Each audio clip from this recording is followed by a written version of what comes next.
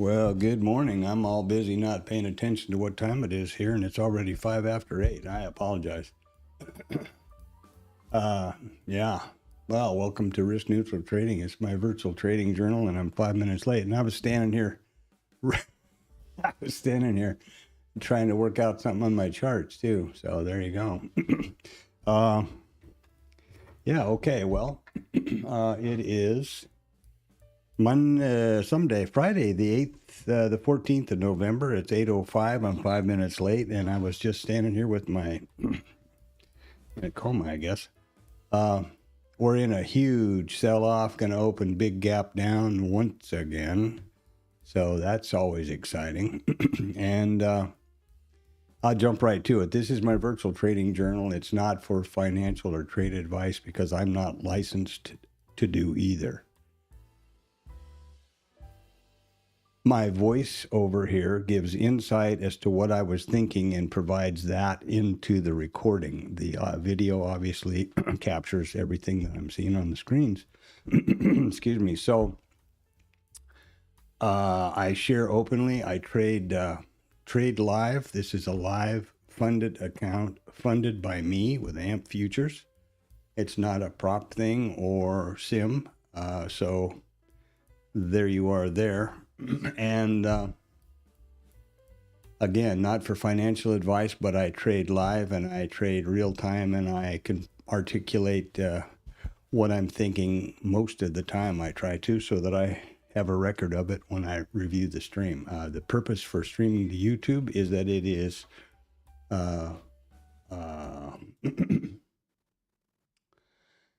transparent and fully accountable, number one. And number two, I'm able to review the streams from any device, which is pretty handy for me because I trade. I have standing desks here. I don't even have a chair in the office, so I'm standing up from around 6 in the morning till around 1900 every day.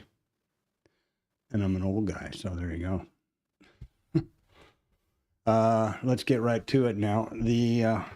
Because I'm late. Sorry about that. Numbers, eh? Okay, we have. This is my primary news source, which is investing.com. This is the reports scheduled for the day. There is no 3-star major thing. Basically, the government is trying to get back to business now. You'll see that in a second. And there's no earnings scheduled for the day. Next week, Wednesday, we have NVIDIA, so that's going to be a biggie. This is investing.com. It's free. You can filter it for your country, the reports you're interested in, anything you'd like. And again, free, but you get these ads over here, so it doesn't bother me. The other news source I use is Financial Juice. It has a similar calendar function here. I don't like it as well as investing.com for capturing and posting in other, like my Discord or wherever else. I think this is easier to read for me anyway. However, Financial Juice does have more of a squawk box feel going on the right side over here, which is nice. Now, you see that they're busy trying to get the government back to business, and this moron is, this fellow is, we're going to show those pesky Swiss who's boss. Jesus. Yeah, and they're going to drop tariffs on food stuff. So yeah, I'm trying to try not to make any comments because every time I do, it's yeah. I want to be positive, and I don't want to have any political skew. One thing we don't have that I don't see any random unrecognized potential risk here today, so that's good. Of course, because it's unrecognized, it could happen. Now, let's look at the important part here, which is the pre-market. And again, I'm sorry I'm late. Yesterday, you see this line right here? That's where we're trading now. This little white nub right here is the current trade location in the ETH session. So that's how low we're gapping down. This is, of course, ES micro. This is the overnight trade, the NQ, and this is the micro composite and the market profile. These are for the mini ES, ES minis, and this is for the ES micros, which is what I'm trading now. Ooh, look at here. I'm trading the micro now because of risk management. I'm having some issues with IRT doing things on its own. And anyway, I'll explain all that later. We'll talk about that at another time. You'll see the same layout, okay? And the same basic structure here. Here's today, there's where we're trading, that's where we're going to open. Maximum gap down. All right. And quite a bit of volume. So they're pretty serious about it. We're already at about almost 1%. Wow, gold is 3.4% down. Holy crap, look at that. Wow. All right, so what would I expect today? I think on the open, obviously, overnight inventory is 100% short plus. It's Friday. I would expect some rebalancing and responsive buying to take profit. Been short for 2 days, right? Here's yesterday. We're down here today. You would suppose that there might be some profit taking and some inventory adjustment, and I'd be looking for a little responsive buying at the open towards the gap close. Yesterday we weren't able to close it by just 7 ticks, and we kept selling off. So more of the same would be my estimation. Let's see here. Let's see what I didn't get around to saying that I need to say. The news and the reports we've gone through, the micro composite, etc. We've gone through. Seems like I'm doing something wrong, but I don't know what. Oh, yes. So wow, sleep at the wheel. These, in the micro composite, this is real simple. This is RTH session only. These are daily candlesticks. Wherever price overlaps, I draw a volume profile. That volume profile, by the way, I have it set up, generates a micro composite VPOC, this yellow guy. And these red and green lines are my high and low volume nodes for the micro composite here.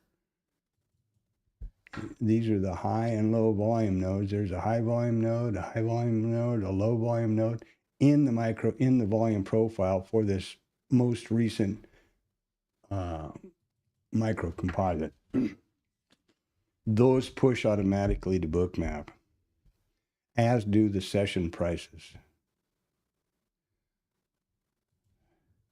Bookmap, the dome, or the book, or the ladder, or the order book. Take your pick. These are the price levels. This is the resting liquidity. This is the micro composite column where I manually enter these values. And these are the high and low volume nodes which automatically push to Bookmap. This is the full session volume profile, which started plotting at 1700 last night and will continue through 1600 today, and then picks up again Sunday night at 1700 because this is Friday. RTH volume profile, which will reset this morning at 8:30, one way or another, whether I do it or they do it.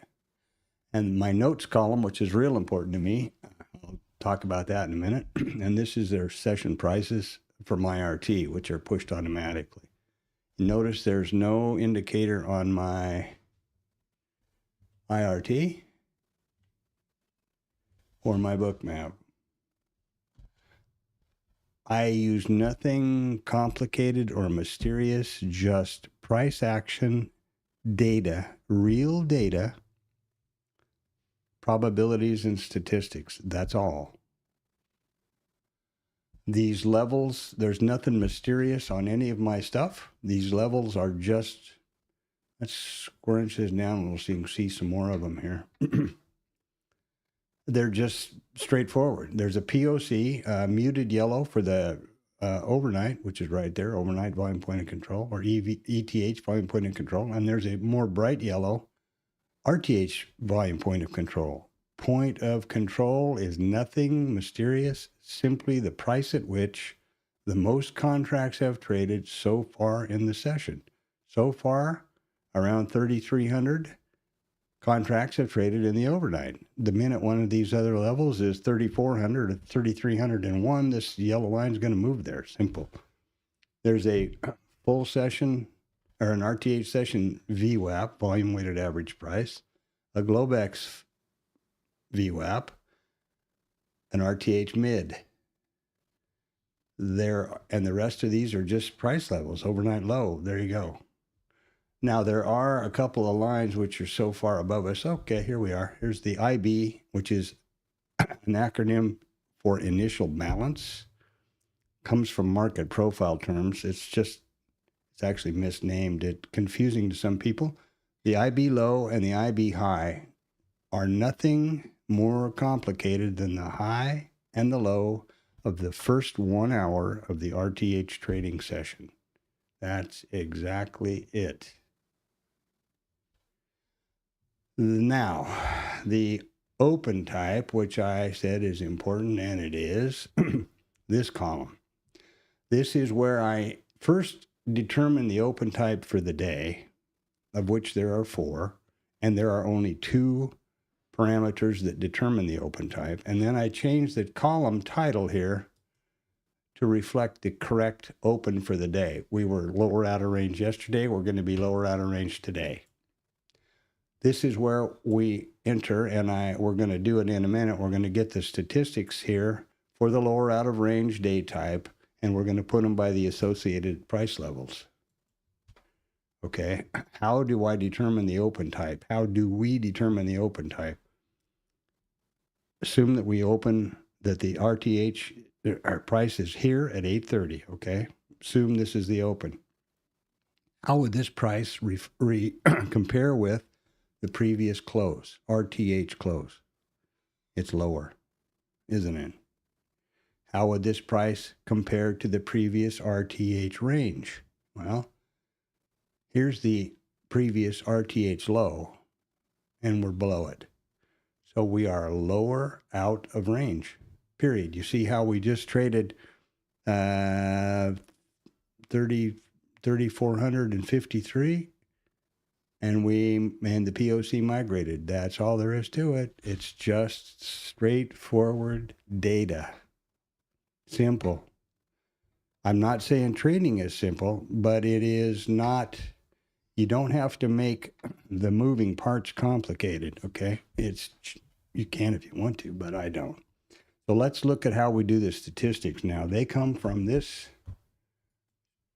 study, which is, IRT seems to be having an issue loading. Right here.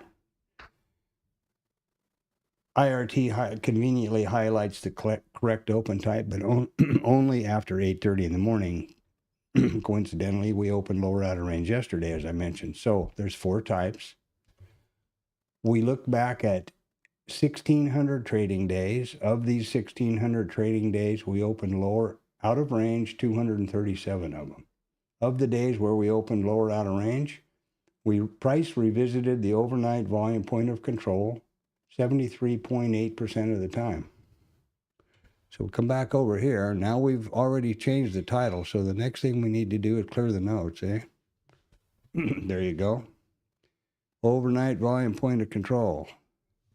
73.8. Now watch, this is really complicated here. Be careful.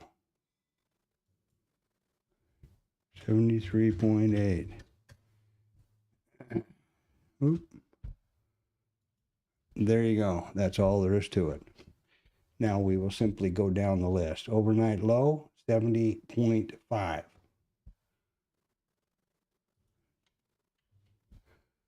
Overnight low just happens to be right here, doesn't it? How convenient for us. I guess the economy isn't quite what some folks would try to get you to believe. The IB high, that's a good one, is 68.8. Now let's jump way back up here.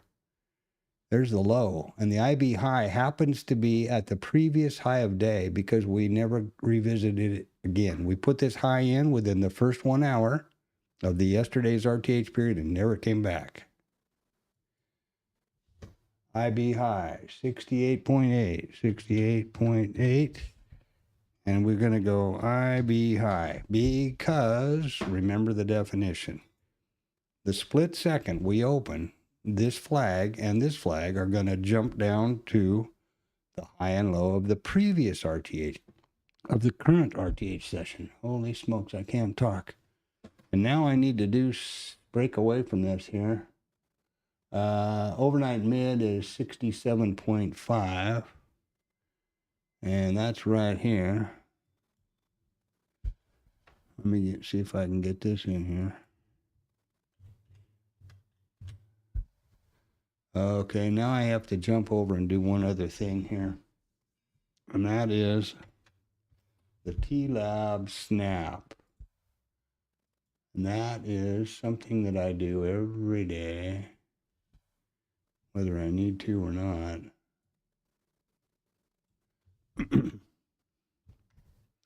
And what, you say, is the TLab snap? Well, it is the TLab is you see why I don't try to multitask and why I do why I do this.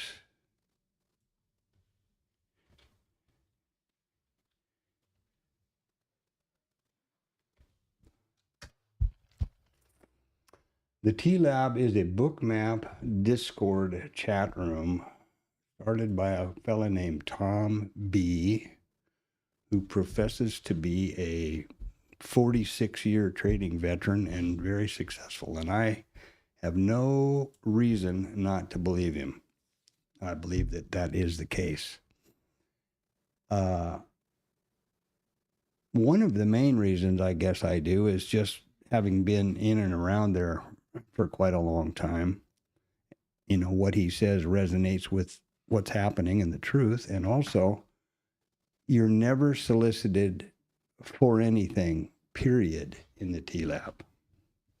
Nothing's for sale. See how many websites you can say, or, you know, Discord places you can say that about. So every day, just as a, you know, just as a courtesy or as a, I don't know, because I feel like I owe it to them and I want to do it. Every day I put 2 posts in there now. I put the reports in about 6 in the morning, and then I put this one in at 8:20 Central Standard Time. All my times are Central Standard. This just gives those folks in there all the levels that they might be able to use. And now, conveniently, we can get right back to our statistics. So we just did the overnight mid. Previous low is 65.8, and that's right there. Now, let me say at this point, we're going to be gap low, right? And the way I do gaps, way I view gaps are range from the previous low. So I've already put this in here this morning. This is the gap high of the 13th, that's yesterday, and wherever we open will be the gap low of today, and that is the current gap. We had a gap yesterday, you know, we've got gaps floating all over the place here. I'm going to actually get rid of this one so it's not more confusing. Here's the POC that we're going to revisit, maybe or maybe not. Yeah, it's a pretty crazy time. So let's look at some others. IB low, 60.8. That's kind of a moot point, I think.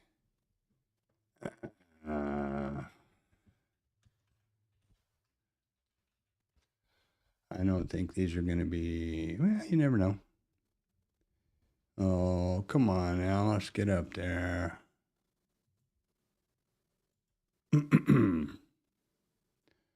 ETH high, that's usually a good one. That's the overnight high, and that is 31.6%. Now, that should tell you something. These are statistics. These are not hard, fast lines in the sand, targets, or guaranteed anything. Quite obviously, how will price, which is down here now, trade through 31.6, the overnight high, and take out the overnight low at 60% or 68% in the overnight high? I mean, in the previous IB high. You understand? You see when I'm the point? These are just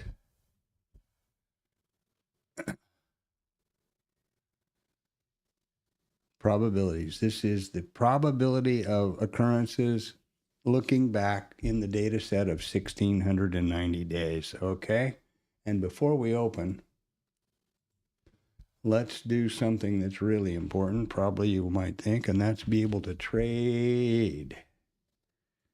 How do we do that? In Bookmap, you have to activate the trade control panel by clicking that padlock and select a way you're going to interact with the system trading with your mouse. If you choose chart, the only place you can trade with the mouse is the active data column. Dome, the only place with the mouse, trade with the mouse, is the dome columns, and both is, as you might expect, both of them.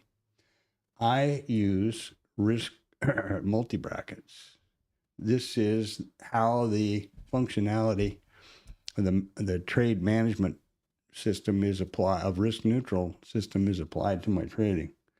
This is the smallest risk neutral package. It needs to be an even number of contracts. 2, select a stop for the entire package. The first parameter that you better look at when you're selecting your stop and your risk is your account. What is your account risk parameters, tolerance, rules from if you're trading a prop firm, whatever it is, right? Once this first size and risk has been established, this is your R value. The first target here, the T1, is a given. It is for half of the package, and it's for the same number of ticks positively as the stop is negative. Then there's a runner, and you can have, as many different ones as you want. You can have volatility, whatever, all based on and predicated by, if you're trading a live account, on your account size. Once that's established, notice I have all the metrics up here that are reflected here. I don't need the trade control panel anymore, so I confirm my package size. I click the button again, stays green, stays open because we've selected both a method to trade with a mouse, but I get the real estate back. I have the same metrics. I get cancel all and close all. So we're ready to trade. We're ready to open. We're ready to rumble. And as soon as we open, I'll put Blue Boy on the job. I'll reassign him to this session. And let me see, we got about a minute and a half to go, so fingers crossed this damn thing resets itself properly. I don't know what I forgot to do, but whatever it is, oops. Let's see about if I didn't say something, said something. Yeah. One thing about the Traders Lab, again, just to circle back there because I'm in a hurry. Tom doesn't trade live, nor does he ever call trades. If you're expecting that, that's not going to happen. And he basically rear view mirrors. He does narration through the day in the chat, in the Discord, and he does stream for like an hour and a half around noon, around 10:30 to noon. But it's basically a review looking back from the start or from the open or just before it. So it's not... it's rearview mirror trading, essentially, and with commentary through the day, but never a never calling a trade or never trading live in the Discord. I mean, I believe that he trades live every day and is very successful at it. And I suppose the reason he does that, just, purely me supposing, I think he has a real big account and probably trades a phenomenal amount of contracts, and probably, highly likely, doesn't really trade the methodology that he puts forth in the Traders Lab, because he's dumbed that down for all of the noobs, us noobs, right? I suppose. Just me guessing. What the hell do I know? Anyway, so there you go. Don't think I got to finish that. Here we are at risk neutral trading. We are open, and we didn't. I was waiting for this damn thing to reset, and it did not. So that's just magic. God damn, I wish they'd fix that.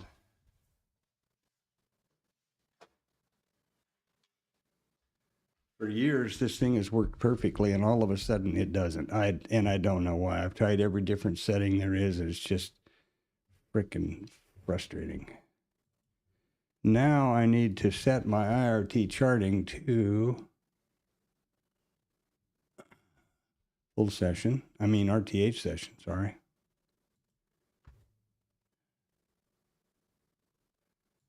And I do that for a reason.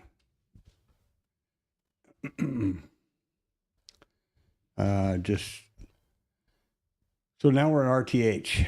Okay, so this is yesterday's RTH session, and here we are down here. We just gapped open. Gap down. So we are in when we're in gap rules. And what are gap rules? Well, coincidentally, you ask.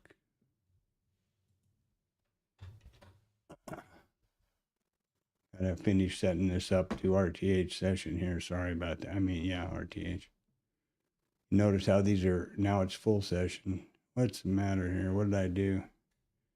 Okay, save. I can jump back here to the reason that I make sure I do this every day. I push the session prices for both the mini and the micro to anybody who can use them. And a lot of people do. And if I don't do this, the relationship between the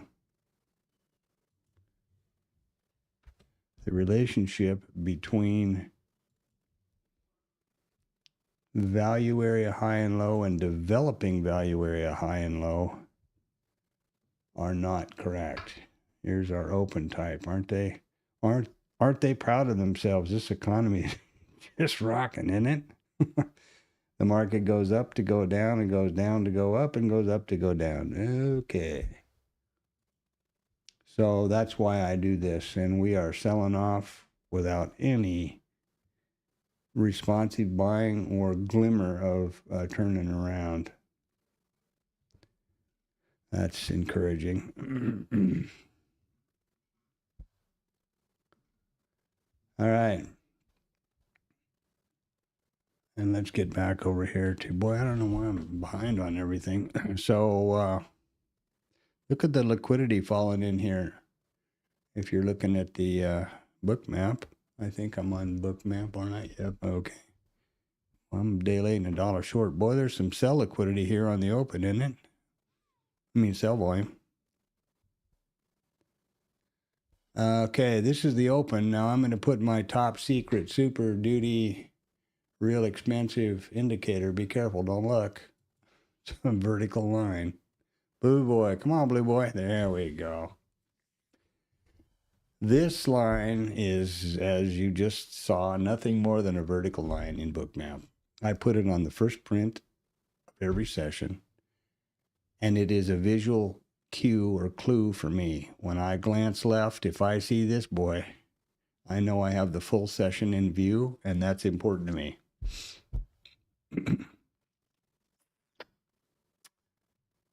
That way I am firmly rooted or grounded in the context of the session, and that's very important to me. So we have, did we get them out? Yes, we did. We've already taken out our 73.8 probability, and we've taken out our 70.5. Isn't that a coincidence? Maybe not. Maybe it's statistics. Maybe it's normal. Maybe I need to take off my wizard hat and put my magic wand away, because this is just straightforward price, data levels, statistics, and probabilities. I look real good in that wizard hat, though. Call me Gandalf Jr. here. Okay, Friday, the 14th of November. Jesus. Criminy Christ, how time does fly.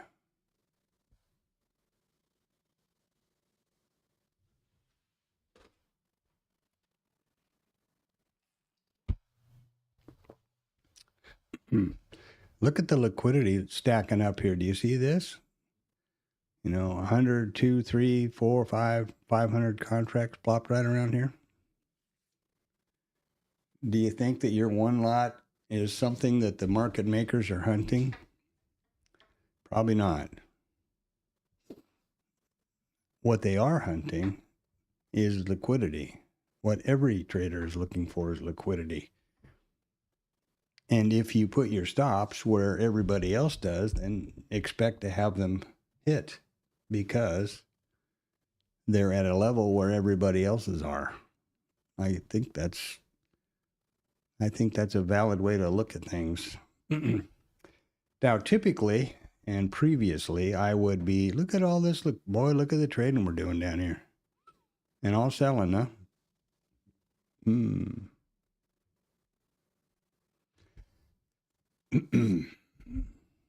Well, now,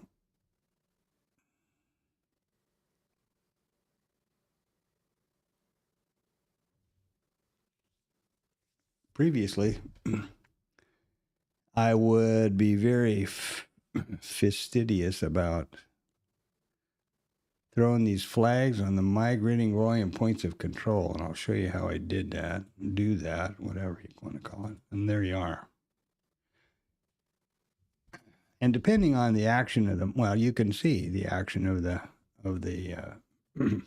price and the POC. Remember, the POC is just the price at which the most contracts have traded so far in the session. This yellow line just marks where it has been. You don't, you can tell all your friends you're a magician by predicting where the next VPOC is going, where the POC is going to migrate to next by just, well, here's 1660. 1668. The minute we get to somewhere else, oh, here's 97. The minute we get to, say, 1700, this yellow line's going to go there. See, it was down here at 66. Then they got traded up here to 97. There we went. It's easy. And you can say, as the day progresses, you can kind of get, seem like a big shot and predict where you think it might go. And remember something else. The market only it's a binary event. It can only go up and down. One tick either way. The outcome of the next trade is 50-50, whether you want to believe that one or not. It's the truth. It's a statistical fact. And of course, like we always hear, the outcome, past performance is not indicative of future results. And that's exactly the truth. That's not some lawyer crap. That is a statistical fact. What's happening now? Is this a little of that responsive buying to take a little profit? Maybe. Gap rules, I put them flag in, but I didn't really get there yet.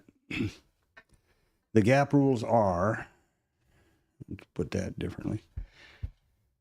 If we open in a gap, which we clearly did, gap down. If there's any question there, here you go. Or you can be really impressed over here. Come on, man.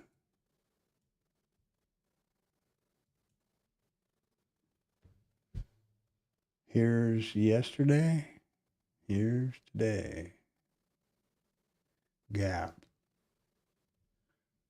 Gap.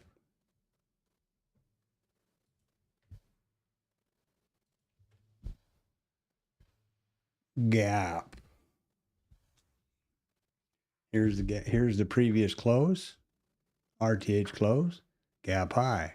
Here's the open. Here we go. Now we're going to set our gap low. And it's the micro composite. I'll get back. I promise I won't forget and loop back to the gap rules.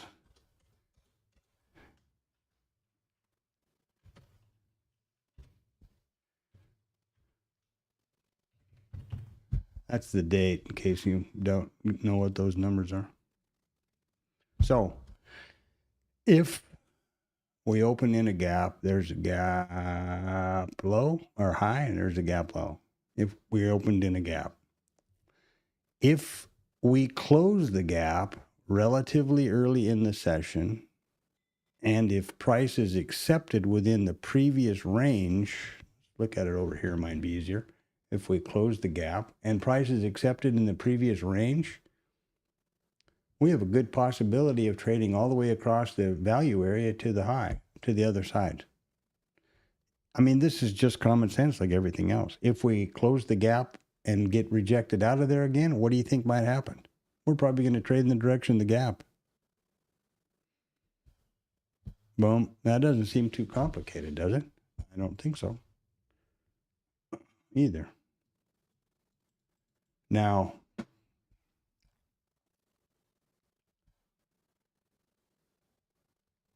this is kind of interesting, and I hope I can get this to work right. You notice how we have, this is yesterday's price action, and it was pretty much a trend day, pretty much.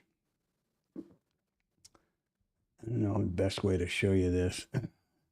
Typically, there is not, in old market profile wisdom, they don't consider a trend day to have a value area because, if I can show you here, they consider that it is price is looking for value. It's called discovery. So there's a little tidbit of perhaps meaningless dribble for you. All right, so we're in this one. I'm sick of looking at that Chris Farley thing. I wish J-Trade had stopped posting those animated things in there. And okay, we're open. I think I'm up to speed. I've got the gap rules. I've got the open. I've got the TLab stuff. That plugin is working again. I'm so tickled about that. You can't even imagine. We don't have any reports on deck. We do sometimes at 9 o'clock, for example. We have a whole bunch of stuff happening here where they're trying to cover up and, you know, figure things out. There's going to be more details on U.S. trade from the Swiss government at 10 o'clock Eastern Standard Time. So that's 9. That would be at the top of this coming hour, whatever that might mean. These guys are busy trying to cover their ass because they realize they've just crashed everything. Jesus, Christopher Christ. Pretty crazy stuff. I think, I don't know. I'm not an economist, but it seems like, you know, I think common sense still applies at all levels. I believe, I hope. Maybe not. Select the stream, refresh, live. Okay, looks to me like the stream is streaming. I'm going to throw a thing over here in the chat. Ooh, pretty quick. That that hit my remote computer that's monitoring the stream fast. So there's not a very big delay at all. That's good. And good morning. And, you know, whatever else.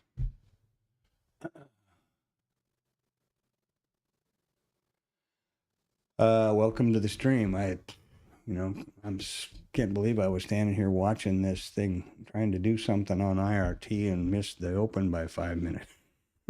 But I don't have any speakers or any audio in here. It's quiet, and I normally like it that way, but, you know, I do have audio alerts and things that go off about opens and stuff like that, but I don't hear them unless I have my headset on.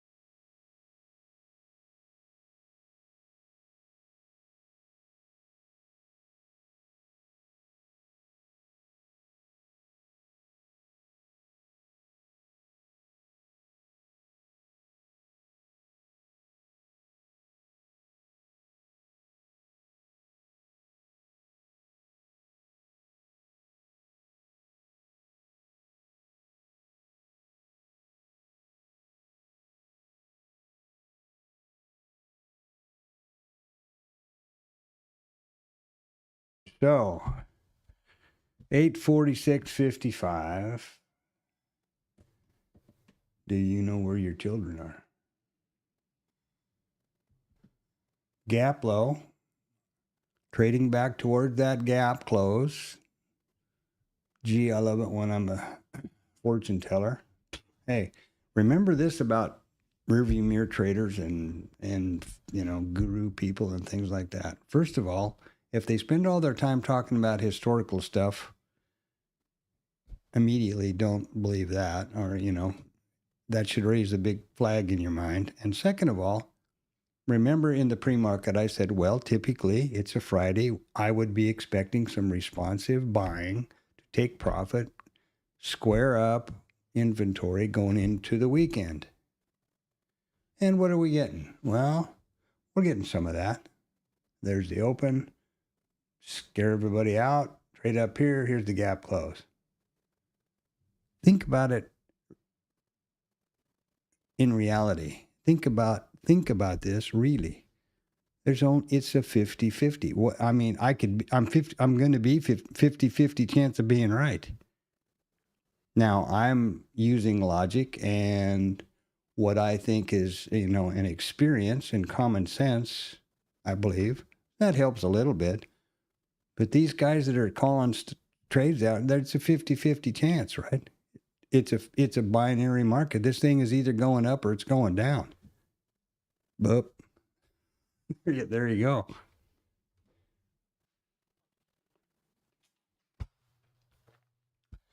And again, if you find anybody that's, you know, doing a lot of rear view mirror trading, that is, should raise a red flag, Bubba Louie. Okay, now, where am I?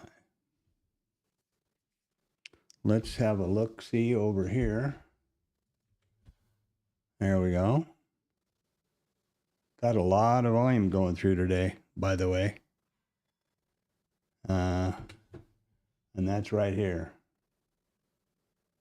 Since 1700 last night. Still got this 15 millisecond lag on IRT, which is just irritates the hell out of me. This computer is on a 2.5 gig fiber optic because there's no 10 gig here. There's not available. It's the highest fiber optic there is available in this neighborhood. Got all the computer in the world, and I don't know why I can't get lined out. It could well be rhythmic too. That's another thing. Could well be the internet. But anyway, what to do? These are the micros. This is what I'm trading. I'm trading the micros because there's been some, it's a live account funded by me. I believe that we are in a high random risk potential environment, and that should be pretty obvious right here. Was a 229 handle drop on a tweet at 10 o'clock in the morning that was completely unsubstantiated, and the response that was threatened was completely hollow and never happened either. So what? The market sold off 229 handles out of no place. So my approach is to only take vetted trades, which I have identified through homework and statistics have an expectancy, positive expectancy, A+, and which means they're basically an A+ setup, and limit the amount of time I expose my account to market risk, and absolutely always have full bracket orders on in the market on every order. And if you're trading a live account, as am I, make sure that those resting orders, your stops and your targets, are server side, not local. That's all I know to do. Maybe there's something else to do, but that's all I know to do. Now, speaking of close the gap and responsive buying, look at Mr. NQ over here. Wow.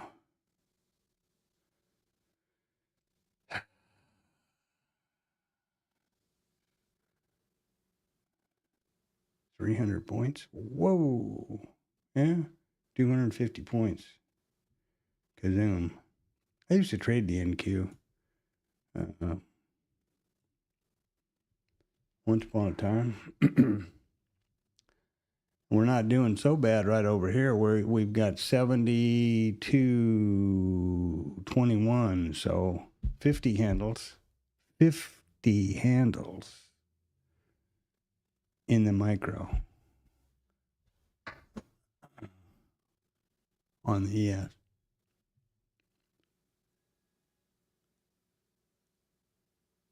That's a lot. So we were talking about this volume up here, and then I got sidewashed and never got back to looking at it. Let's see what we see. Look how long this takes to open. It's like, what the hell is this stuff? This is an i9 12900K, 64 gigs of DDR5 RAM, blah, blah, blah. It's just irritating. Yeah, well, don't want to do that. 149.6% volatility. I mean, volume over average for this time of day. These are micros, remember, right there. You can always see the instrument and the periodicity. And then on some of my charts, obviously, I have the watermark with the instrument as well, or the symbol. And we're 6.75 points average true range on a 1 minute chart. What's that tell you? Be careful. A lot of volatility.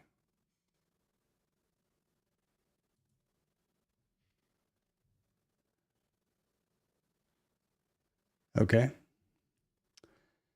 IB high. Well, we've just tagged out that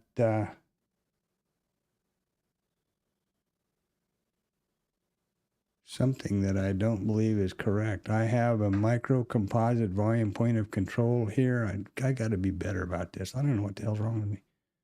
Add whatever the hell that is. 2175. But that does not exist over here. It did. I don't know where it did. I don't know how I have I have that volume profile or that micro composite here. Did I get that all screwed up? Let's check. 711. Well, that okay. Here, what I'm doing is this, right? I have this micro composite VPOC here that doesn't check out with my charting. It's at 2175. And it's from the 7th of November. Okay. So let's zoom over here. And this is what I'm talking about. I don't see that. This is a micro composite VPOC, these yellow lines. I don't see anything. Let's look. 7th of November. Right here. You watch the info box. When I highlight the chart, that's the 7th of November. This was a VPOC on the 7th of November, but it was taken out yesterday. So somehow or another, I'm wrong. I hate it when that happens. But what I'm going to do here is I'm going to stick with IRT. And not remember that these micro composite values are just plopped in there by me. Okay, so first thing I'm going to do is show you what I do with these. When they're a stale number or level, I change the text to black. Boom. And then usually every night, if I'm not doing some other stupidness, I remove them. So that ties together, doesn't it? There's no MCVPOC down here, way below us at the moment. Above us, yes. Naked volume points of control all over the freaking place. This one from the 7th has been taken out, and that's right here. And that's correct. What are we going to do? We're going to change the text to black.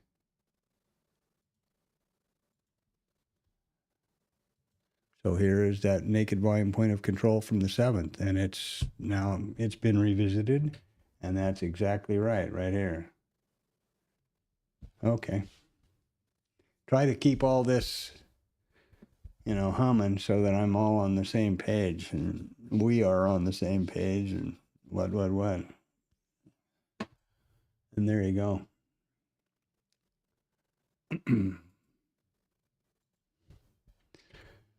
I'm going to have a top of the hour, that whatever the Switzerland's going to say.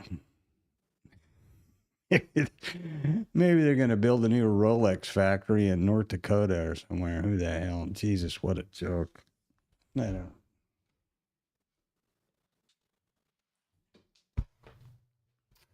Yeah. Okay. So, did we close the gap yet? Nope. Are we getting close? Yep. Our gap rule's chugging along. Seems to be. Oh, where's Blue Boy? That devil's hiding again. Slips out behind the barn, this guy. I think he's smoking or something. I don't know. There we go. So you see how all of this POC is jumping and jiving all over the place. I made a point of posting a few of those for you here. We could do it again right over here, I guess.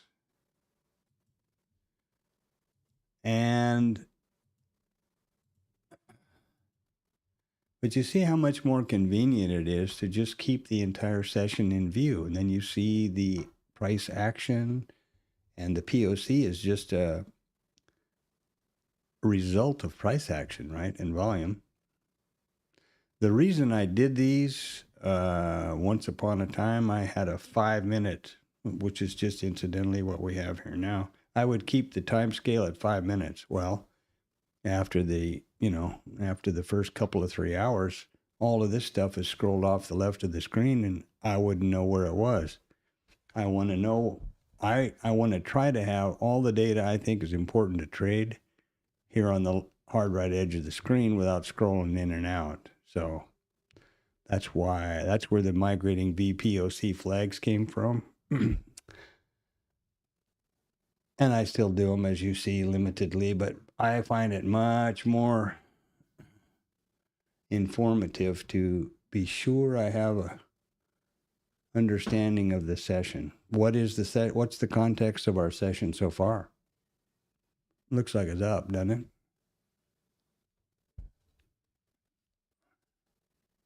We're in gap rules. Close that gaps right here, remember. It's 20, now, remember, this is 20 handles because of the range. And typically, you see it's so much range. Typically, I try to keep 1 point here, like that. But it is so much range, we can't even have the extremes within the chart. But that gives you a sense of, I do this to give myself a consistent sense of scale. How much are these moves? Well, these are pretty substantial because these are 1 point gradations here.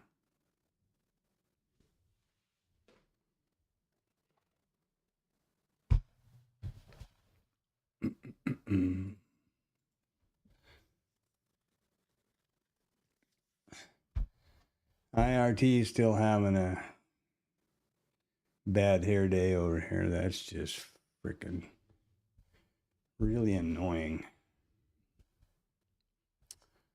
I'm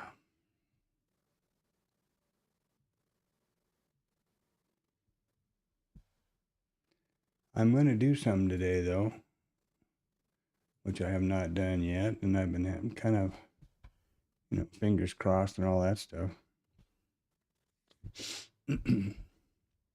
I'm going to put the backtest system or the trading system on the chart and let it trade. Now it will be sim, and I've, remember this systems that I have can do a couple things at the same time. This is the backtest system. This is my trading system for the initial balance trades, the initial balance continuation or failure, and the initial balance continuation or failure around the IB high and the IB low. This is yesterday, and here's today. This is the system that I've developed and which I use to backtest. However, I can click this little guy right here, and it's going to go over here. But something you need to be really up to speed with. You see where it says simulated? I'm trying to make sure I understand. I do not want this thing trading on its own on my live account. You'll see that I have a count selection button up here. I've selected simulated. That means any trading this thing does on IRT is going to be within IRT's own simulator based on the RTH, based on the rhythmic data, but it's not shooting these trades anyplace. It's not trading to ARC or to AMP. I've had a problem with this thing doing stuff on its own, including yesterday when I went to close the system down, and it had a short from who the hell knows when, and it thought it was still short one. So that could be a count breaker, and I'm not going to go there. Sorry. I'm not going to do that on the trigger chart, which is here. But I will explain what's going on here because I think it might be easier.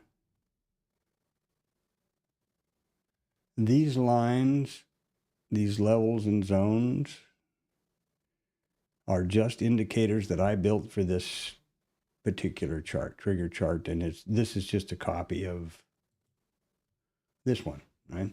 No different, except I removed a bunch of these what if buttons up here on the trigger chart. Now, so we can look over here, I guess. These levels and zones and the resultant, if I can show you, the resultant signals, like right here, in no way connect to the live trading or the backtesting. However, They do very accurately represent every level in the system. My the reason I did this, or the thinking was, I want to visually confirm for myself, are these various things happening when and where I expect them to and I intend them to? I think that's valid. So you'll notice there's no levels or anything over here today yet. Why is that? Well, guess what? It's not 9:30 yet. And we all know that the initial balance trade is what? The initial balance statistic is, first and foremost, by definition that we talked about in the pre-market, there is no such thing as an initial balance trade or statistic until 9:30, because by definition, the initial balance is not set until the first 1 hour of the RTH trading session, isn't it? It is. The statistic, which will be active at 9 o'clock, is, God, conveniently we opened, it's greater than 97.5% in all four open types that the high or IB high or IB low will be exceeded by price at some point in the remainder of the RTH trading session. Well, that's one hell of a statistic, 2.5% of the total days of the data set. Remember, it's of this data set of 1,620 trading days, and the subset of 238 days, because that is the only amount of days and percentage where we opened lower in range in a 1,620 days previous look back. Ooh, look at there. They're trying, somebody, oh, that's the 9 o'clock. Yeah, I guess that's Switzerland happening. So that's the statistic. Let's get back to the action here and see what these girls are up to. Come on. Boy, this is annoying. So there we had a big pop up here, huh? Here's the gap. We haven't closed it yet. Let's, we still have a 29 millisecond lag. That's a lot of fun. Let's get back over here where it might be a little easier to watch and where we don't have quite so much drama going on.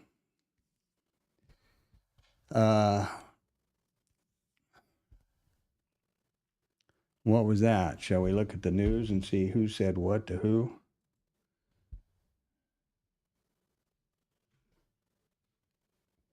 Well, boom. I don't see anything. Do you? 907. Fed could also shift balance sheet portfolio to short duration securities. I can't imagine that was it. But that's who's doing the talking, is the Fed Schmidt here. And there's no reports or news out, we had the Canadian, but this is 7:30, right? So we're in here now, and we don't have any random risk on the table, so that's that could be good.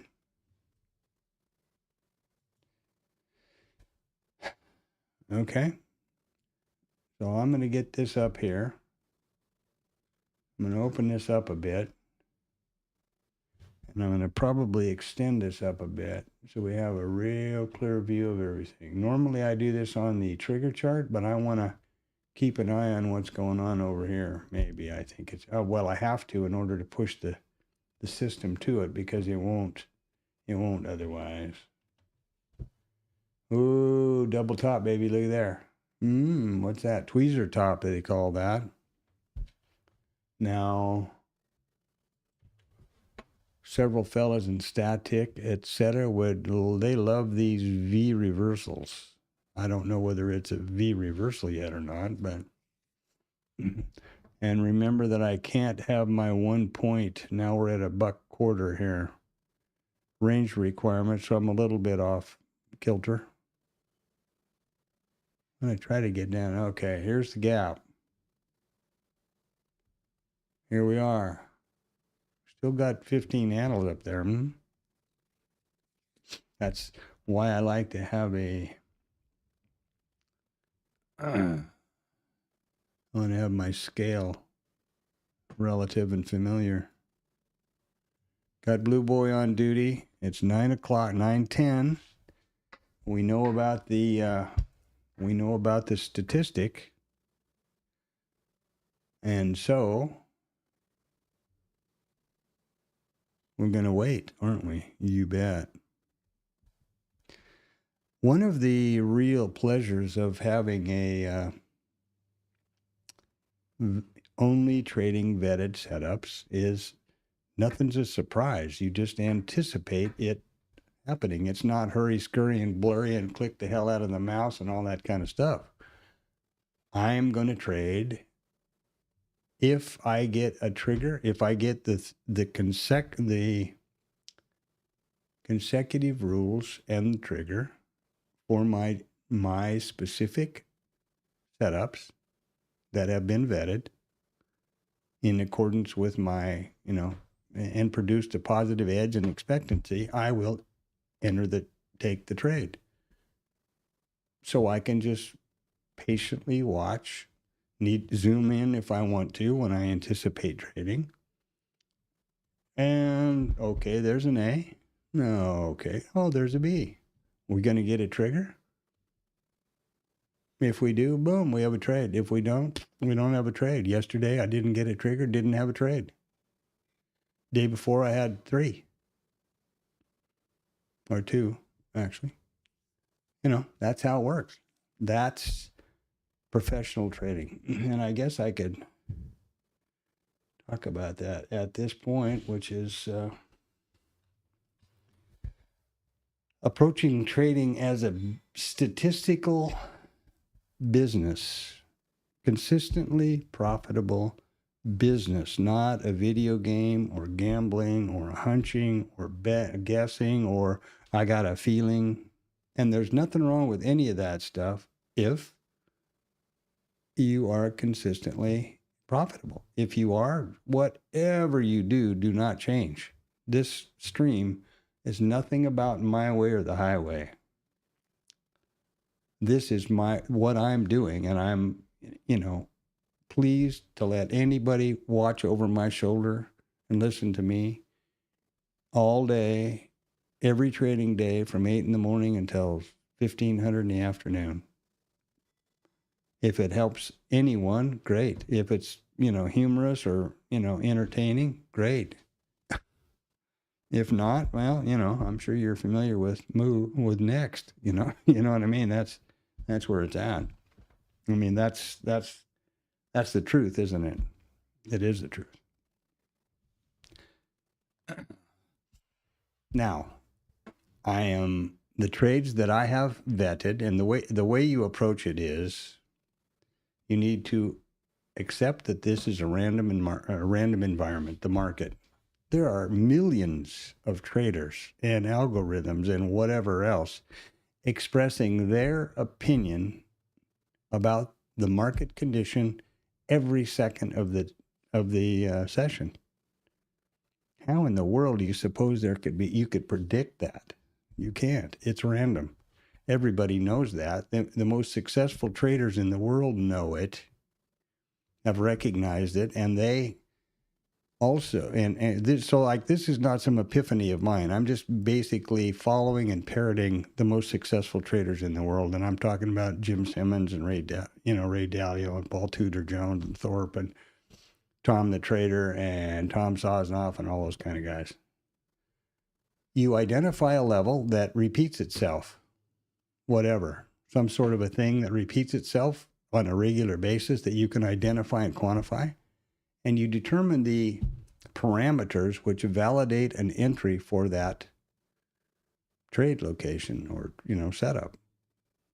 Then, away from the live trading market, away from the live session, preferably by backtesting, you do a statistically significant data set of that setup and those parameters and determine, do you have an edge? Is there an expectancy? Is it, or not? If it does, then in the live market, your job as a trader is to take that setup every time it presents itself. And be very, very sure that you're going to take stops. It's a 50-50 outcome. The next trade is 50-50. If this sounds familiar, it is the exact business model of the gaming industry from the point of view of a casino. Be the casino. They play no game on the casino floor, which they have not pre-identified has a specific edge of X number of points or percentage, and very specific rules.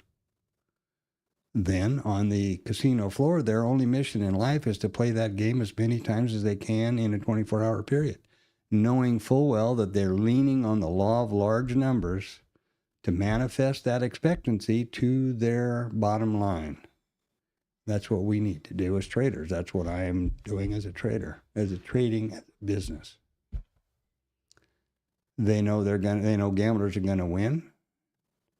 We know we're going to take stops. Boom. It's 50-50. Does the pit boss run over and shoot the dealer or change all the rules? No, they just deal the next hand. Whatever it is, And you have to be really careful that you don't fall into, that you accept the fact that the outcome of the next trade is random and 50-50. Past performance is not indicative of future results. That is a statistical fact. It's not some lawyer boilerplate. There's actually a term for that belief in gambling, and it's called the gambler's fallacy. And it goes like this, say for roulette. Oh man, we've had 10 blacks in a row. The probability of another black has got to be 1%. I'm going all in on red.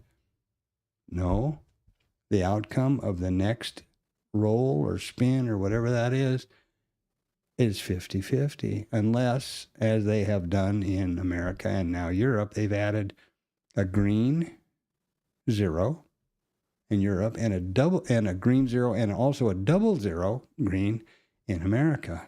So now they've further reduced your chance from 50-50, having nothing to do with 10,000 blacks before. And there's actually a term for that, and casinos love it because, boy, do they get them in. It's called the gambler's fallacy. Look it up, Google it. It's the truth. Speaking of that, look what we're doing here. Speaking of gambler's fallacy, there's our gap close. Doody. And what does this big profile shaped like a big P over here mean? Well, in market profile isms, that P-shaped profile is indicative of short covering, i.e. buying. And what are we doing? What is the context of the day? What would you say? Well, it's higher. It's up, isn't it? Higher highs and higher lows? I'd say so. Have we closed the gap yet? Not yet. Remember, the gap rules are relatively early in the session, which is about as vague as you can get. It isn't even an hour yet. We haven't been in the RTH session 1 hour yet. Oh, something else too, just incidentally. Notice that I stream my monitors, not just the application. So you can see any open programs that I'm using. I'm not doubling up and, cheating on I got two trading platforms open and I go long on one and short on another. None of that stupid stuff. You can see the hours, minutes, and seconds on the clock and the date, and they tie up to Bookmap and IRT. Just a little more of that transparency and accountability. I haven't figured out a way to show the actual broker statements because they got the account number and name and crap all over them, right? I got to figure that out. But there you go. Oh, and over here now, this is important to talk about because we approach the 9:30 when the initial balance statistic will become active. So here's that chart. And here's the system. I've got simulated here, this is just an annotation. You can select the account. I could select the live account for IRT to trade. I have very definitely selected the simulated account for IRT to trade within itself. I absolutely do not want this thing firing orders off.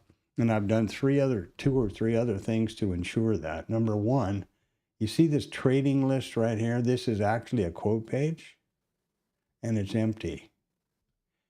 That quote page the specific quote page trading list must have the instruments that you're going to trade in it. That's why I'm confirmed here on this page and several others that says 0. And I'll be right back.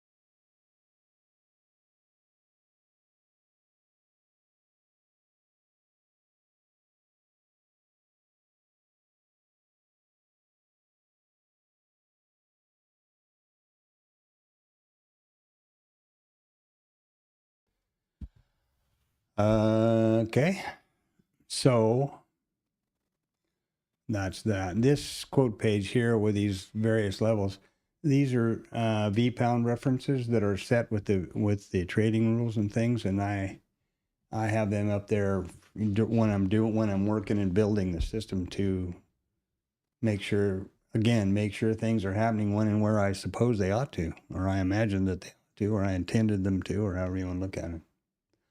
So pretty quick here, I'm going to add the system to the chart.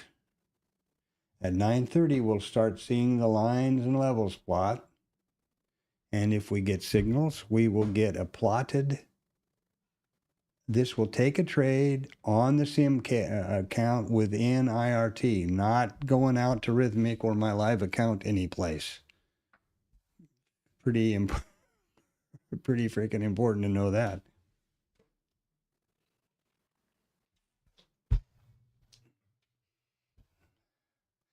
And if I did not send this to the chart,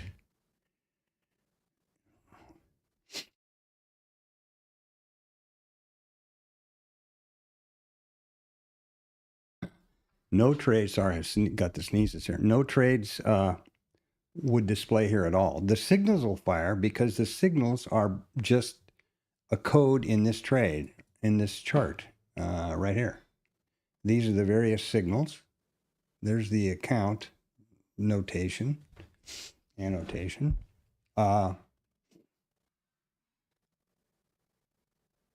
these are the levels, right?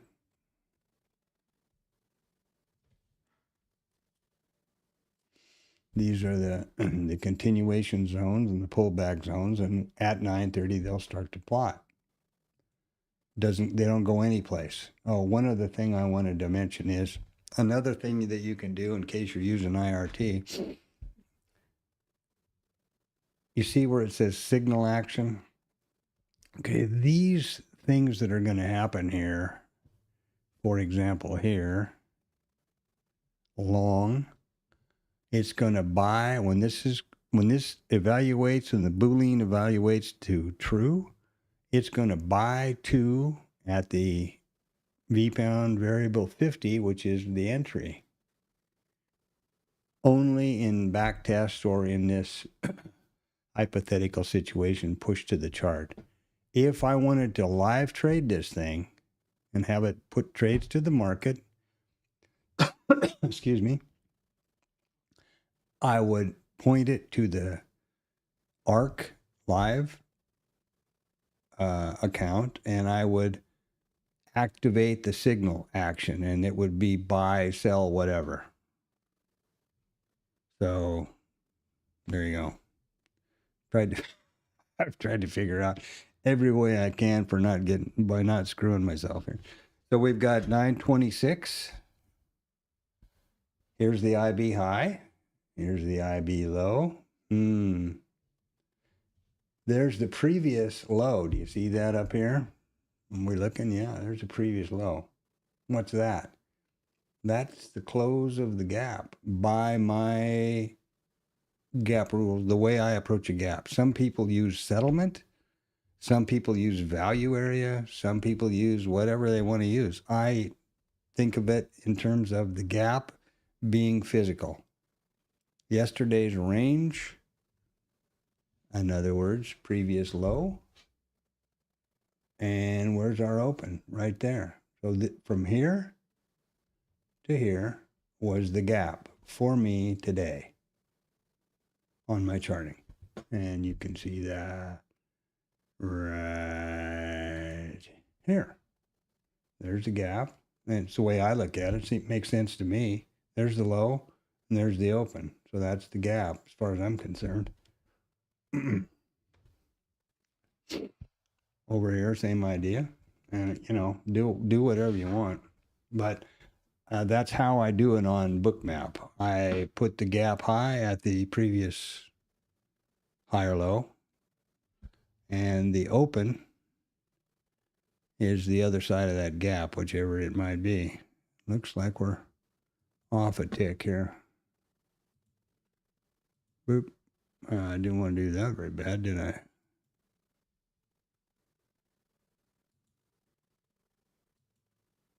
What's going on here? Am I going too many? Is that what I'm doing? Somebody help me. There we go. Okay, and we took this one out. We cleared this POC, remember?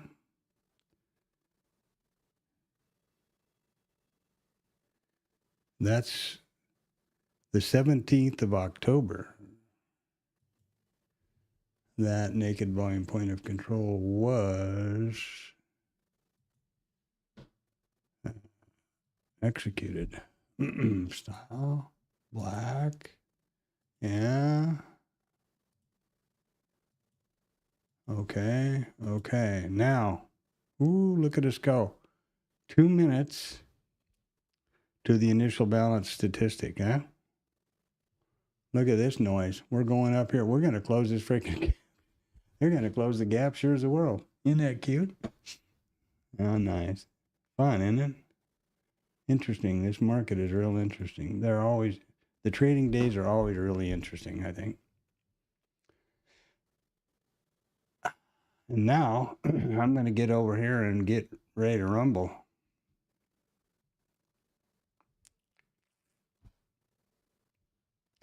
Ooh, look here. Close.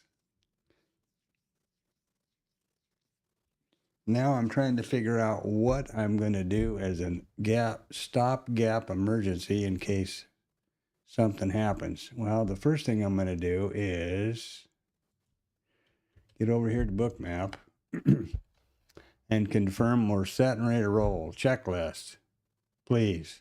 Pre-takeoff checklist. We got both selected for the methodology to trade. We can trade with the DOM or the chart. It is the 2-lot risk neutral package. I don't need this anymore. It's active. We're ready to trade. We're on the right instrument. You know, this is just important stuff, right? This is money. So there we go.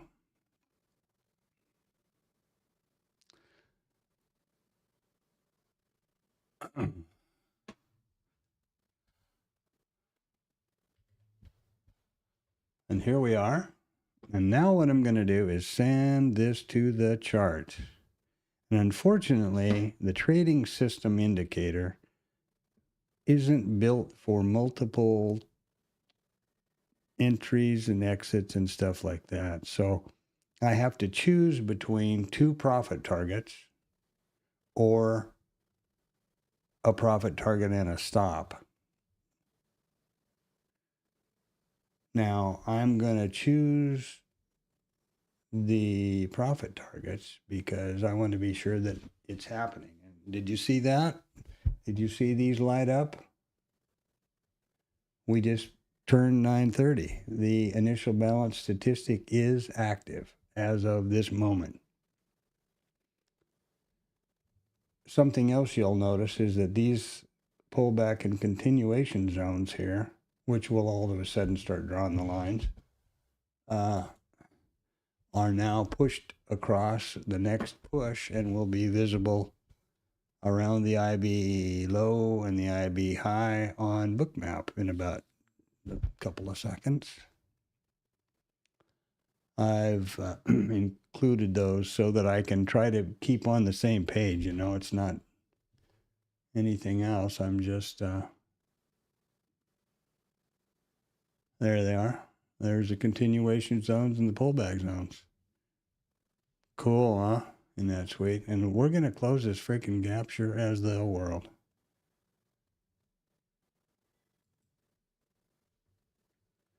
All right.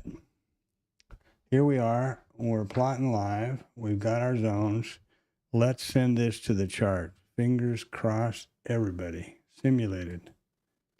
Okay, here's where I have to decide if I'm going to have T1, T2, or stop or whatever, and I'm going to go with this one.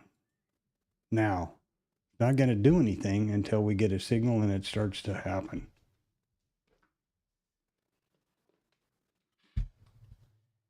And I want to be sure that I have stressed once again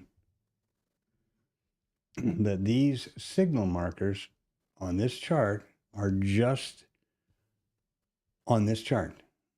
Then there could be 6 B's in a row before we get an A or a bunch of triggers or whatever, as long as it meets the bar meets the specific requirement of that signal, irregardless of whether the signals are in sequence, which they must be to trade. And I'm not going to worry about trying to figure that out, actually, to be honest with you. It's pretty complicated. And there's a lot of what if stuff. And also, once there is a position on and the system is not flat, there are no more signals in the actual trading system. And after it becomes flat, post one trade, the minute it goes flat again, the A, B, and trigger, the signals and the trigger are reset to 0, so they will happen again. Also not the case.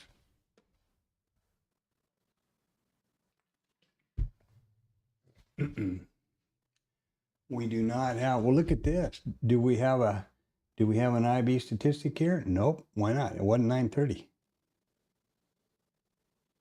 Will we get one here? Maybe. Looks like it, kind of. Doesn't it?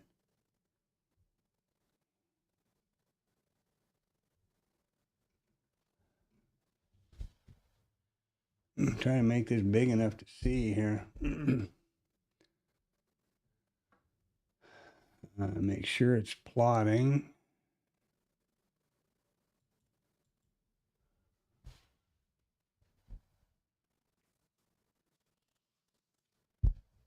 You see what I mean about the trigger? It fired the trigger because there's the trigger, but it's got nothing to do with anything because there's no A and there's no B and there's no any of that stuff. All the other rules, so it doesn't mean it's a trade. When I have a trade, an actual trade triggered and get, A, B, and trigger, I'll enter that trade in Bookmap manually in the live account. So there we go.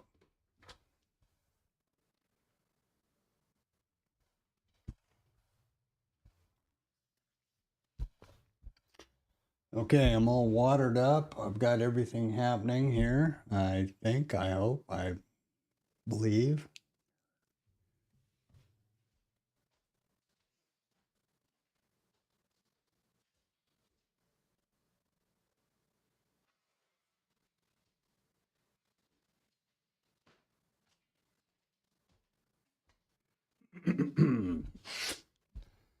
Wow.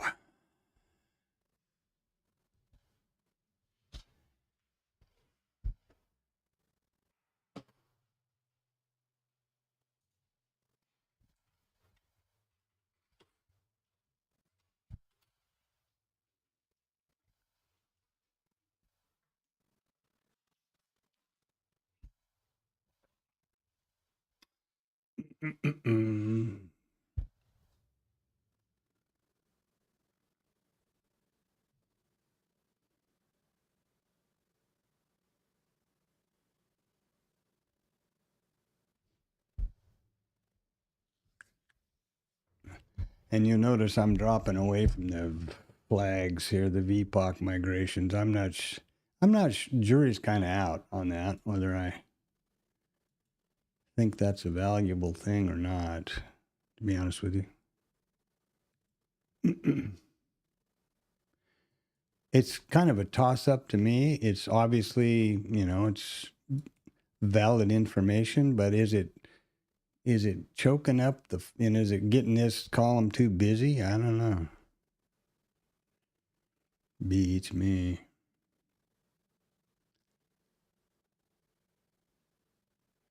So we got an A here. Do you see that? I'm busy not watching, but we got an A signal over here. And are we going to get a B? Likely so. Do we have a trade triggered? Nope. To be honest with you, I'm kind of excited to see what the hell happens here. I've never done this live in real time. I've never let the thing run during the live market. We'll see what happens.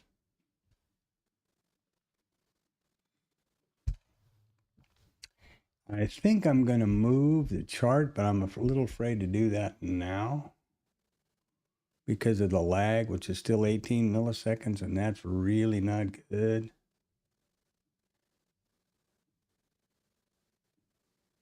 Now there's a trigger. Oh boy, are we going long? Nope. Why not?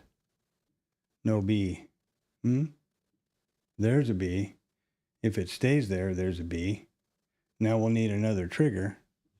And we will be, and that will be a gap close too, by the way. And this B needs to close here. These are where the nuances of trading, of these trading systems can come into play. And I will never make any change to the system or my trade plan during the live market. That's a real stupid maneuver, in my opinion, for me. If I believe that, okay, I'm missing out on good trades because there's a trade. We're in a trade long, okay? And now I got to get long over here. Oh, shit. Am I going to get long? Order submitted. Okay. Boom, there's T1. Okay.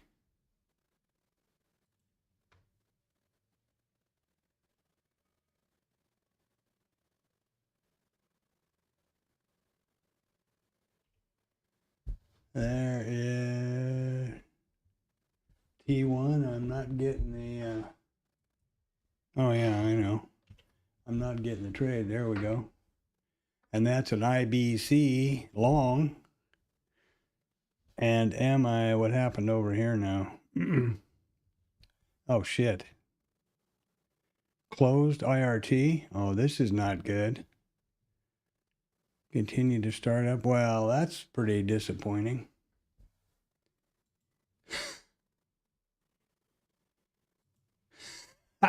I don't know what I hit. Okay, well, we've got I've got T1. I mean,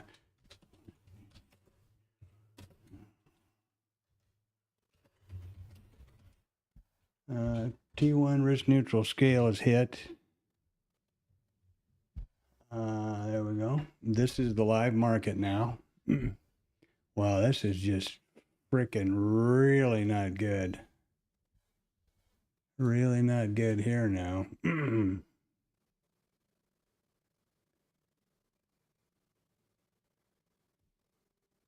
Yeah, that didn't work out like I had it planned, perhaps.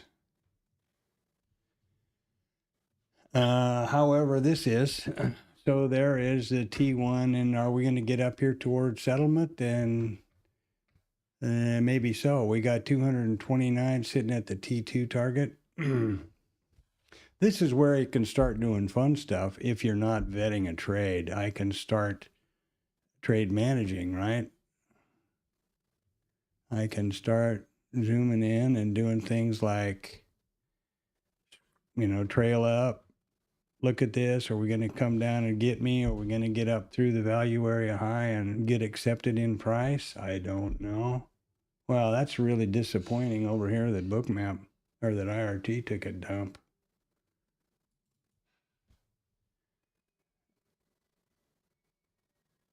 No lag.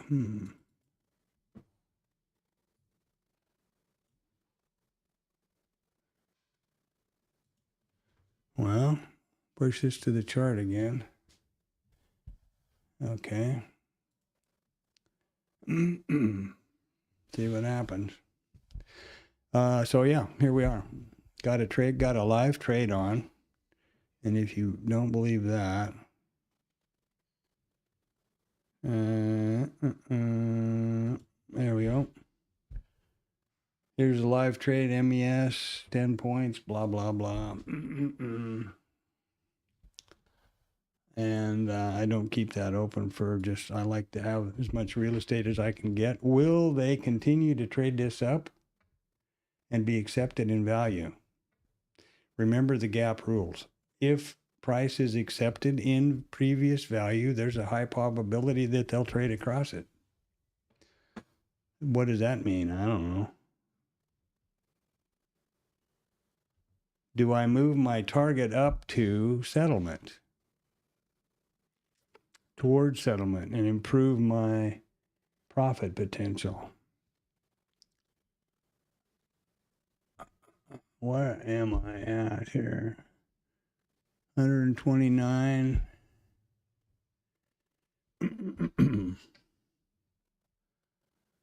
The thing about this now that I'm not vetting a trade, I can start trying to optimize things. So there's 5,700, right? I mean, 57. I think I'm going to come just below this POC. Order submitted. There, about. And see if we get that target or not. And I can start managing. I can start managing by trailing up below swing lows, for example. I don't want to get too excited about that. Well, it's trading it so far, it looks like. Kind of afraid to do this now. Well, there we go. It's trading it.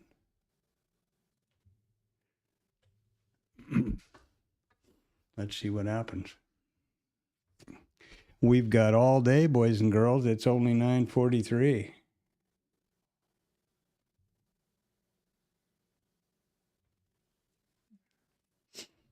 What we need now is some wonderful thing to happen. Who knows what that may be? And don't forget, this is gap rules. So whether we are accepted up here or not, it looks as though we are going to be. So saying no lag here, that's pretty wonderful. And I see something wrong with this trading system. It got in before I did, remember? Where am I? It's already taken 2 profit targets, 48 ticks. 12. This is only 12 points.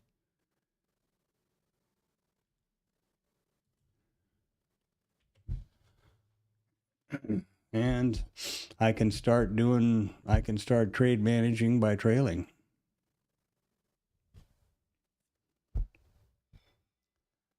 And I will start doing exactly that up here. There's T1. I mean, there's T2 per original plan. And that's going to piss me off if we don't get on up to the second target here. Now, I would normally trail up to that one. Lock that in. Am I on the right window? Yep, okay. Let's see if we get this elevated T2. Oh, let's bring them up. Order submitted. There we go. Okay, trade number 2 to T2. There we are. Live trade.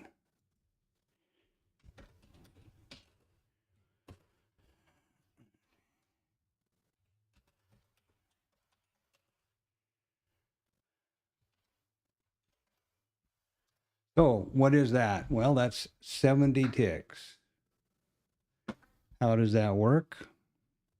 Unfortunately, that would be $800 or something if it were, you know, big boy money. But I'm happy with this. Things are working out the way I am envisioned. So feel pretty good. So there we are. There we are. There's 70 points, 70 ticks. There's our entry. There's our exit. There's everything you could want to have happening to you down there.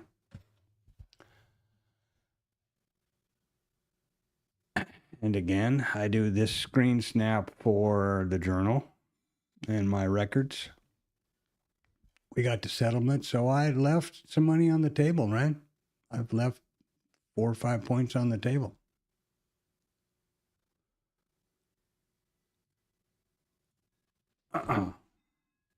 And this could be 50 points on the table. Now, the way to do this is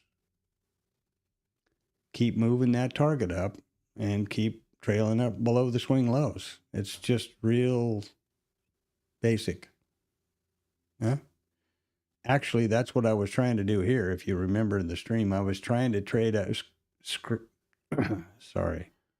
trail up to this target. What was my mistake? I should have moved my T2 away first and then trailed. Oops. But hey, you know, that's 70 ticks. Now, that was however much money that is. I don't know. Let's look and see. We can look over here at the money. A typical 2-lot risk-neutral trade in the E-mini is $750. So this would be $875. You see that? Because this is the micro, it's only $87.50. Would be $875. Nice trade. Not that it's not a nice trade, not that I'm not happy with it, but hey, you know, more money is always nicer, isn't it?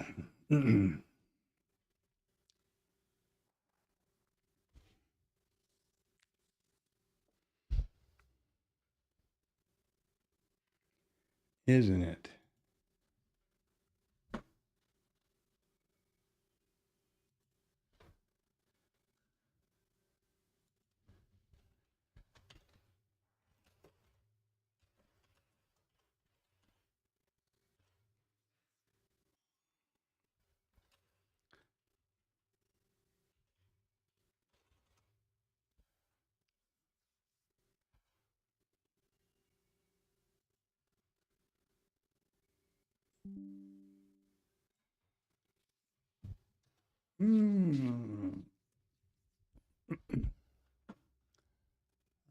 Okay.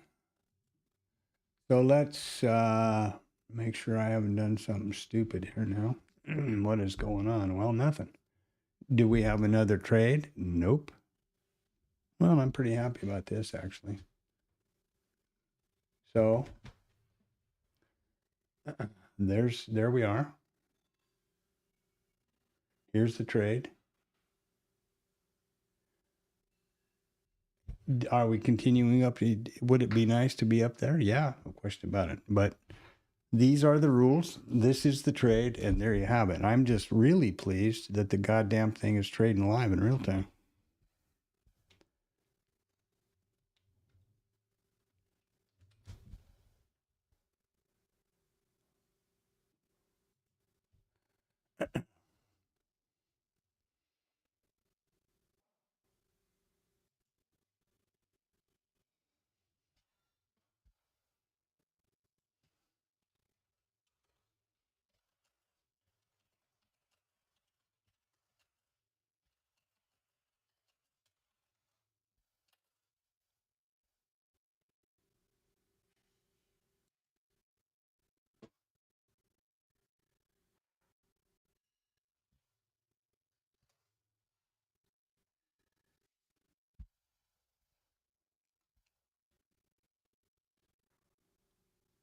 I'm just real encouraged by this whole shooting match here. Real encouraged. Now, did I leave money on the table? Yeah. Will I get back in? Nope. Why won't I? I don't have a trade. I am trading the initial balance trades.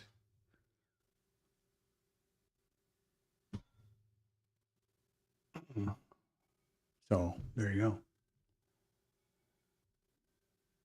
But am I happy? Yep. Now, you see, this is a proof, I'm proving the system's working, and I don't mean the trading system is working because I've backtested that. What I mean is the mechanics are working. IRT, bookmap, blah, blah, blah, working out how I'm doing my entries. I was late over here, on micros because it's a live account. It's my money, and I want to minimize my risk and still be able to maintain a 2-lot risk neutral package. Remember, the 2-lot risk neutral package is the smallest. Over here, sorry about that. Boop. It's the smallest package you can have. What is going on with this mouse all over the place? This goddamn new mouse I got. You can set the DPIs. Watch down in the right corner, that right lower corner. Okay, that's 2400. I can set it down to from 1200 DPI up to 6400. Anyway, with a couple of buttons, more buttons than bullshit. Anyway, I'm used to buttons on my pants. I've been wearing 501 Levi's for, well, wait, this is pretty funny.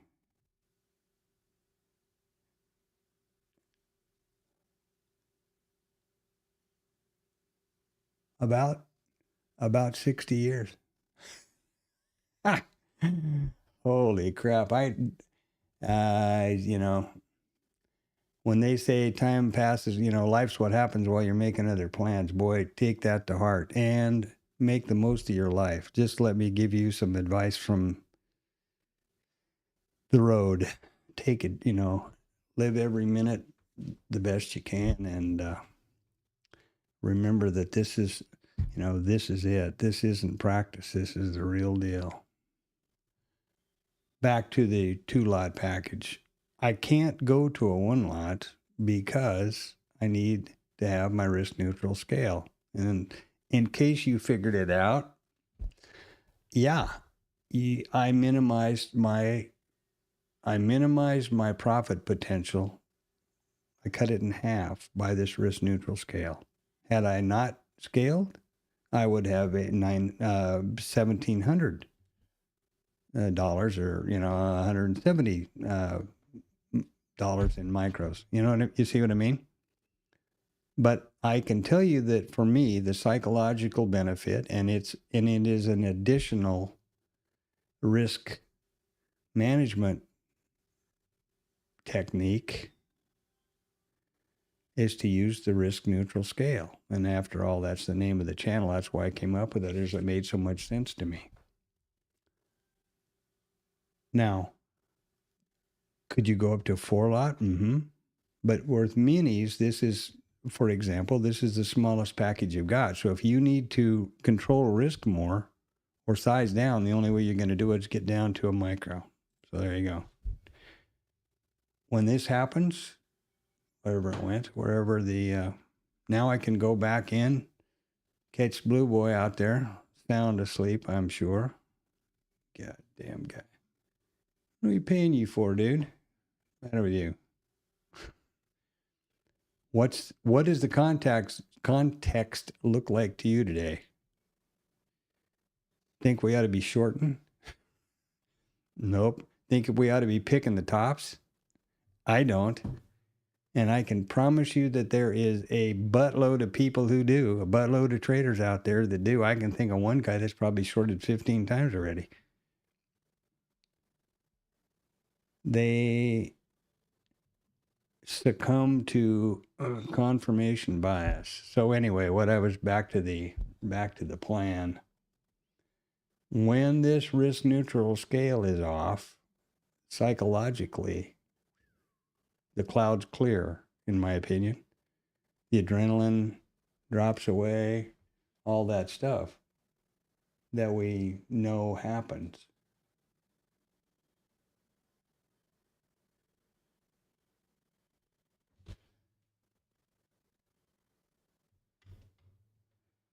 And on that subject, I call that whole thing your monkey mind. Tom B refers to it as Hyde, like Jekyll and Hyde, and some guys I know think about the old Looney Tunes cartoons, where Sylvester's looking to eat Tweety and he's got an angel on one shoulder and a devil on the other. Same idea. What that all boils down to is, this is, again, my belief, whether you like or believe creation or evolution or, humans were, our ancestors were shit on a rock and the sun hashes, whatever. I don't think anybody will argue with the fact that we've been developing for a long time. The fossil record goes back thousands of years. So we have all of that period of time, that wiring is cooked into our DNA. And those things, through selective adaptation, are how you and I got here now. 1,000 years ago, two of our ancestors were standing in the prairie or the jungle or Africa or wherever it was, Serengeti on the plain, and they see the grass wiggling. One of them jumps behind a tree because they're risk adverse. The other one goes over and kicks the grass to see what's over there, and he ends up lunch. So his genes didn't get passed down anymore. Risk aversion did. FOMO did. The desire to be right did. All of those things are wired into your brain and mind, I believe, and therefore, I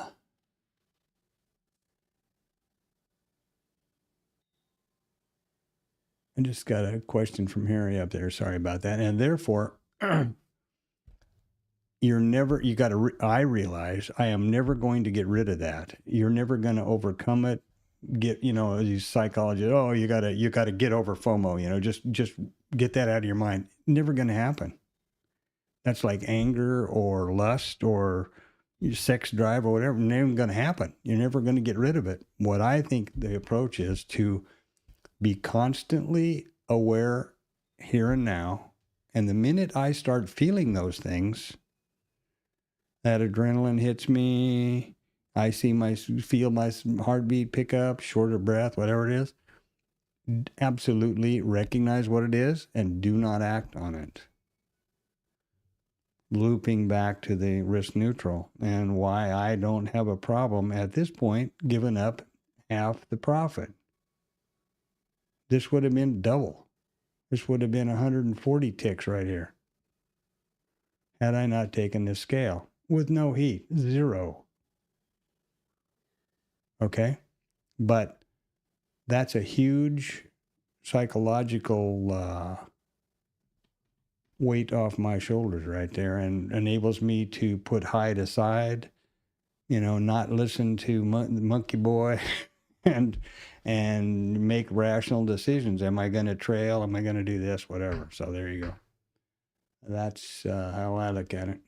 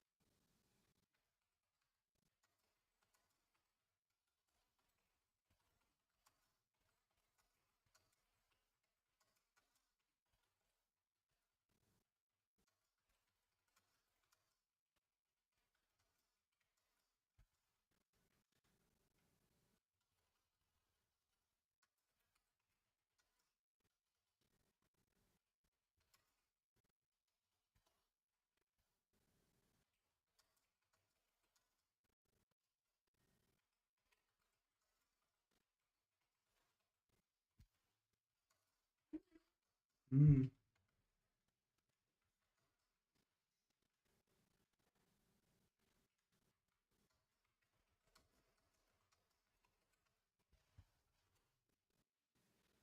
And one good trade off.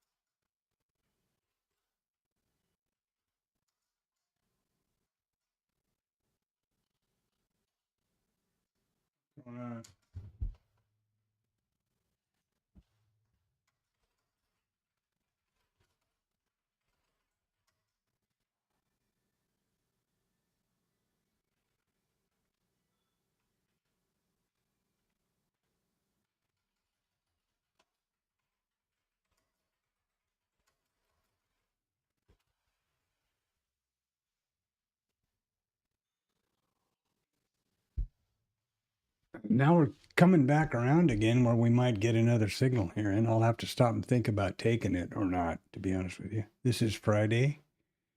What are we doing? Well, we closed the gap. We got up there to settlement.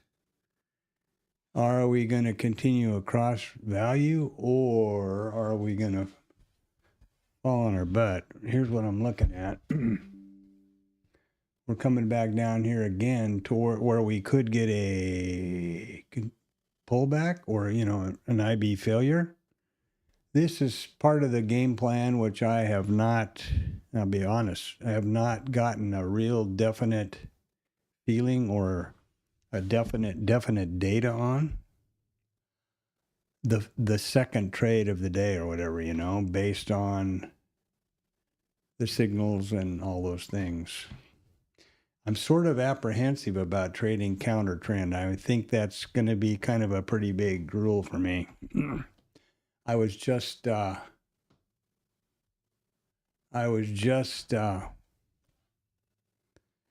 talking to the static guys, and I don't show that here. So my plan going forward from risk management and account management to do with minis and macros and micros is as follows.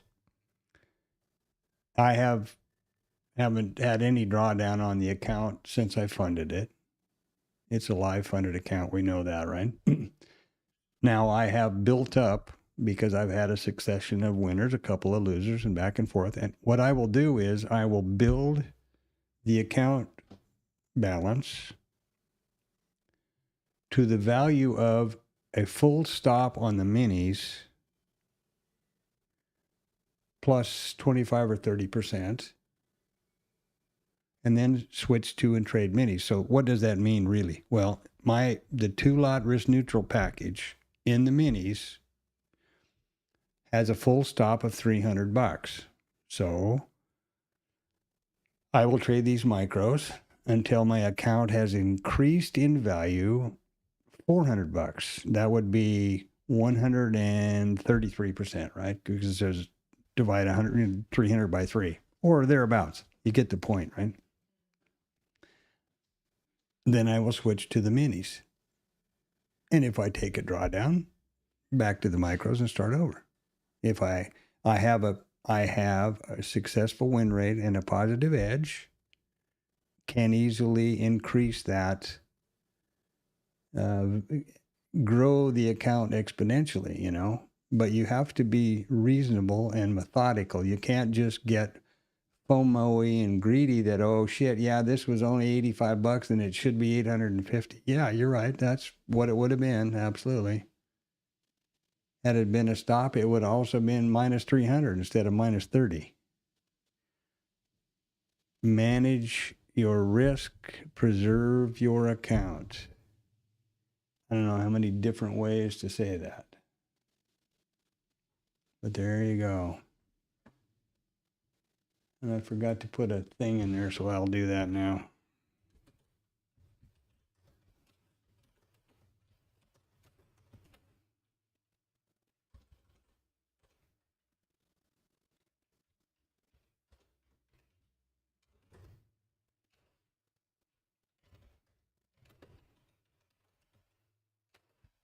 I suppose minus about 2 or 3 minutes, I'll make it.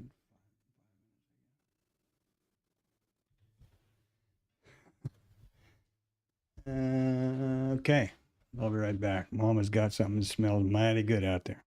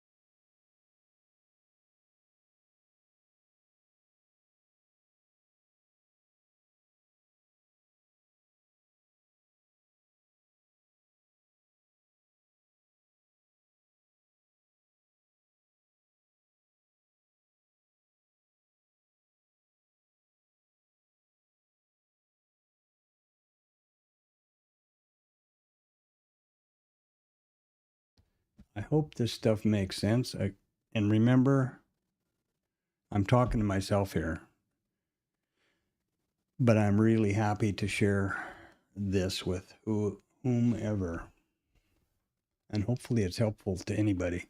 I can tell you one thing for damn sure. I wish I would have found some resource like this stream, in 1999 when I started trading, and immediately, traded right up to 911 and immediately lost $100,000. I got 100,000 reasons why I wish I'd have found something like that. Boy, that would, the .com bubble, that was one freaking rodeo, I'll tell you. And those guys who, the unscrupulous sorts that had all these .com trading rooms, Jesus, they made a casino look like a church, with bells and whistles and stuff going off and flashing lights. Every psychological trigger that they could think of. No conversation about risk reward, no conversation about trade management, proper setup, statistics. Just click the living shit out of that thing, baby. And I had always been pretty good at whatever I tried to do, so I thought, hell, this ought to work. I can do this. This will be great. Boy, was that a rude awakening. God damn. Cyber trader. I don't know whether that's even, I bet it doesn't even still exist. That was the trading platform. And I think they were out of Dallas, maybe. This was equities, which I would never be interested in trading. And then just before I blew up, which wasn't necessarily all of my fault, 911, but I had moved to IB Interactive Brokers. And the problem with 911 is, of course, first of all, it was a horrible event and all of those poor tragedy. I was sitting trading, watching the CNBC on the TV up above me when I used to think that was important. And just sat there and watched the whole thing happen. Live TV. And then, of course, they shut all the markets down. They immediately came in and said they put in the pattern day trader rule instantly. So anybody that didn't have a $25,000 account or had a big drawdown and had gotten below 25 grand, you had to either pony up or couldn't try to trade your way out of the hole. I falsely believed that Americans would rally around America and go long and support when they reopen the markets, and they just shorted the bejesus out of it, and boop, that was that. And I told myself I was going to take a long time to figure this out before I tried it again, and I was going to stay a long ways away from equities. Talk about a rigged game. I think the only more rigged game is FX, but equities, stop and think about it. You got guys on the floor like Tuckman, who are seeing the whole book. They can front run you all day long. They're like the old locals were. They can front run all the orders. They can see the whole book, and you can't. Ridiculous. Now, futures, if you're here, you probably already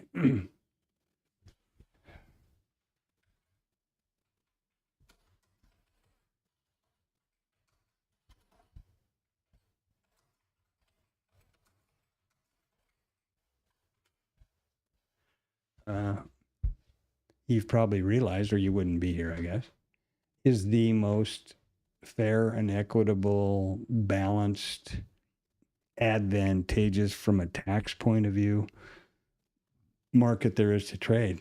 Options I've never messed with, but everything I know about them is got red flags flashing everywhere.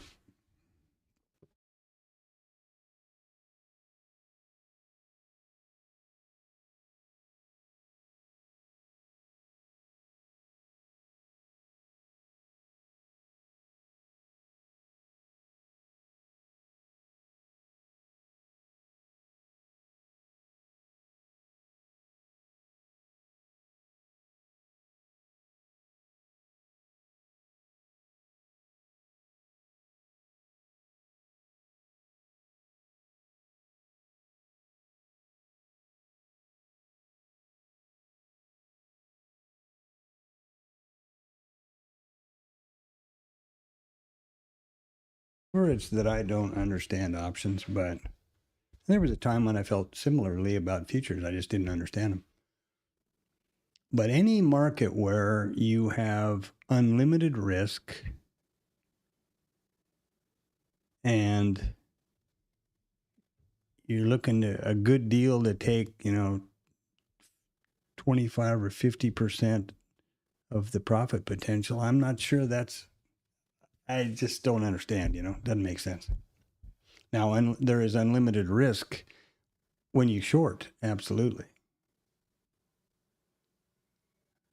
And essentially, depending on your account size, in today's market, there's an unlimited risk when you go long. I mean, can you withstand, the ES going to zero?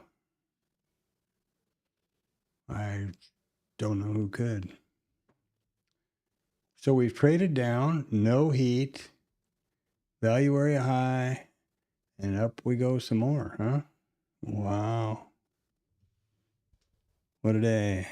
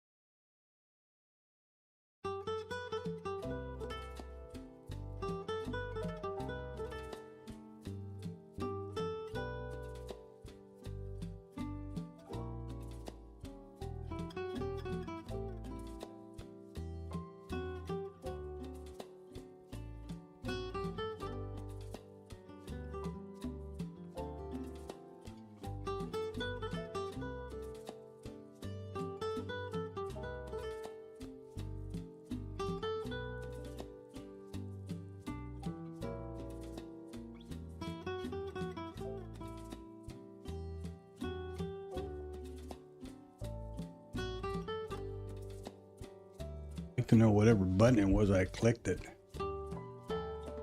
The shut IRT off. Better make sure I'm pushing the right stuff here. Didn't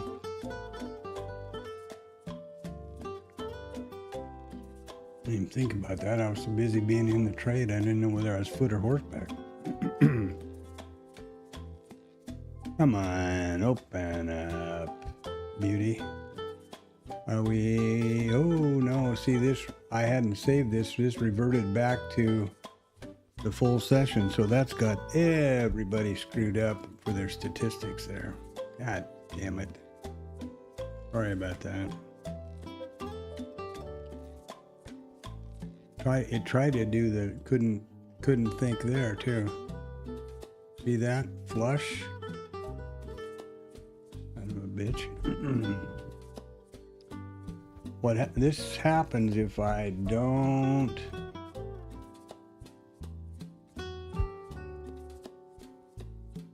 save each one of these tabs properly, and then IRT took a crap and all of a sudden reopened with this is the mini reopened with, come on, what the hell are you doing?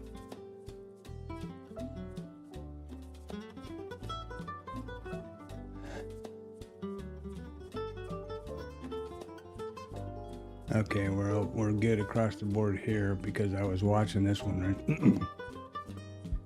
But let's check again.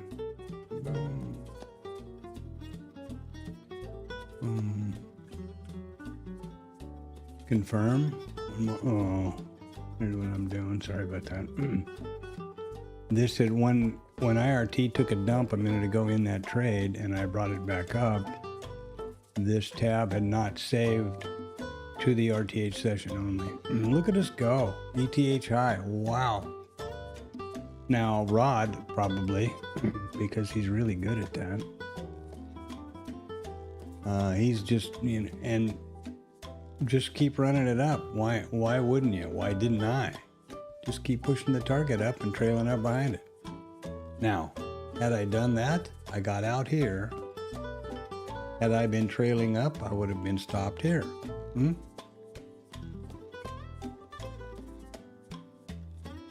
That's that's called hindsight, boys and girls. That's called the rear view mirror. Here's my trade. Here we are. Double the target, double the profit, but this is the way rear view mirror guys do it. Oh yeah, well I just, I knew this was gonna pull back here and I got long and I pulled my stop under here. No, you didn't know any of that crap. I don't think, and if you did, call me. Here we were. Here we were at the minute. What's going to happen with price? We're at settlement. We're at previous close. What are we going to do? I don't know.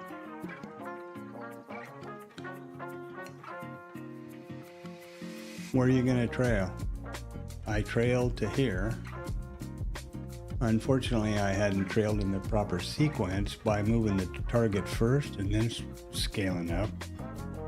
Let's say I scaled here. What is that? 53.75, right? It's easy to see that line. Okay.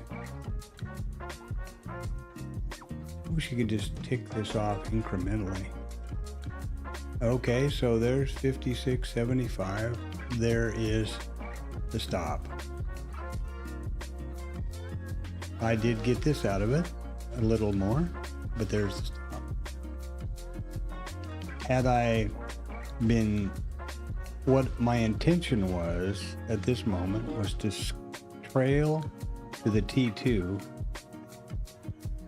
I should have moved T2 first and then trailed to T2. Okay, and in which case I would have been stopped out right here. Did I know that was going to happen?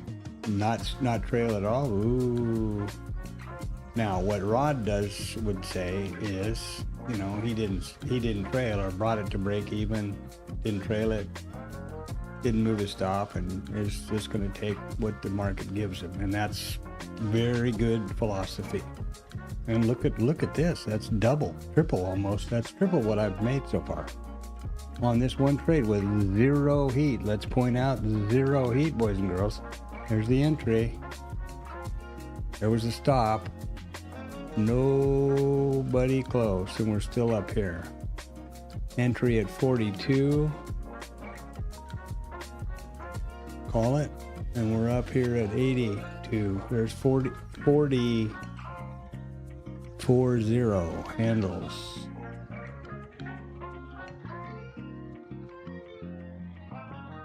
Pretty cool. But hey, that rearview mirror is an amazing indicator, isn't it? Yeah, it sure as hell is. So here we are. I don't think there's any craziness going on here that I need to know about. Come on down there, you doofus.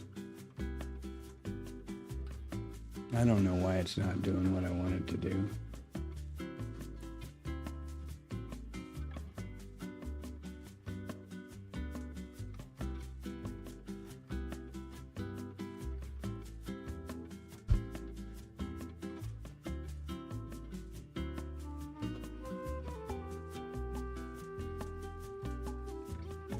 It's all over the board here. This is a wired mouse, by the way. I switched to a wired version. Oh, it was up to 6400. No wonder. Yeah, it was. I don't think I like that DPI thing.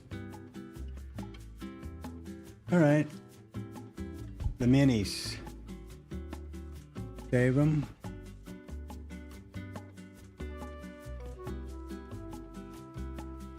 The micros.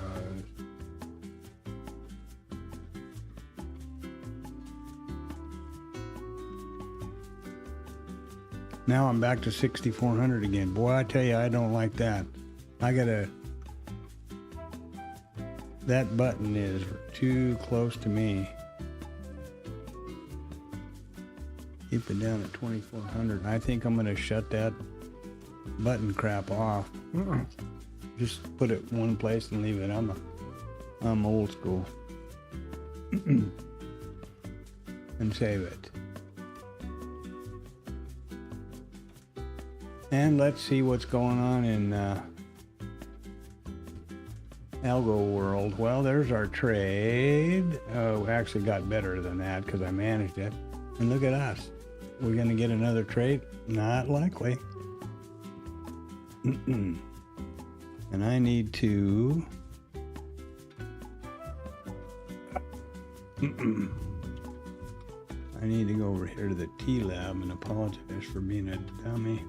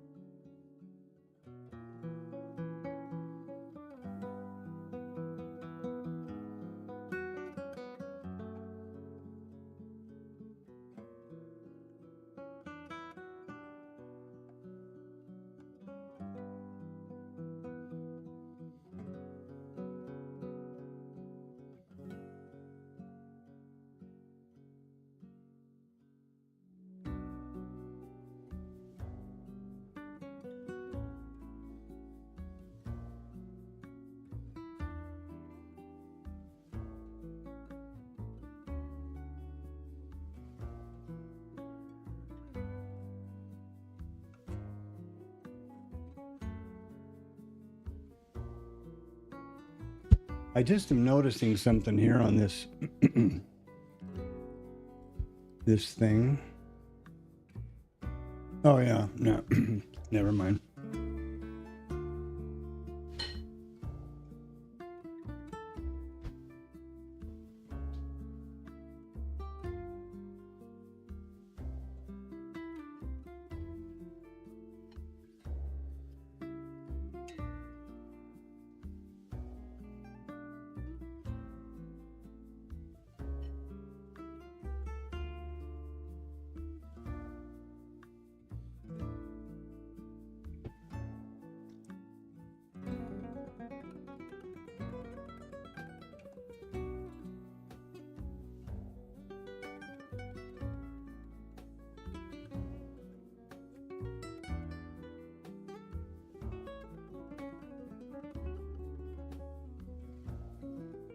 Boy, howdy, we gonna get that gap rules. It's really amazing how often, and of course I don't have any statistic, and this is probably just purely confirmational bias, but hey, I'm a human, what do you want? It's amazing how frequently or how often these old market profile-isms like the IB high and, you know, the IB statistic or the gap rules or all of those things come to pass, bear out, whatever you want to call it.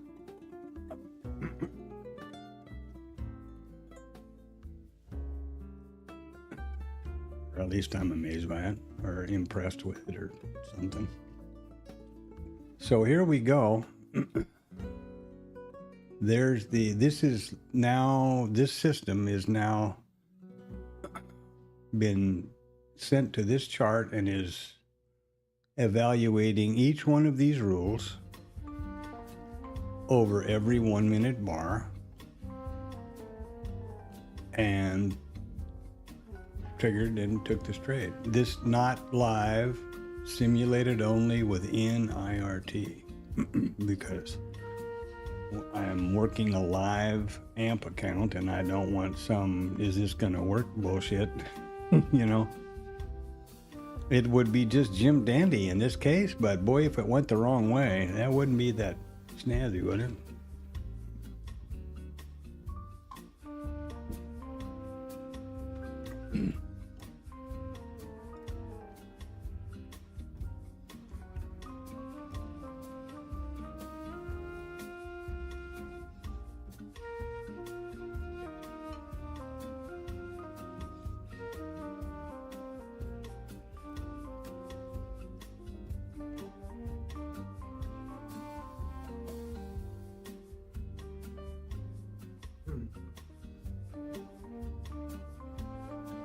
And a couple of things to point out in case some of you clever observant folks have done so.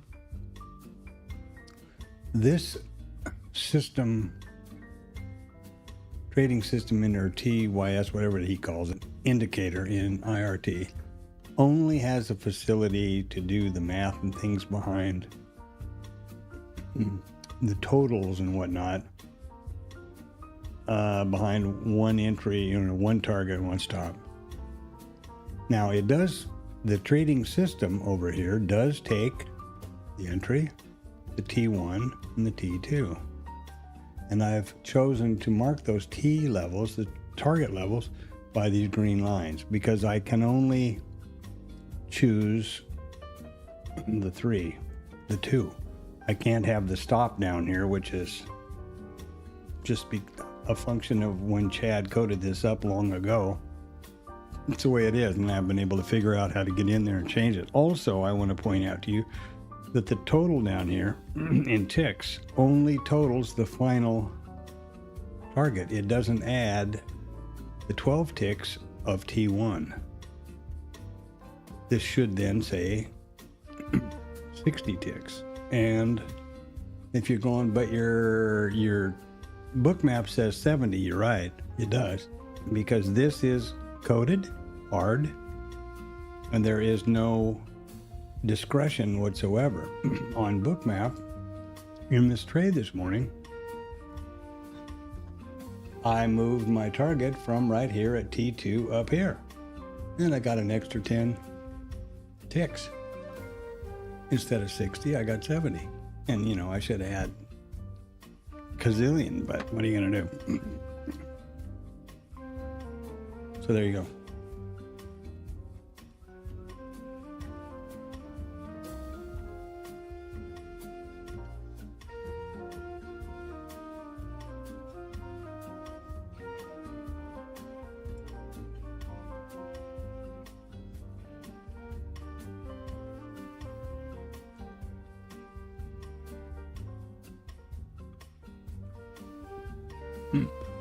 And, you know, welcome to the stream. I haven't said that for a while. I'm not monetized in any way. I'm in this for the subs and likes, so please do so. And drop something in the chat if you have any questions about the setups, my trades, you know, my shirt size, whatever. Drop it in the chat. Drop them in there anyway. Where the hell are you? What are you thinking? What are you doing? What are you trading? Trading is a lonely business, solitary business.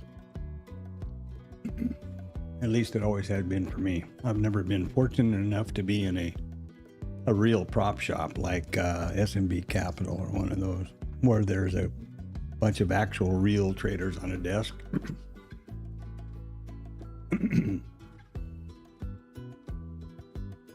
Closest I come to that is, you know, this stream and Static, where there's a few of us that trade that back and forth frequently. I don't do, if you notice, maybe, I don't spend a lot of time in the TLab anymore. I first did for several years. And compete, you know, I would post a lot. There's, for a couple of reasons I don't. Number one, I'm focused here on my trading. And this was actually a suggestion of Tom's to everybody. Narrate your trades. And if you want to do it really well and make sure you're doing it, use OBS or record them somehow. Well, I took that one step further and here I am. Also, there's a lot of people in there and the experts kind of come and go. And, you know, for a while, there'll be an expert du jour who's posting all over every place, which is completely fine. Also, I tend to think live stuff, trades and comments are, for me anyway, they're more meaningful rather than the rearview mirror approach. When I first went to the TLab, Tom would stream 4 hours a day. He wasn't doing so much of the Discord and allocated bookmap things, you know, with a special hour and a half or whatever else. So I like that. I appreciate that. And that's why I'm here. Why I'm doing this, and it's my virtual trading journal, and so there you go. And yes, this is a live real AMP account, real dollars. This trading going on right here is the backtesting or the trading system, which I've coded to backtest, sent to this chart, and every which way I could think of to make sure it was trading in the IRT simulated world only, so that it wasn't, you know, doing something stupid to my account, my real trading account. And therefore, if you were around the stream in about a few minutes ago, when I took this, the minute this fired, I manually entered the trade in bookmap. A little bit late, of course, because I saw the fire on one chart and looked over to the other one and had to get a mouse in there. It is not automatic, nor are they connected.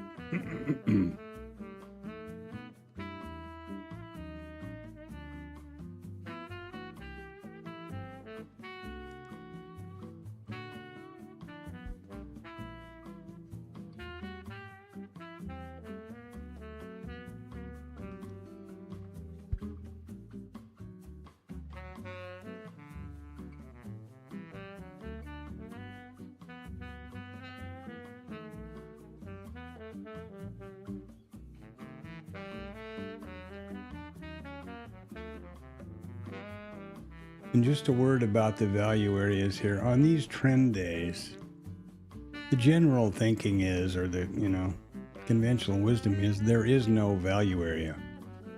Because price is in a discovery mode and there's seeking value. The fact that these colors represent a value area here in the charting is just because of the configuration of the chart. Wherever 70% of the volume happens during this period, it's going to make this blue and these extremes are going to be gray. So you need to apply a little common sense there. And I'm seeing something that's kind of got me puzzled here.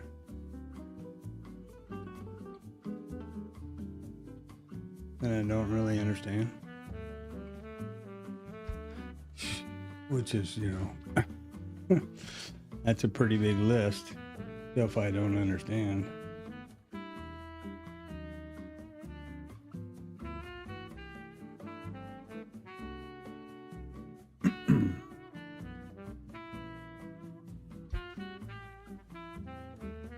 What I'm looking for here that I don't see at the moment, I don't see my continuations or pullback zones over here on Bookmap, and they were there when I was trading earlier in the micros. They're pushed from the trigger. Actually, I think they're pushed from this one. Let me see if I've done something stupid here.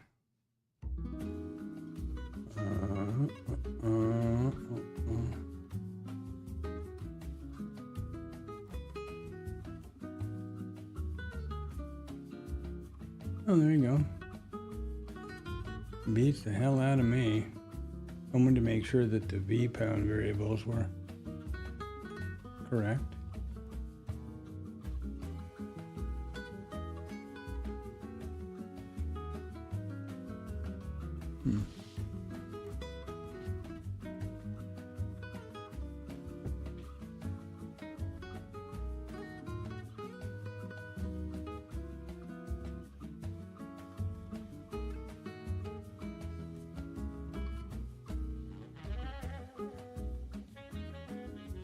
When in doubt, have a big bite of homemade fresh char siu.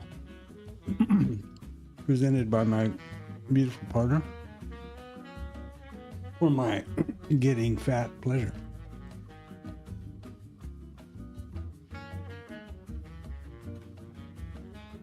Now they're back. Doom de doom. Okay, that makes me feel better. Damn.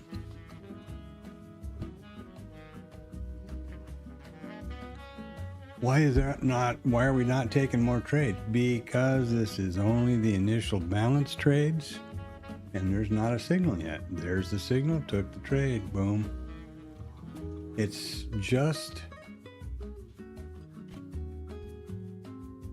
not easy, but it doesn't need to be difficult or confusing.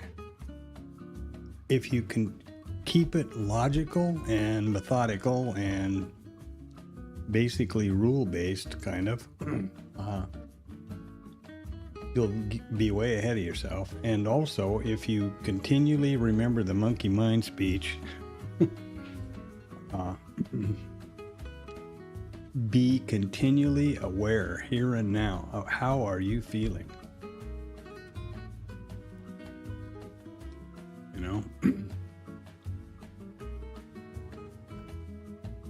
And that kind of ties in with the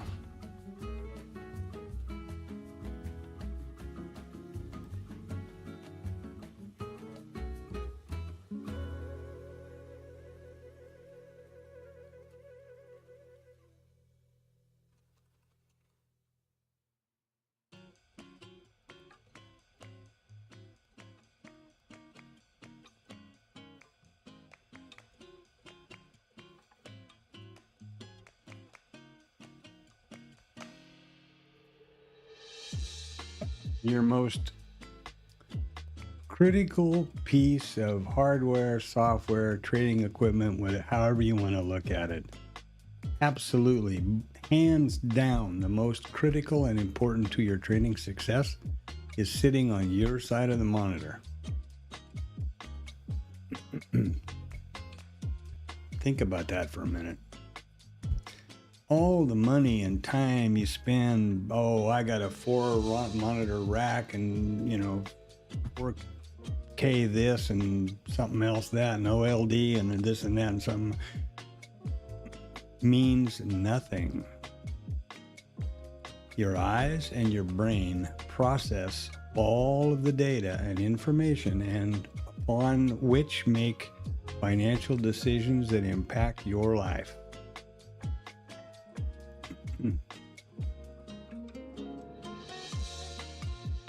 The rest of it is bullshit and bus tickets compared to that.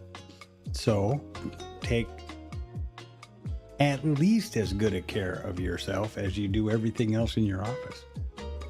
My suggestion is take a lot better care of yourself. Make sure you're hydrated. Make sure you're well rested. Make sure you've got proper nutrition. Make sure you're not on emotional tilt somehow. If you think you're going to go out and get hammered till 3 a.m, come home and have a fight with mom and get up at 7 and trade successfully, you got another thing coming. Those are all really important things, Make sure you take care of yourself. We sit and focus on the charts. In my case, I start at 6 a.m. and I trade straight through and narrate and whatnot straight through till the cash close at 1500, and I'm still around on the monitors until around usually at least 1900. That's a lot of hours. Just the stream itself is 7 hours. Well, your short focus eye muscles are in constant contraction when you're staring at the screens. That's if you want to see what that's like, clench your fists as hard as you can and stand there for 2 hours. See what happens. Or hold something heavy in your hand in your fist for 2 hours. Every few hours, go outside or look out the window. Take a look down the street. Get some fresh air, some natural light. Let your eyes relax. Soft focus on the horizon. Really important. If you do it all at once, you can also get some fresh air and some exercise and get your blood moving around. Take a walk. I'm fortunate enough to have a large enough office here, and I just have standing desks that I've got some dumbbells behind me. I can do curls. I can back up, take a step off this away from the desk and do squats and still be looking at the charts.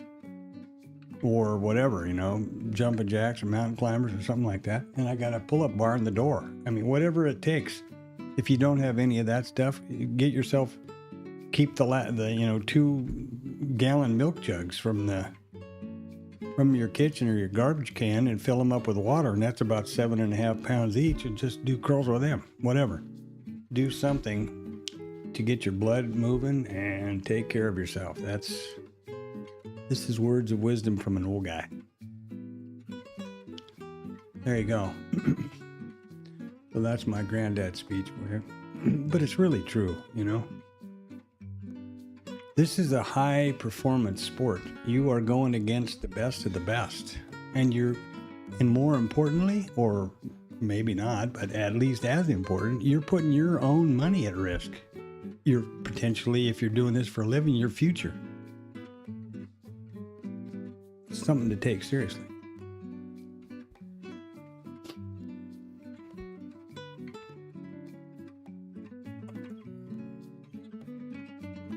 What's happening in the trading world? Well, there's our trade, nothing else, no signals. I'm really happy this is working. We got no lag going. That's making me even more warm and fuzzy.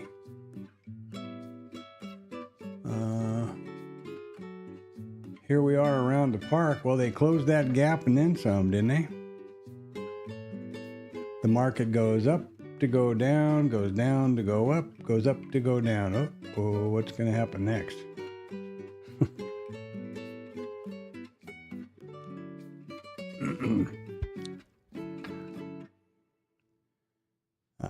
Do we have any potential randomness coming down at us? I think we're out of the woods, kind of. It is Friday afternoon. Well, still morning. Sorry. I think maybe it's been a pretty tough week on Agent Orange in the crowd. I think they might be kind of looking forward to a golf cart or something today. And I have no political comment whatsoever.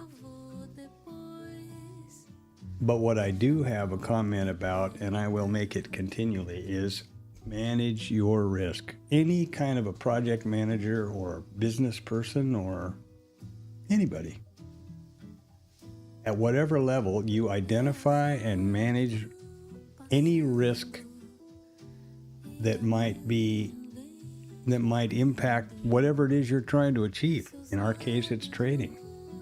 I mean, you know, if you're a cook and you're going to make breakfast and you forget to buy the food, that's a risk, isn't it? You better identify that you got all the food you need. Well, we have, fortunately,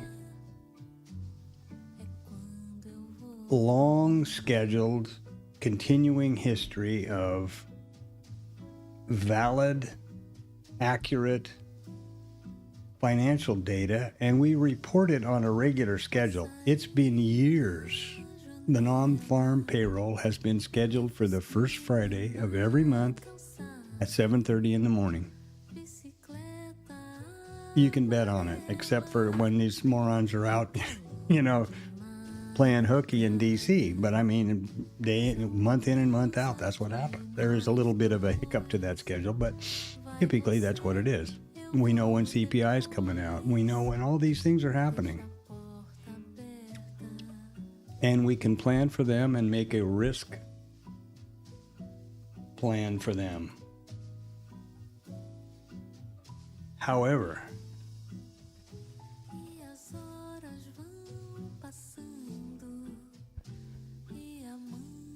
in this current environment that we are in, the state of America anyway, and the world in general,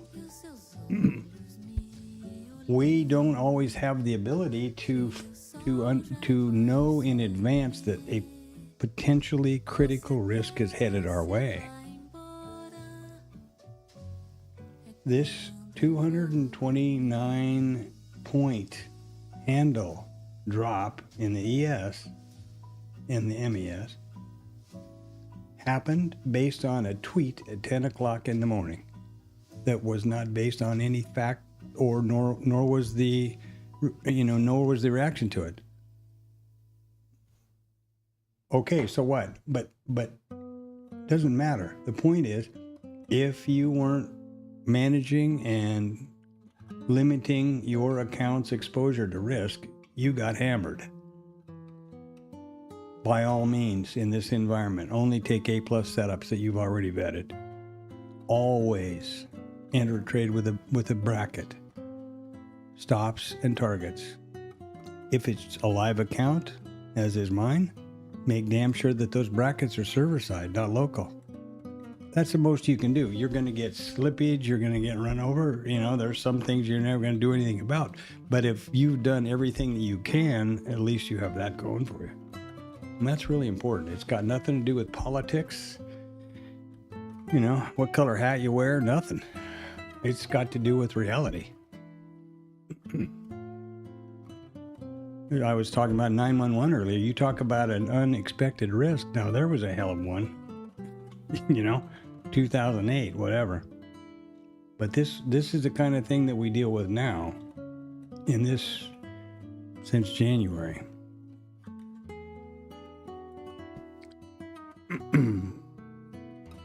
So be aware. Be in the moment.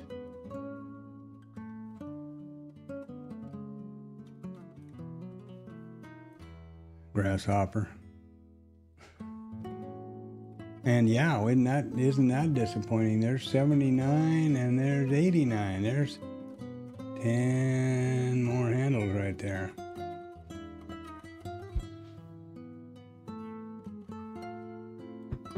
And considering this is already 12, that's, you know, double. Would have been 140. This would have been about 140 ticks instead of 70. Oops.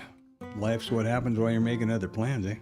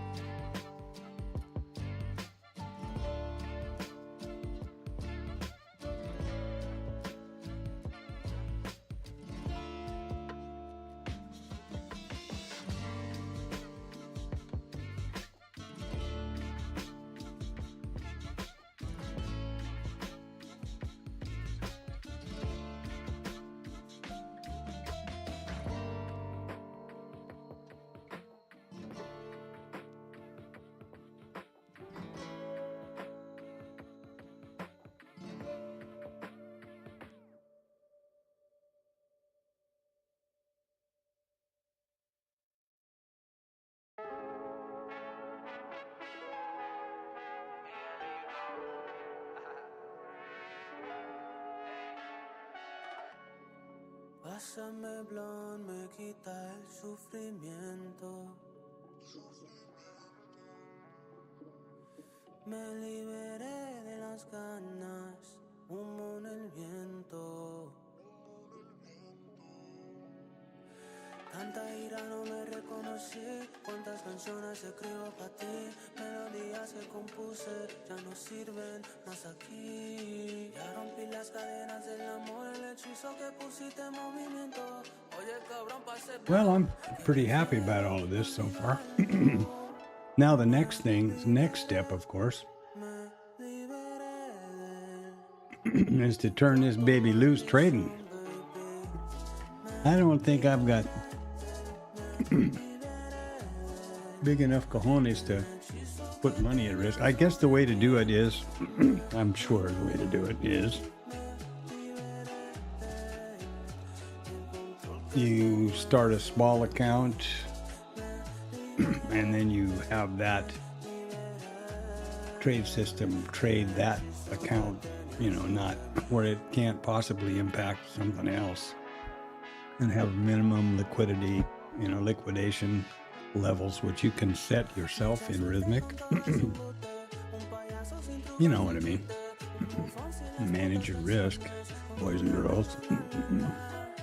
Something that I noticed here that maybe you did, maybe you didn't. Notice the entry on the trade. Well, it entered at the low of this bar. The bar opened here, closed up here. That trigger signaled at this close. It should have actually intra-bar at the top of the pullback of the trigger zone. So that is a code issue where it is looking for the low and it's not happening intra-bar, I guess. So that's something to look at. These are the nuances of it. When you're back testing and coming up with your statistics, you need to make, I feel like they should be as realistic and real market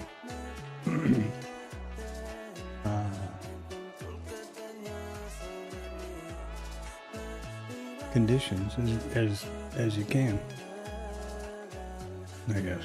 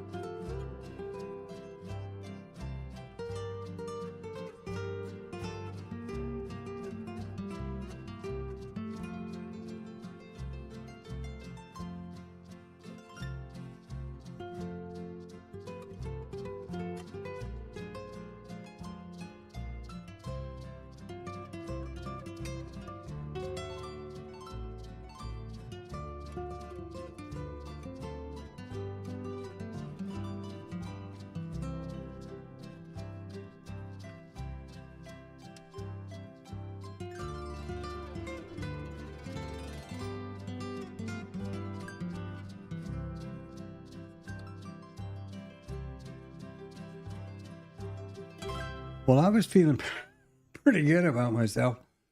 I'm gonna kind of getting to the point of being a little bit bummed out. Not really, but on the other hand, really. Now, this is a perfect example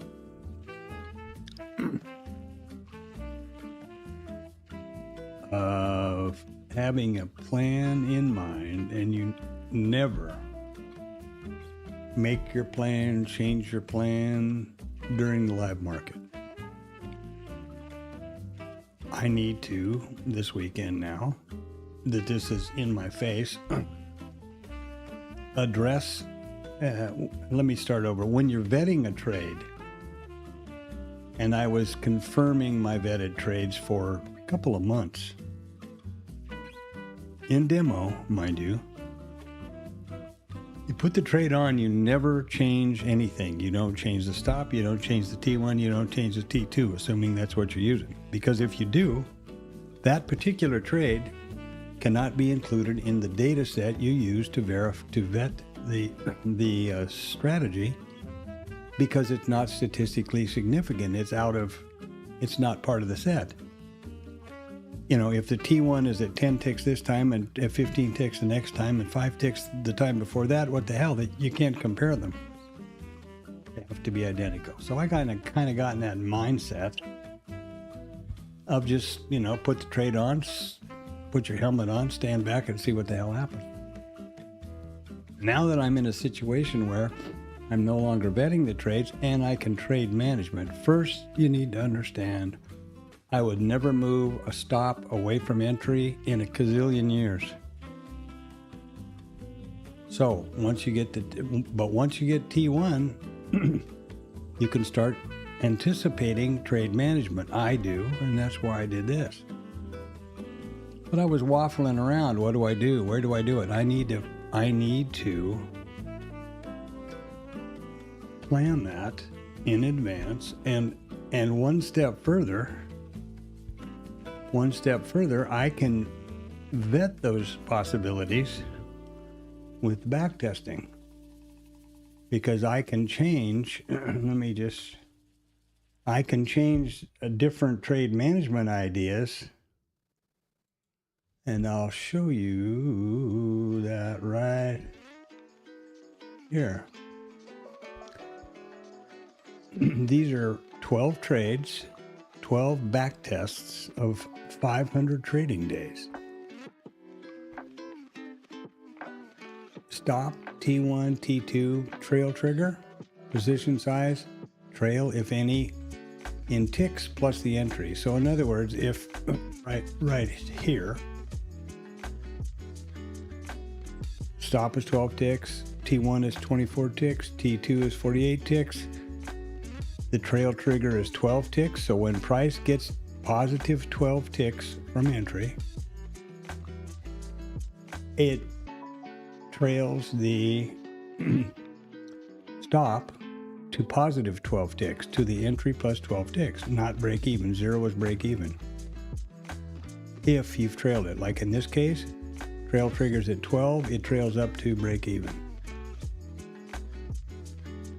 Down here, 24, when trail trigger gets to 24 ticks, it trails the stop, it trails the stop to positive 24 ticks.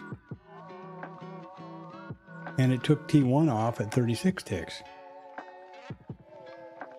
Okay, so I can do a whole bunch of what if stuff here with my back testing, which I will do this weekend, to see what is the best idea for trade management. Now, I'm sure that you've already realized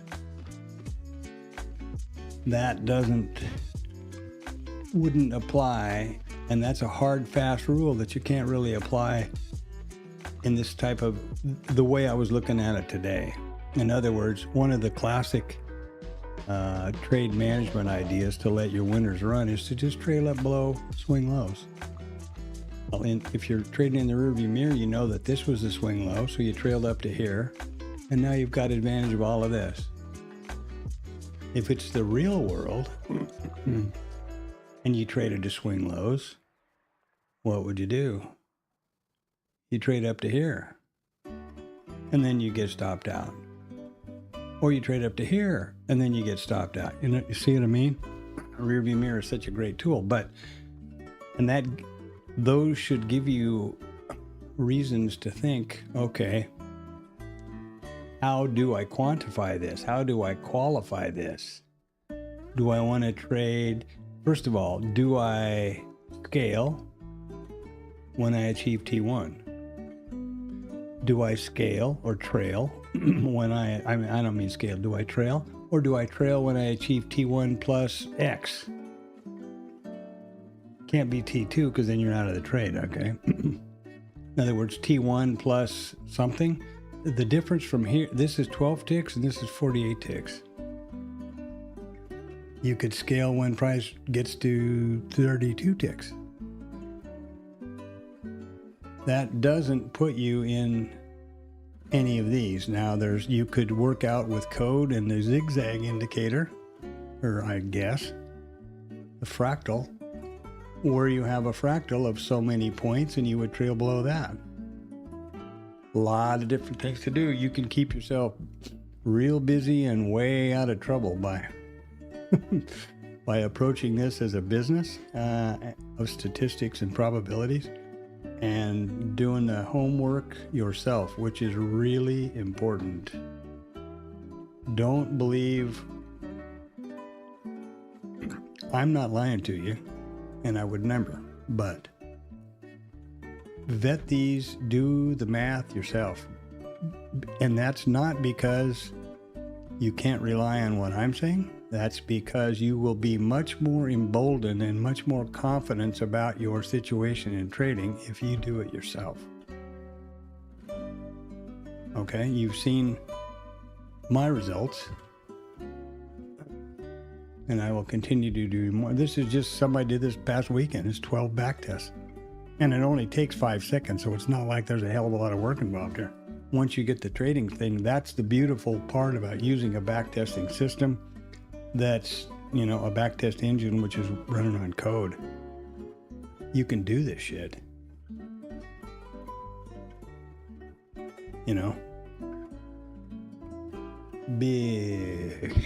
Big advantage. I'd have to live longer than Methuselah in order to be able to get 500 trading days backtest with these specific rules. Good luck.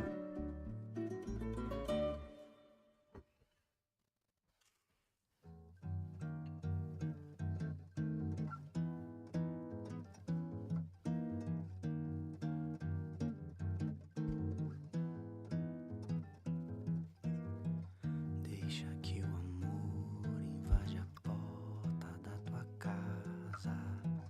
Deixa que o carinho seja o beijo de uma flor. Deixa que o amor invade a porta da tua casa. Deixa que o carinho seja o beijo de uma flor. I don't know what else is going on here, what I'm even thinking about it, where I am, or something. Account management, critical equipment, critical risk. Got the trade off and on. I'm looking back at my chapter markers here, and a word about the chapter markers. They are, you can't see them, they're on another monitor over here, but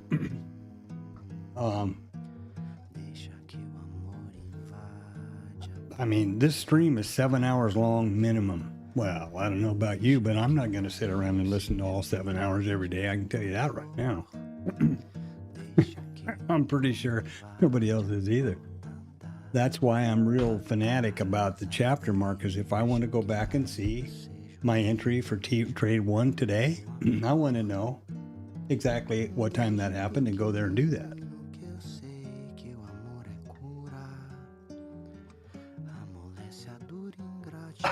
Excuse me. And I don't think anybody else is any different. We're all about instant gratification, right? We want to get to the money shot. I guess. Now what's happening? Ooh, our trade is zoomed off the screen. It's updating. We got no 2-second lag, got no lags. I'm happy about that. This is pretty fun. This is the first time that I have live traded the system. Let me rephrase that. This is the first time I've let the system demo trade live data. Very definitely, I made sure every which way I could think of that this was a IRT simulated, that there's a simulated account, that the trade list is zero. You know, the last thing in the world I want to do is have this sumbitch start out trading my money. So, but I was really anxious to see it trade, to watch it trade live, and that's what happened right here. And we haven't gotten another signal and don't have another trade, and that's absolutely as expected. Now that all of this is happening and I'm feeling pretty warm and fuzzy about it all, the next step is obviously to pick out the NVET, build the code. This is just the code for the IB continuation and the IB failure, or the initial balance high or initial balance low. Boom. And then do the same thing for whatever the next strategy is. So if you've got some suggestions about that, drop them in the chat.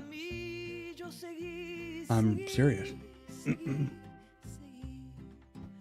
Acapulco no era un lugar para una niña de mi edad. Con solo 4 años enfrenté la soledad. Del bus te vi pasar y la calle caminar, y a pesar del miedo que me dio, no pude ni llorar, llorar, llorar. Eres la niña perdida, el chico me preguntó. No había entendido que esa niña era yo, era yo, era yo. Después de 6 horas encontré donde bajar, crucé la calle, di con el lugar, se abrió la puerta y todo mi mundo me abrazó, me abrazó, me abrazó. Estaba sola frente al mar. Nunca me voy a olvidar. Estaba sola frente al mar.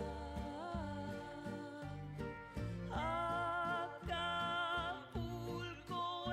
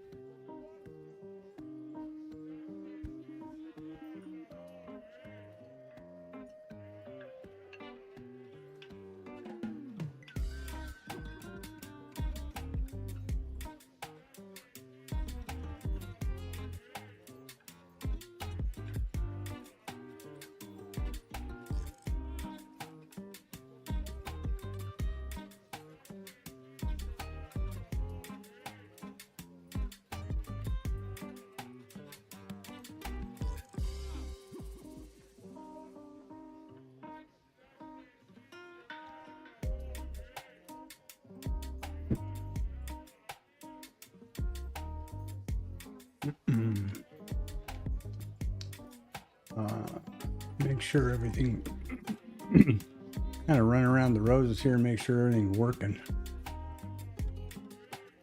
Okay, that seems like it's updating and doing everything it's supposed to do here. I'm telling you, that goddamn mouse thing, I don't like that. I'm gonna set that. See this moving the, watch this. Moving the info box up and down. I don't know why. Just messing with me, I guess.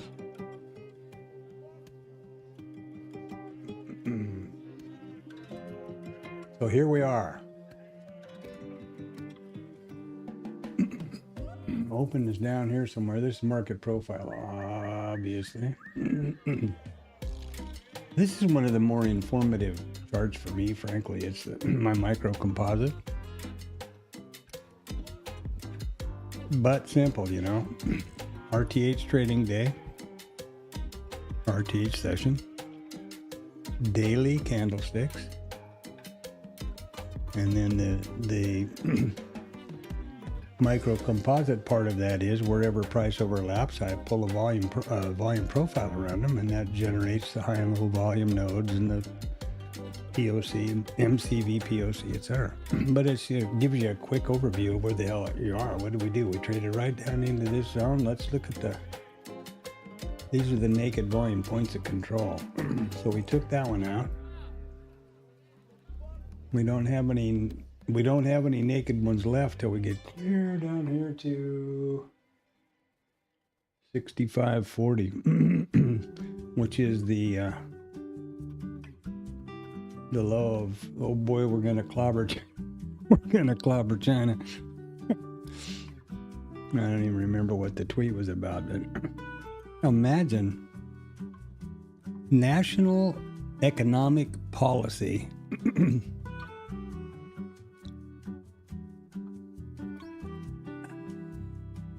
put forward in a tweet on a private social media thing.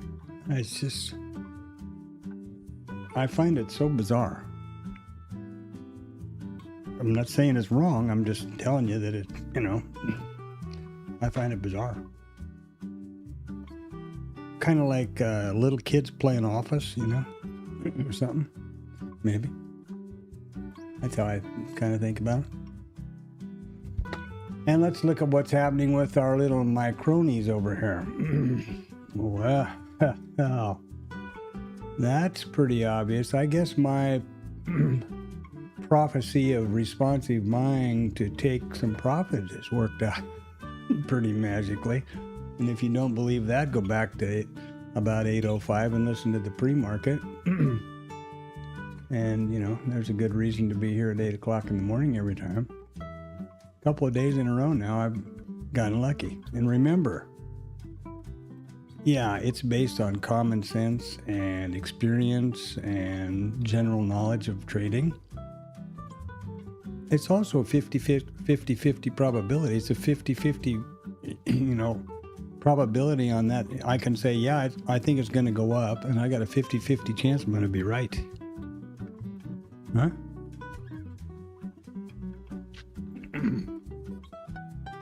That's why a lot of these guys, I don't know how they do it, and I don't really care, but I've heard the internet-y kind of people-y guys that they'll have two accounts running.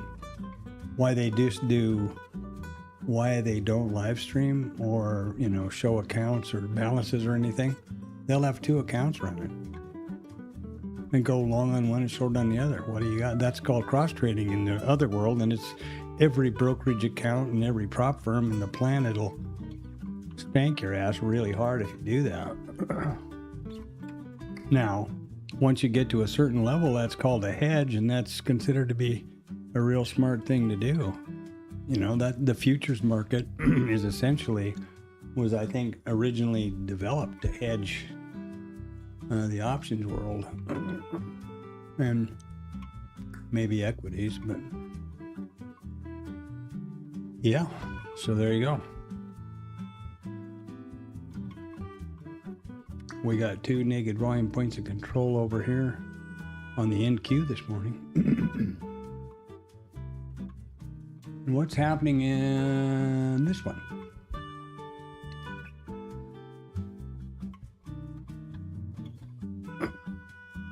If you wonder why this does this, first of all, I'm not 100% sure and it's irritating, but the way I have it set up is these charts, when they're not active, are not updated. I think, I hope, to try to save CPU, RAM performance. Because this machine is not, it's a full, very high-end machine. The weakest link in the chain is the GPU. But it's running Bookmap, IRT, the music thing, and streaming 1440p live through OBS, all on this machine. It's an i9 12900K Intel processor with a 64 gigs of DDR5 RAM. And the weak link is the GeForce RTX 3060 or 3090, 3060, I think. Older GPU with 12 gigs of RAM. That's what I got to update at some point. I looked at guys have gotten on, I don't know, I guess crack because of NVIDIA or whatever. It's like $3,000 for a 4080. What are you, nuts?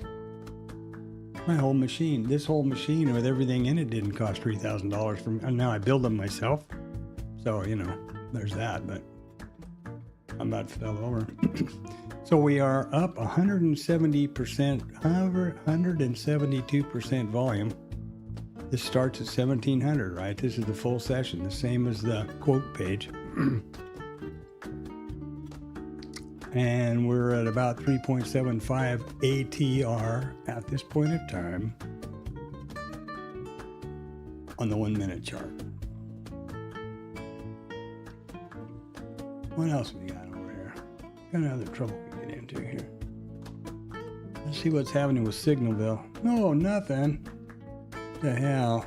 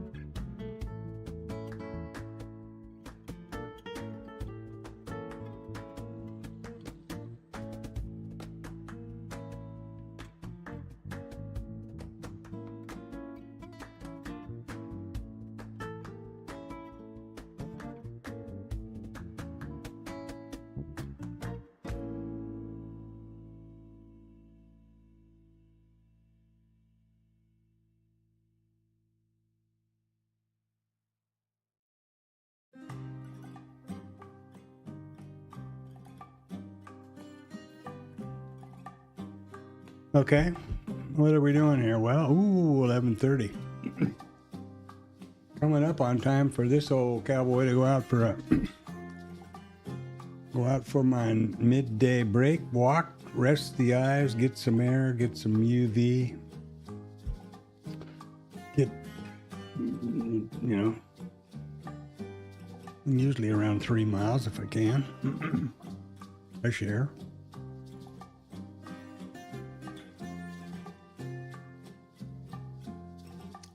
And I have done nothing this morning in terms of exercise, so I've just been standing here watching the market, stuffing my face in periodically and leaning on the desk.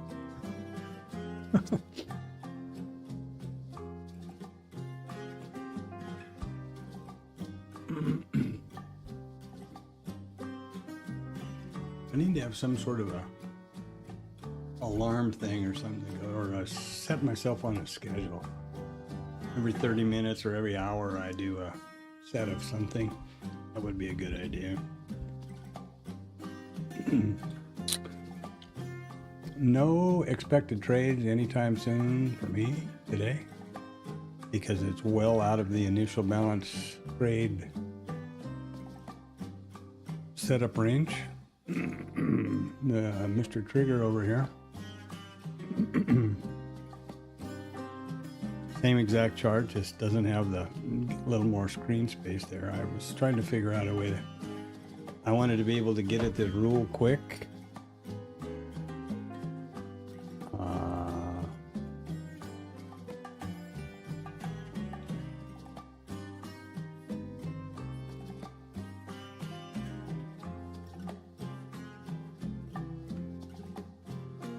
I'm going to try and experiment here now. I want to see the different.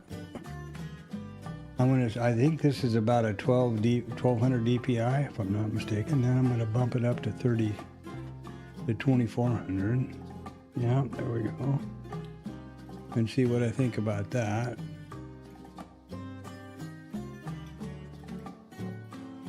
And then go to 32.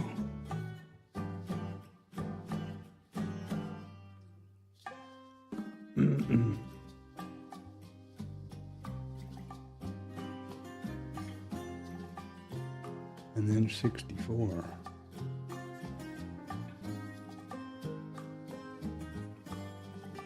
And I'm being real honest, it just looks to me like it's a lot more erratic.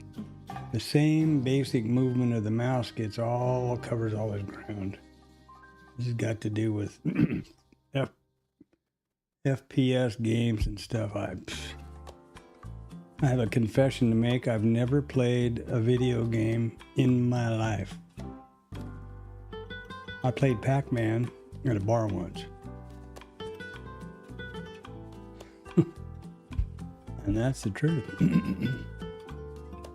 So I do the same size circle with the mouse, and this is what I get. You jump down to 32.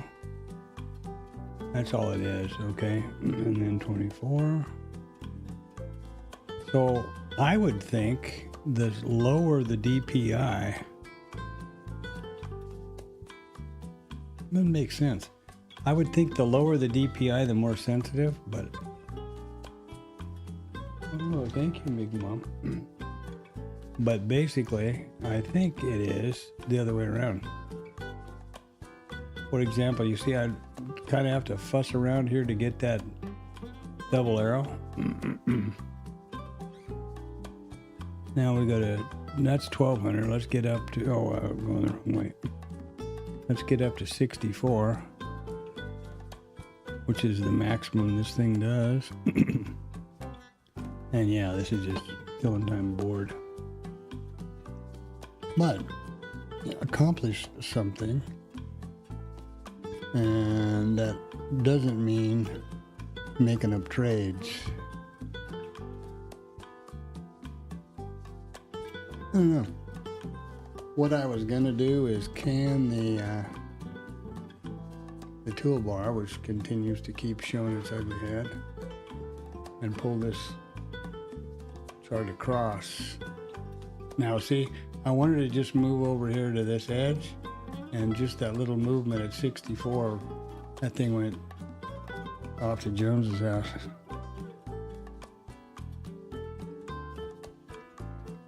Let me get back to 2400, where I think I'm kinda in my element.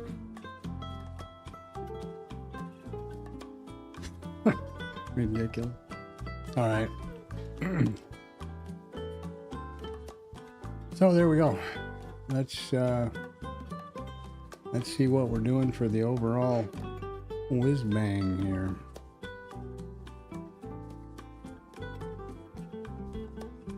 I'm gonna look at something that you can't see. I wish I could. I'm sure there's a way I can figure out Rhythmic to see positions and performance and stuff that doesn't have my account crap smashed all over it. I would guess.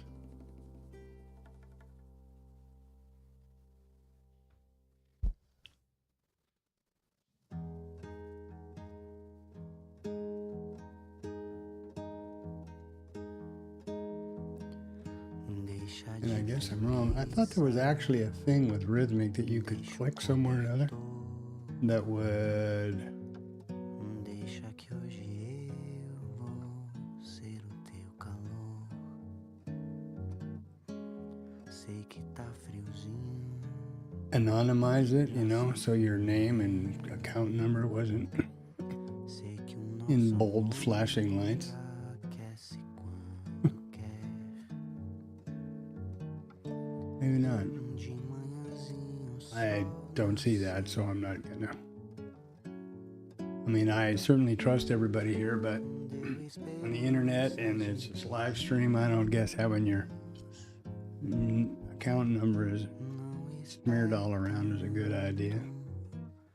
tanto tenho a dar pra fazer o frio evaporar.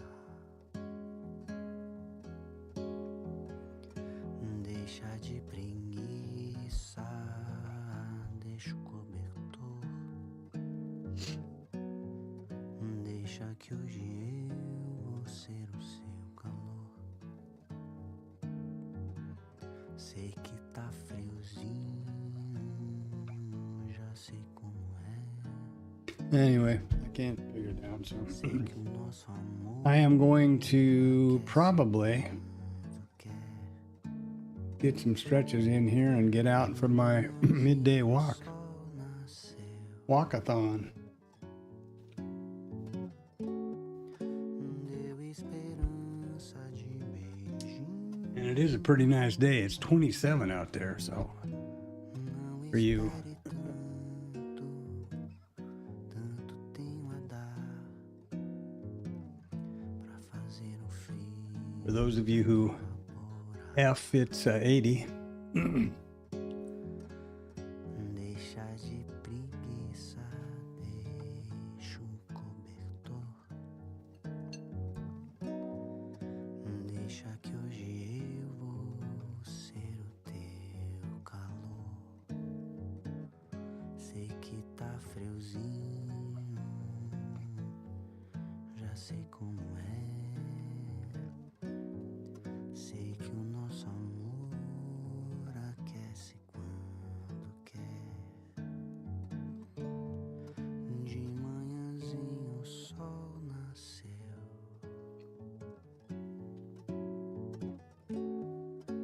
Deu esperança de beijinhos. Não espere tanto,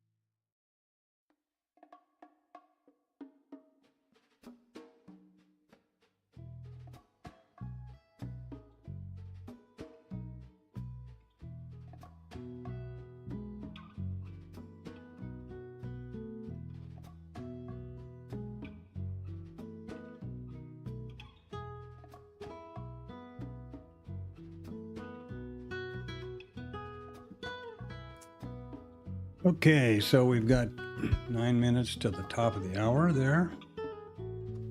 And we are technically got a lot of things going on today. Gap rules, and technically we have a 12-to-1 stat applicable, or we will have. And what that thing says, I think, is the following. If the market is out of balance, and I think you'll have to agree that it's pretty far out of balance, as opposed to a nice rotational balanced day. And if we put an excess in the market between 12 and 1300,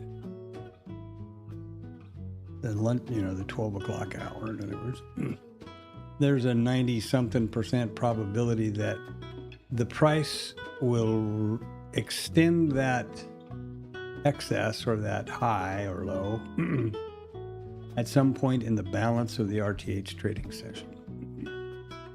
So it's very much like the initial balance trade statistic, but it is a little better because you know that it's a directional, you've ruled out rotational, you've ruled out mean reversion, and you've limited the hours that you have to anticipate that. From, with the IB trade, it's from 9:30 in the morning until 1600, in other words, 6 hours. Whereas this one, it's from 1300 to 1600. So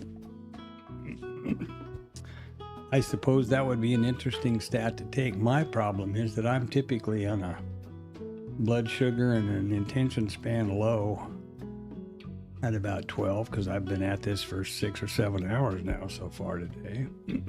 And I like to get outside and get my blood pumping, or,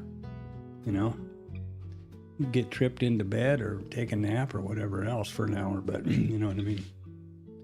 The 12-to-1, so that's the 12-to-1 stat. Whether it's real or not, I'm sure it is. Have I vetted it myself? Nope. So it's just like all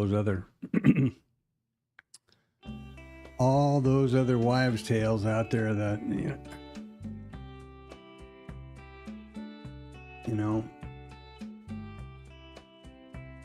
up to you.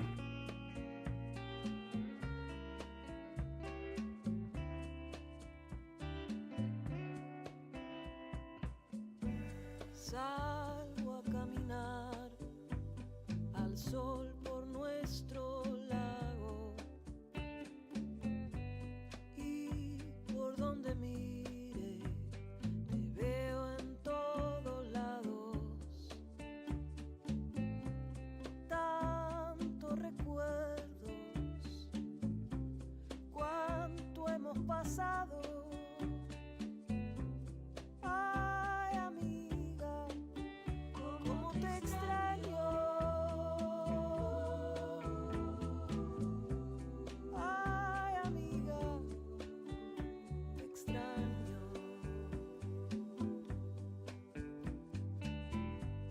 En nuestro universo todo era posible. Cantamos, reímos, bailamos y lloramos. Nuestra amistad nos hacía invencibles. Siento tu presencia cada día.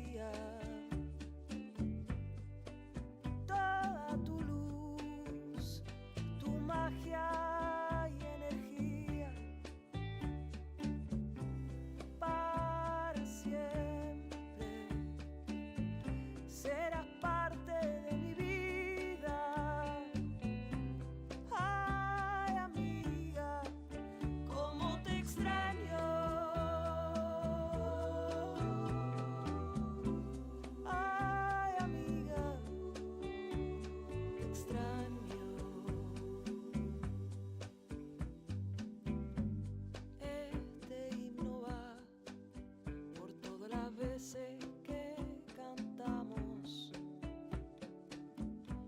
Quiero que sepas que de ti nadie se ha olvidado. Dejaste mil semillas de amor en tantos lados. Ay, amiga, cómo te extraño.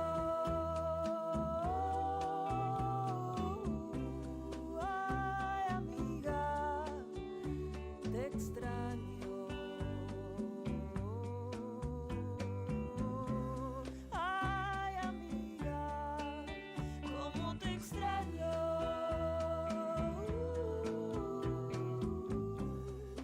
Ay, amiga, te extraño.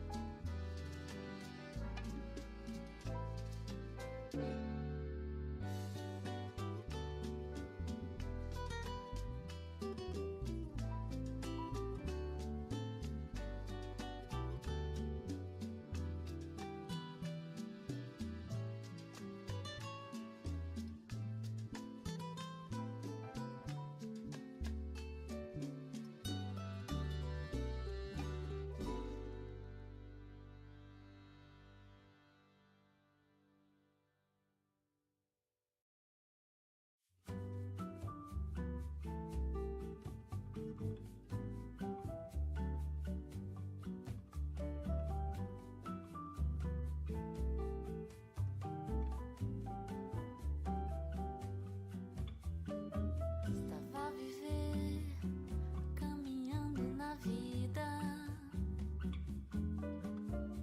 sempre chorando por uma nova ferida. All right, I'm going to attempt this go outside thing here. I don't foresee any trades coming. I will leave it on Bookmap.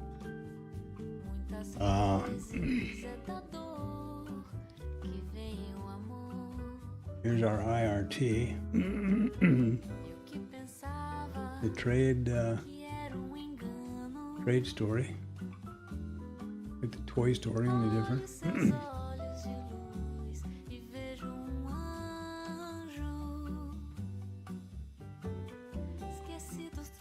And what else? What other trouble can I get into? And I'll leave it on Bookmap. I will be on the stream via my phone. which means I can only hear it and participate by chat. And that brings up the hear it part. Where are we with these things? Oh, we've only got 2 left. Okay, I'll throw on something else there.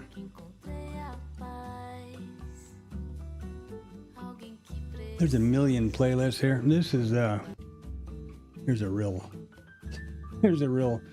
non-trading fun fact for you. I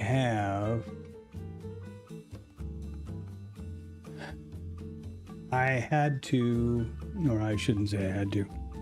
YouTube is very, very particular, and rightfully so, about copyright infringements and all that sort of thing with music or media that you play in a stream. And I certainly don't want to get crosswise with any of that. I just want to have the stream work for my own everything. And I think music's kind of pleasant, even though I don't hear it through the day. You know, a little nicer to have rather than just dead air. So I landed on Epidemic Sound up here, which seems to be, from everything I could find from Google and everywhere else, was a, you know, legitimate, you pay for it, legitimate place to get backtrack music for your stuff. And the reason I'm saying this is use real caution about these things you see on YouTube, like lo-fi house and all that stuff. You know, you're backing music for your stream, all this crap. I tried several of those, which 1 or 2 of them I really liked. It was basically jazz I liked very much. Got copyright strikes straight out of the box. So there's that. Anyway. What I'm going to do now is, and there's a zillion of these I've never listened to. And, you know, I don't stand around listening to music all day on the weekends or whatever. So what I'm going to do here is, I think I'll put this layback, or maybe the piano on. A couple of times I've gotten a strike on this one right here. I respond and dispute, and I've never heard back. Beats me. I make sure there's no vocals, or try to, and there you go. Now you know the ins and outs of the risk-neutral trading sound extravaganza. Nothing on the horizon. We've got a bunch of talking feds and White House memo. Albania helps China military target the U.S. Albania. And what? Alibaba. Oh, are you shitting me? Alibaba helps China military target the U.S. Wow. I suspect, and this is just me, not politically, but have you ever noticed that when a big stink blows up about something like this world famous pedophile Epstein and his buddies, that some magical crisis just appears somewhere shortly after that, that is, in my opinion, the age-old trick of every magician, which is diversion. That's, I guess I'm just suspicious. But, and this has got nothing to do with us. I'm not trading Alibaba. It's not on NASDAQ. It's certainly not one of the ES. So yeah, but I just find that weird, you know. And what a miracle! It just shows up the day after. I don't know, it just doesn't ring true to me. And that's just me. And I'm going to get ready and go out and abuse myself outdoors there, so you have yourself a great time. I'll put this on mute.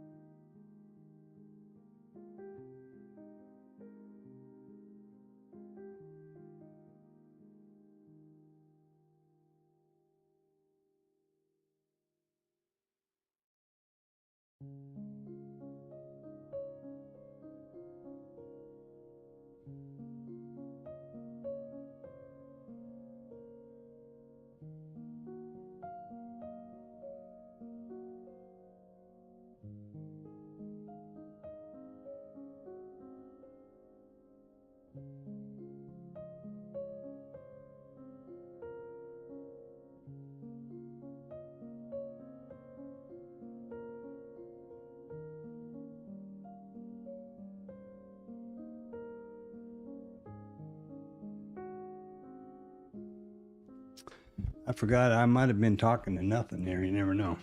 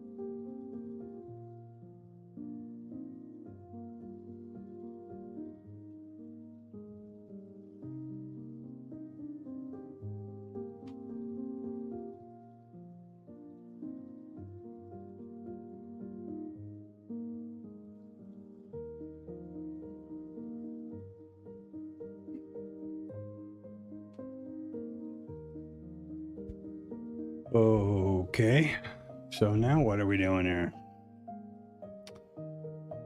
1:30 something, 13:38 Central Standard Time.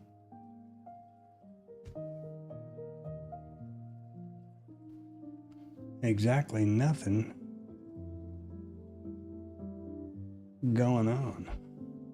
They're gonna probably end this thing. They gapped her way down, brought it back. Almost, you remember when I talked about the gap rules? Go back to that point in the stream early in the morning.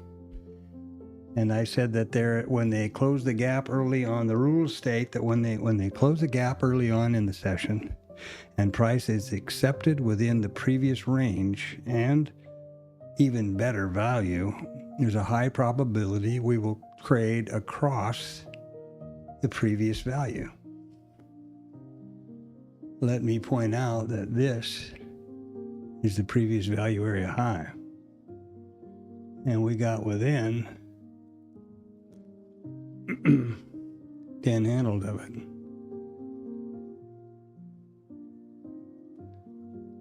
So that's been a pretty good run. Pretty close. And here's my little trade. And look at there. Triple or something. That's a classic example of why it's important to just have a or a trade management plan to maximize potential. In other words, trailing plan or something, which I have to work out with the statistics and probabilities, and then figure out what I think is the best way to go, and not fall into the rear view mirror guru pit. Looking at this right now, well, it's pretty obvious. I just trailed it up to this low, below this swing low, and then I trailed it below this swing low, and then, well, of course you can say that, because you can say that now in the rearview mirror. Now what are you going to do? Where are you going to trail it now? And that's the point at which I was trailing it. What are you going to do now? That's the important part to remember. Where I made a mistake was, in this case, didn't cost me much, but I should have moved my target up further, and then up above settlement, for example, and then trailed up, because my idea was to trail up to my T2. Well, I would have gotten that additional 5 or 6 points. I would have had no idea what to do here. Or if I was, real micromanaging about it, I could have trailed to here and then trailed up to here, at which point I would have been stopped right here. Same difference. So it's all so easy when you're not trading live on the hard right edge. When you're playing in the rearview mirror, anybody can do it. And I mean anybody.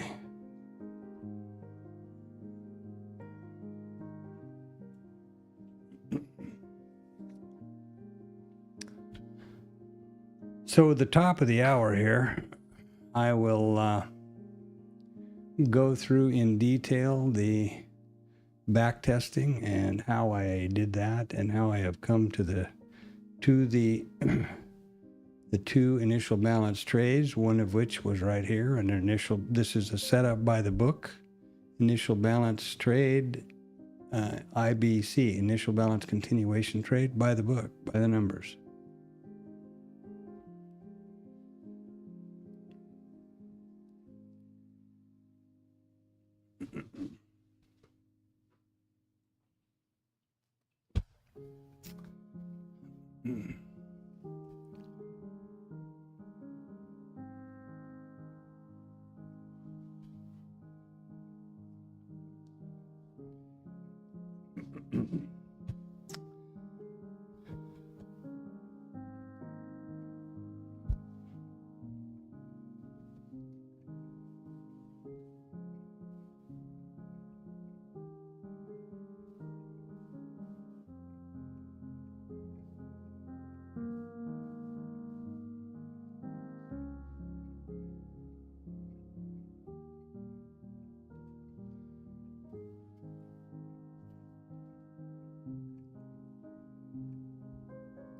My plan now going forward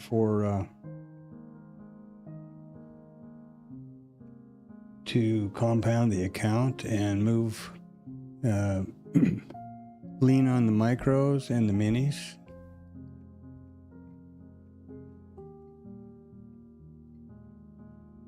Is as follows. I don't really have any kind of a thing to show you, but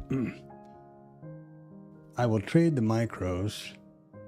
This is a live funded by me account, my money in an account with AMP. I started first of the month this account, trading it for the purposes of the stream.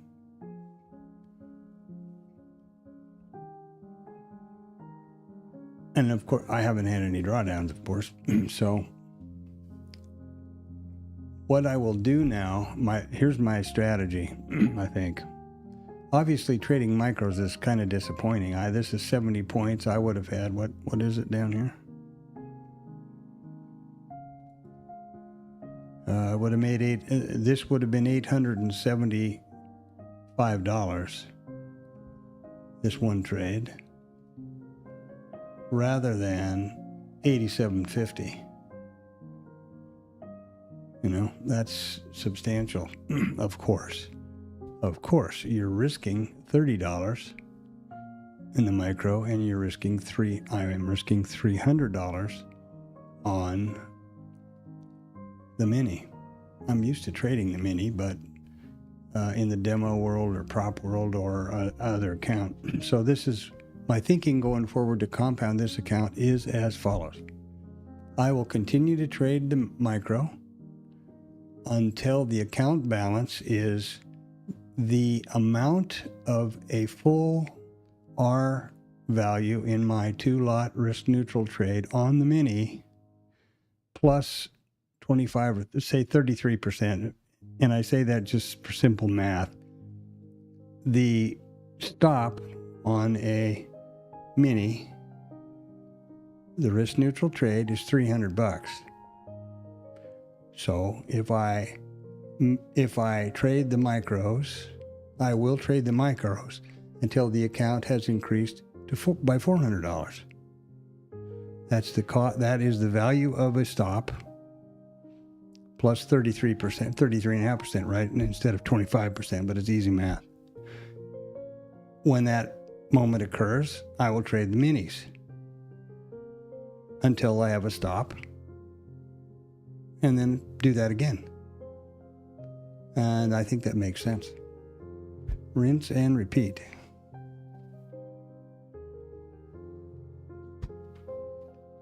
And we'll see how it goes from there. I'll try to write that up. I guess I'll put it over here on my, maybe here in the expectancy pool. Another tab with the trade management idea. Vetted stats here of all the back tests. And what else we got? What are these yahoos up to over here today? Everybody's staying pretty, everybody's keeping their heads low and out under the radar, huh?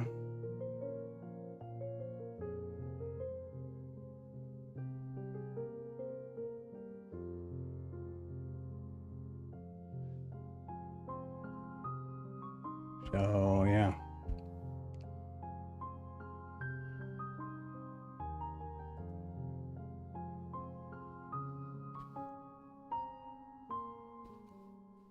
That makes sense to me. I think that's a real sound approach.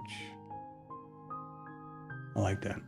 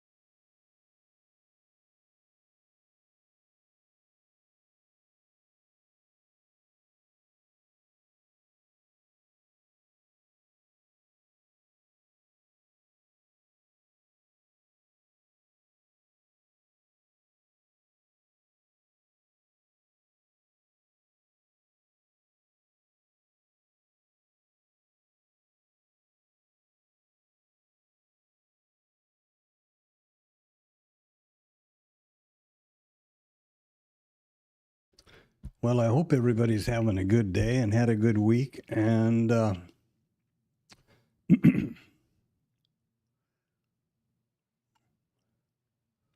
have come to peace with the fact that this is a random market, and the only real secret to success is to manage your risk and trade vetted, pre-identified, pre-qualified trades setups with an edge. That's it. Gambling, throwing darts at the board, gunslinging might have a short-term success rate, but it doesn't pan out over the long haul, I don't think, or at least I haven't been able to figure that out with using real math and real statistics.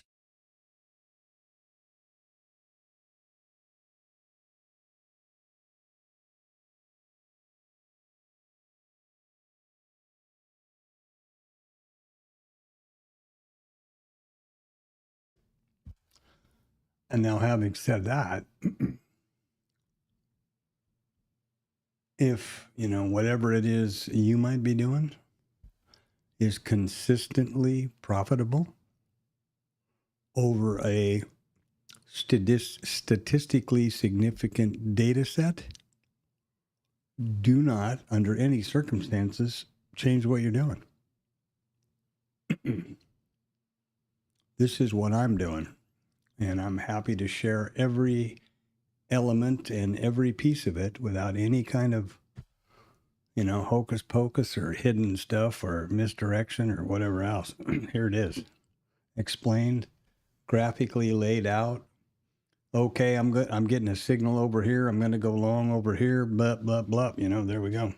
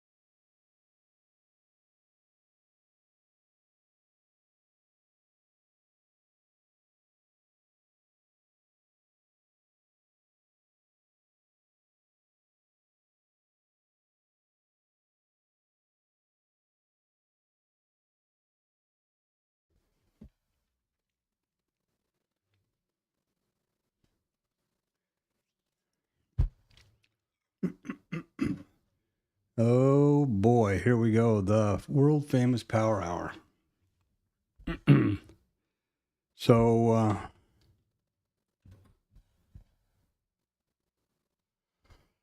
this is kind of the beginning of the wrap up here for the stream. And I go through the back test and kind of my general philosophy about how I got where I am and why I trade this way. This is my backtest tab. This chart, same chart exactly, except for the trigger chart. This is just bigger, and I remove some of these selection buttons. No big deal. I usually use that for, well, until today. Now, first, it's important to know that these lines and levels and zones on the backtest chart in no way affect trading or backtesting. They are just indicators I created to faithfully reproduce the levels and the signals that are called in the backtest or in this trade system, and only those associated with the initial balance. So I'm going to have to change the name of this of this chart, or save as, to the IB backtest, because I won't change all of these lines and stuff again, but I will have to redo them for the next setup that I'm going to vet. So if you were around today, you know that I applied the trading system to this chart in demo simulated IRT simulation mode, which is just within the charting package, having nothing to do with the real live money AMP trading that's going on over here in Bookmap. Both running on the same data, so this data is exactly the same as Bookmap, but the trading part is separated. And that worked like, that's how the trades, this is how the trades are plotted. So this was an actual trade that was taken, and it worked out, and it's, as you see, and it's on my Bookmap. The trading system uses only 3 signals, or, points, rules, whatever you want to call them. And they're A, B, and a trigger. And there we go. So the backtesting system then, I'm going to make a snap of this because this is the first time. Hold on. This is the first time I've actually done that with this system. Okay. Now what I'm going to, ooh, I didn't want to do that very bad. There we go. Now what I want to do, there's going to be no trades that are going to happen in the balance of this session that I'm aware of, because I don't take trades after 2. I have an end of day rule at 2:30. And even if I did take them, or decide that I will at some point, look how far we've got to get back down to the initial balance for signals, because these are the only 2 trades that I have vetted and that I'm working on now. So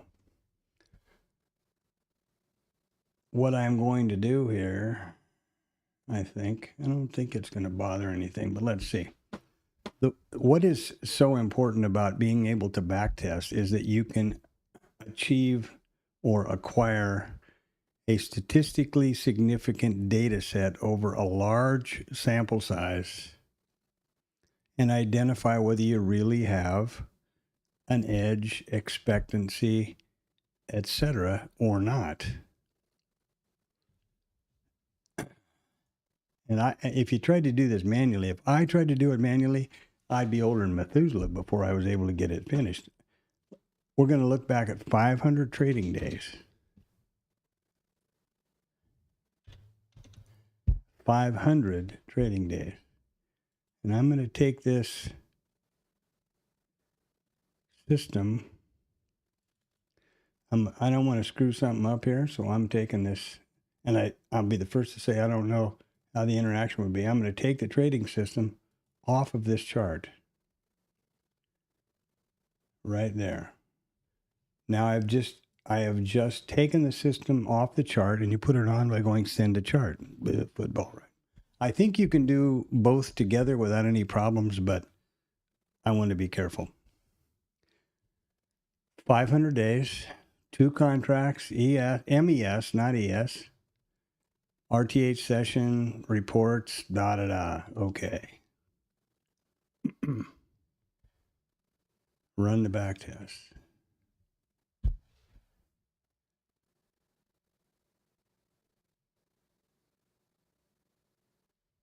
It back tested 493 days, 758 trades, 409 long, 349 short, maximum drawdown, blah, blah, blah, blah, blah. Boy, this is so irritating. Why that won't work like that? When it's thinking, it will not do what I want it to do. Okay. Maximum losing trade, maximum winning trade. This should be, well, that's 75. It should be $75. So that's interesting. Average winning trade, average losing trade, number of winners, number of losers. 1.15% and 59% win rate. Now, let me see if I have changed something that I don't remember. I don't think so.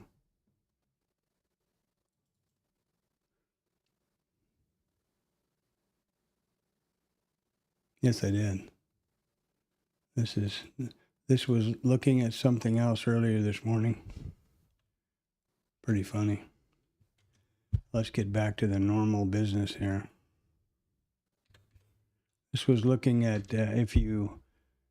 if I trailed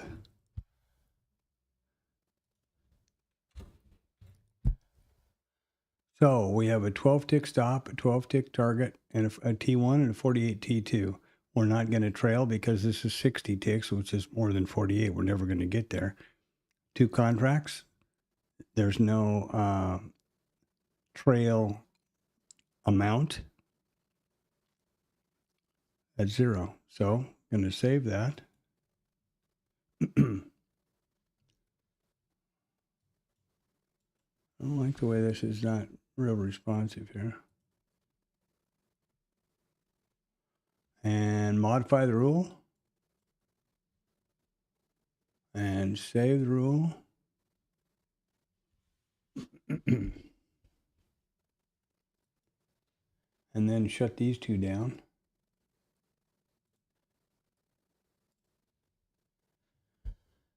And run the back test.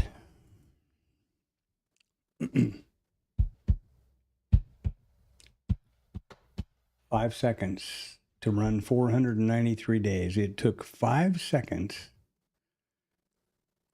to evaluate each one of these. I think there's 47 or something rules over every 1 minute bar back 493 days. That means this computer processed these rules in 5 seconds over 217,957 bars, 1 minute candles. Think about that. Phenomenal, isn't it? So let's get over here.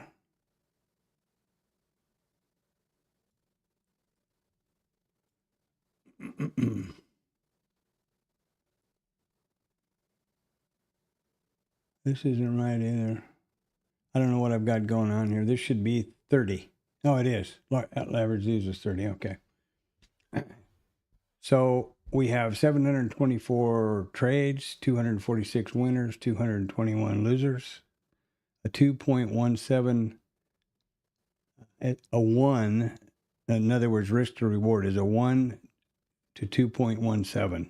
So for every one risk unit, I'm making 2.17 risk units, if that makes any sense. And the way I can do the math here quickly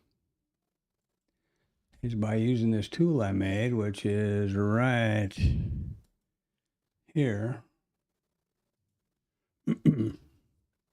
500 trades, days, 724 trades. Wins are 246. I must have just done this recently. 65.66.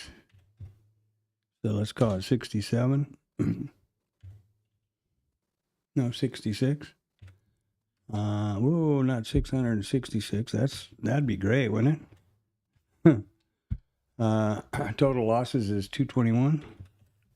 And average loss is 30. Now, let me say something right here in the middle of all this. Where's my thing? When rate is boop, boop. And let me just say that taken by itself, win rate is completely useless. It's nothing more than clickbait. When taken in conjunction with the other metrics, it is a necessary component to calculate expectancy. But of and by itself, it is exactly useless clickbait. You know, you can have a 95% win rate, and if your risk to reward ratio is upside down, you're going to be bankrupt or have your account blown up in 10 trades. You could very easily. So that's really important. Another really important one that figures into this is the risk to reward ratio, which is really important right here. That's actually, that and expectancy are the two, those are two important metrics to me in trading. Now, what do we have here? Well, we've got 257 scratches. On a package size of 2 lots, we took 1,448 individual contract trades. 503 times did we achieve T1. 246 of those of the trades we achieved T2. We stopped out 699 times for 48.7%. Notice that that's the same over there.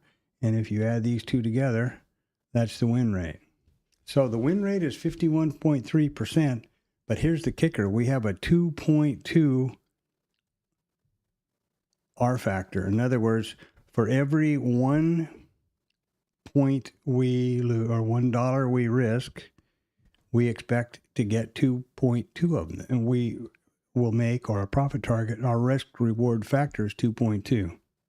Not sure if I said that clearly, but you get the point.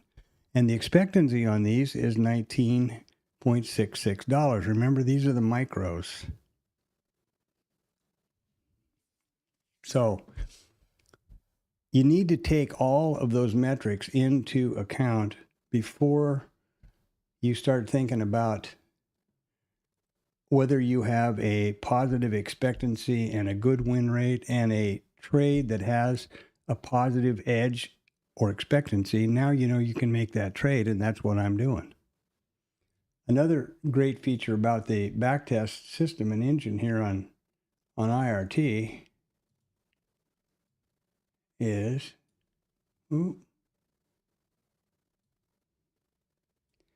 you can look at each and every trade going back to December 15th, 2023. At 9:50 in the morning, we entered a IBF short, and we were stopped out. Next one was stopped out. Here we got a T1 target and a stop. T1 and an end of day exit. I'm not seeing any. Here we go. Here's a short and a T1 and then a T2. So full deal. And here's the running profit, how they work out. And this is the case. You will find this record, and you can go back and check in the charts if you want to. you'll find that record for every 724 of these trades. That is doing the math and accurately determining your statistics. Now I know that I have a statistically probable, a statistically proven edge on these two setups, and I can trade them as I have been doing now going forward. And of course, those numbers look a lot more dazzling when you do them on the mini because it's hundreds of thousands, right, of dollars. So that's how I do and how I think or believe, I should say, how I believe the correct way to approach statistics. This is the correct way to vet a setup. And let me be real clear. Every one of these rules is absolutely specific. No discretion, no changes, no maybe this, maybe that, maybe close. And the computer just executes them like the machine that it is.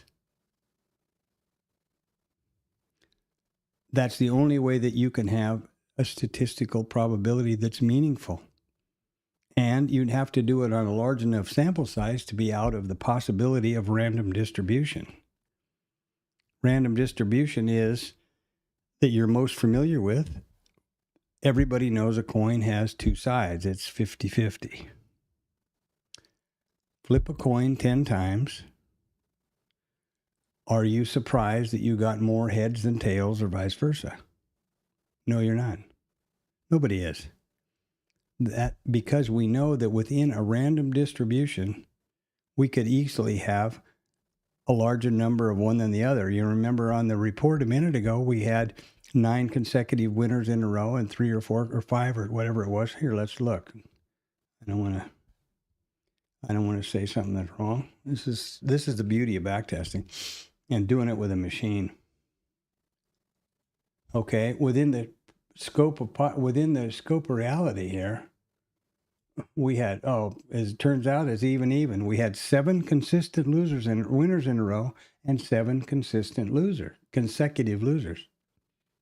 So you need to know, if you have vetted this trade with these setups and these rules, and you take 7 losses in a row, that's within your data range. That's not abnormal. That's within the probability of random distribution.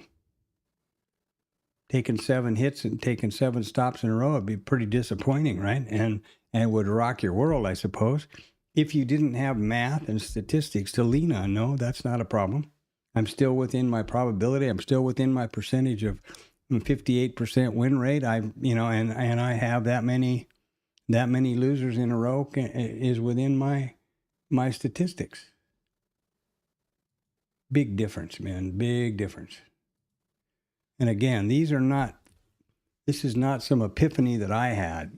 I'm just articulating here and demonstrating the common understanding from the most successful hedge fund and trade managers and traders in the world. And I mean in the world.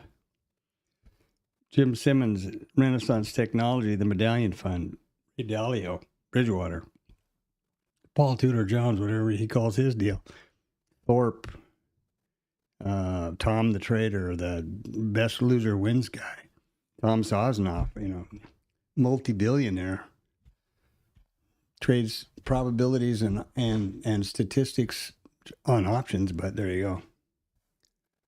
So that's how I approach statistics and trading. And you saw, I took it off the chart. I'm sorry. You saw today the trade sent to the chart from this system, and it traded in real time. When that trade triggered, I manually zoomed over here as quick as I could and entered the trade because as quick as I could get into it, right? We'll get over here. The signals I don't have the IRT signals pushed across to the to Bookmap. So I took the trade as quickly as I could, a 2-lot risk neutral trade, and there's the stop, and there's the target, and T1, and there was T2, and I was able to, because I'm not vetting the trades, I didn't have to leave everything as it was. I was able to do a little bit of trade management to increase the profitability, to let the winner run. There you go. Yesterday, no trade. Day before yesterday, one winner and one stop, if I remember right. Just by the number. And no emotional, huge drama, no no excitement or wondering or guessing or hunching. Did I get these things? Do I have an A and a B and a trigger? Boom, I'm in the trade. So I think it's really the right approach. I hope I can get that across to myself and to anybody that's interested in listening. And as I said, I'm trading the micros here because I've had some issues with IRT doing random stuff I wasn't sure it should be doing to do with trading. That seems to be ironed out, no problem now. And it's my account and my money, so I don't want to just immediately jump into this with questions in my mind about, not questions about the back test or the validity of the statistics and the edge or the expectancy, but rather execution errors and execution method for simple stuff like what I want to do. I always watch the trigger chart, these are 32-inch 4K monitors, so when I'm looking from over here to over here on the hard right edge, I've got to turn my head and the microphone and a bunch of stuff. I need to get this chart over here where I can see it easier. You know what I mean? Just little stuff like that, mechanical things, which are important to execution and to trading, but not part and parcel of the statistics and all those elements. And the one final thing to think about here.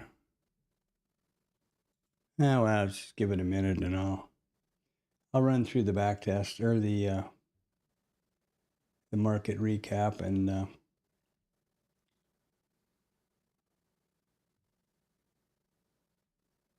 yeah, that's pretty well got it.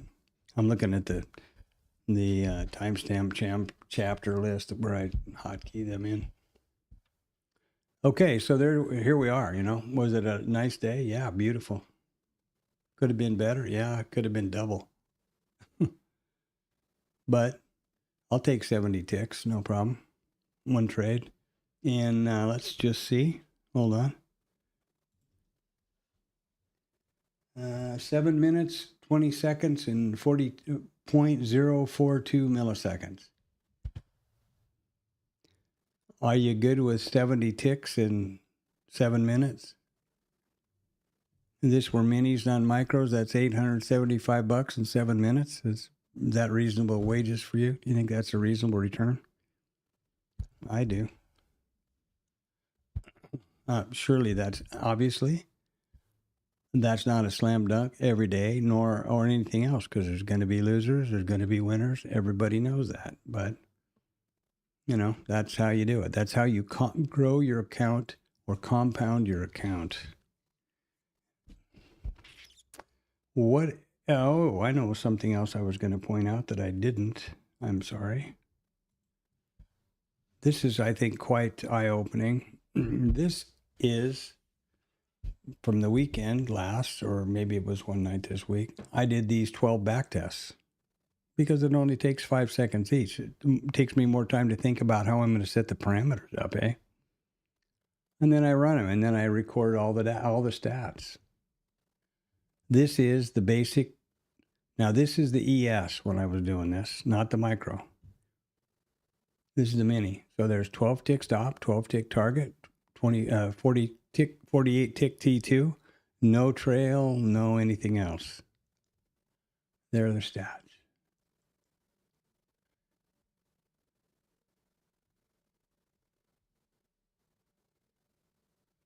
And you see it holds pretty true with the micros because The expectancy here on 715 trades was $206. In the micros, if you remember a minute ago, it was 19 and change. It would be 20 and change right here. So it's pretty close. Expectancy. Our R ratio is a little bit higher. I believe it was 2.21 a minute ago. And then here we have the consecutive wins, losses, number of shorts, profit for long, profit for short, and total profit. And all of these variations, these what if things, this is how I go about trying to optimize. And I can also use the backtest engine in IRT to do a proper Markov chain stochastic optimization with the computer over backtest data and then forward test. So what you do there is you run all the backtest strategy over all of the data up until, say, 31st of December 24. And then you optimize that strategy with the computer. Now you take the optimized strategy and you forward test it over unused data for the optimization. So you run that optimized strategy over all the data from January 1st until now. See what that does for you, which I'll do this weekend. So there you go. Remember, win rate is meaningless without everything else. Oh, and by the way, I think I might not have mentioned it, but the calculation, the formula for expectancy is really simple, and you can do it at home on your Excel or whatever you want to do. It is win rate times average winner minus loss rate times average loser. And you want to be sure that you have a large enough data set to be outside random distribution, to be statistically significant. You know, if you have 5 winners and a 50% win rate and 4 losers, you know what I mean? It's got to be a substantial number to be meaningful. That's important. All right, so I'm going to have a drink of water here, and then we'll do the recap, the bottom of the hour, and then we'll be on deck for market on close and balance at 1450, and it's Friday night, baby. Look out. Friday night. I can remember a time when that was dangerous. When I was loose on a Friday night, that was dangerous. So I'll be right back.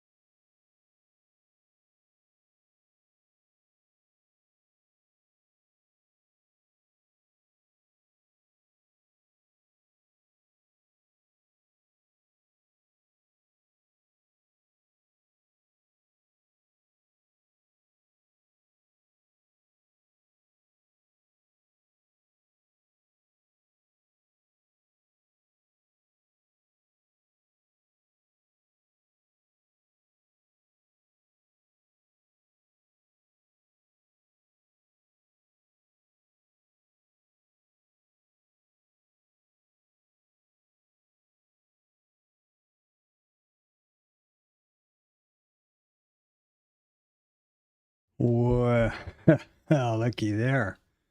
We just rounded the corner on the final curve for the cash market session close. Here we go, 30 minutes. So let's do the world famous, extremely valuable recap. Going back to the pre-market, we were in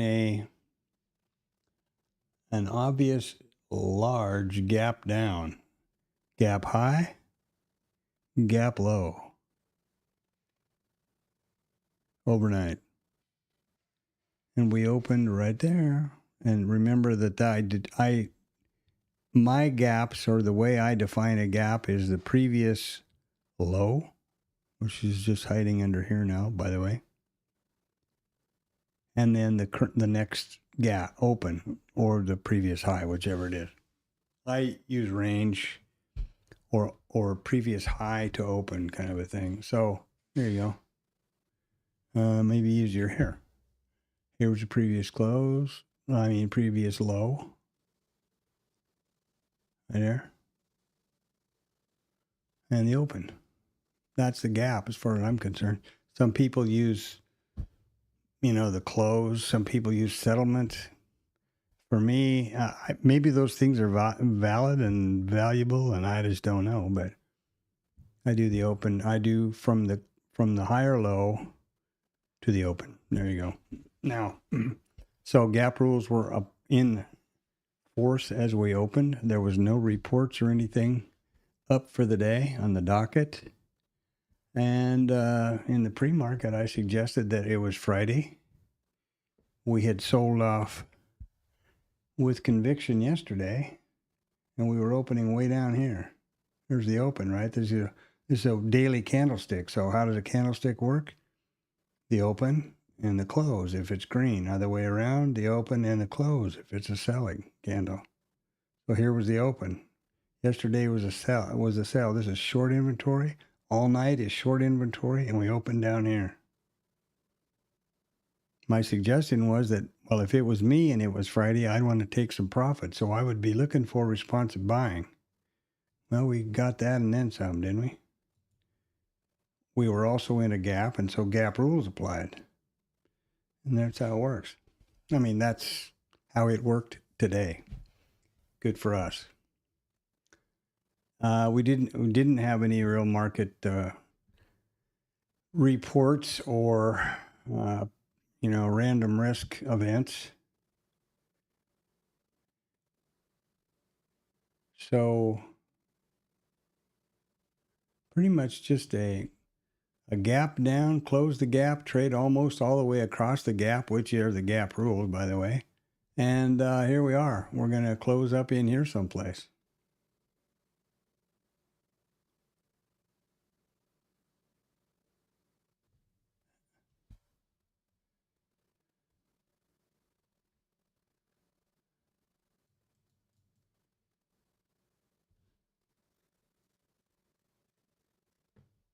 Oh, I see what's wrong. Yeah, we're way off over here. There we go. I was going, what's wrong with that? Okay. So there you have it.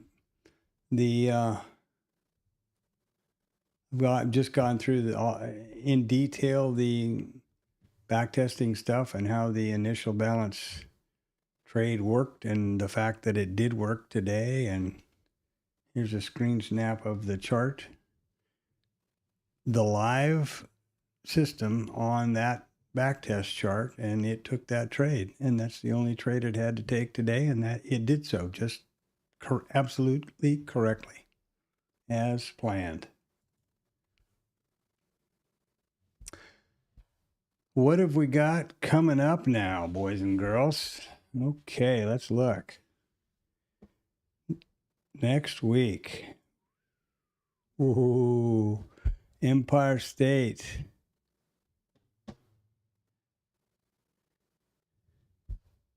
Crude inventories crushing FOMC. Existing home sales, Philly Fed. S&P at PMI. PMI, Michigan numbers. Pretty good week. Next week in earnings now, it's kind of a whole lot of nothing going on until Wednesday. And then we have NVIDIA on Wednesday. $4.6 trillion market cap. Jesus Christ. That is astounding, isn't it? Remember that this is investing.com. It's free. You can pay to have the advertising gone and whatever you want, if you want to. You can filter it any way you want. Obviously, there's earnings and there's the economic calendar. I like this presentation of this calendar when it comes to capturing for screen snaps on, my Discord or wherever. And the other one that I use is Financial Juice. Has a couple of benefits and a couple of detractions as far as I'm concerned. I'm not real crazy about the presentation of the docket. I just don't like the way it's laid out in the color. But they do add, I don't see any today, but for example, if Trump is going to speak or there's a press conference or something, they'll add those into the docket here on the fly, kind of. Investing.com does not. They just focus on the real scheduled reports, financial news. So that's Financial Juice. Now, the second thing Financial Juice does on the right side over here is they have more of a Squawk Box feel. This guy is such a screaming contrarian. It's amazing. If Trump told him to, I bet if he says jump, this guy says how high and the way up. I mean, I find it really hard to believe. He's always making statements like this with no basis for it. No, you read any of these Fed chairmen speaking down here, any of these guys, why, and the numbers and all that stuff, Zippo. Oh, here we go. Bureau of Labor Statistics is going to have the unemployment situation for September will be released on the 20th of November. And when, you ask, is the 20th of November? I don't know. It's next Thursday. So we'll have the Philly Fed. We'll have the BLS. September, not October, September numbers. Thank you for the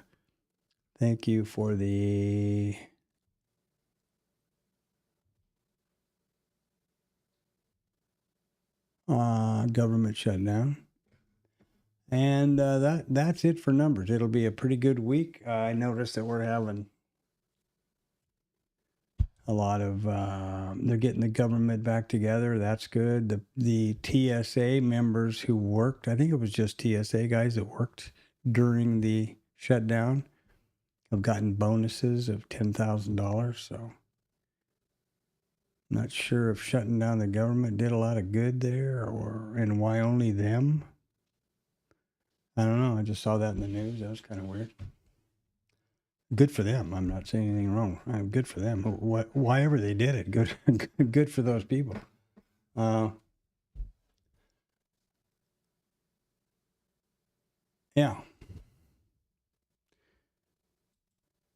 So we're back to the roses here, eh? We're going to end the day on a high volume, I'm guessing. Come on. 172.9% volume for this time of day, and 3.5 points per average or ATR, average true range.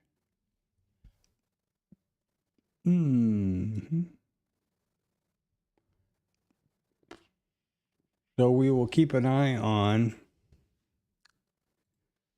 the Financial juice squawk here. And another 10 minutes, we'll get the market on close. Here we are. Should be not a lot of question in anybody's mind what the context was. One little piece of the pie over here. But I'm tickled with that, no problem. Yeah, it's a good week, I think, pretty much.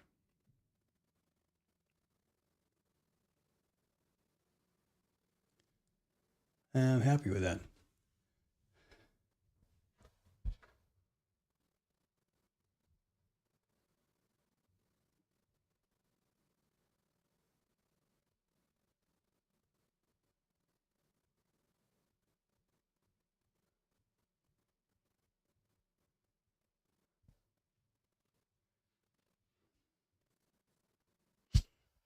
Yeah, it's so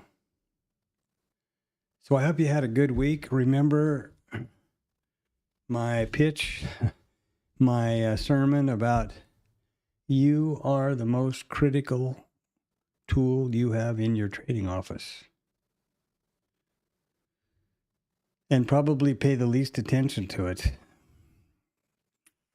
You spend a lot of time on monitors and keyboards and software and setups and Discord stuff and whatever else. Bookmap this and IRT that, and your eyes and your brain process all that information, and you make financial decisions for yourself and your family. Take care of yourself. Be hydrated. Be well rested. Don't be on psychological tilt. Get good nutrition. Get away from the monitors somehow a few times every day. Get some soft focus on your eyes. Do some sort of exercise, push-ups, pull-ups, whatever the hell it is you do something. Do it, whatever it is. Get your blood going and keep that most important computer that you own between your ears ticking over properly. And now we've got 8 minutes or so, 8.5 minutes till that market on close and balance, and we'll see how we go.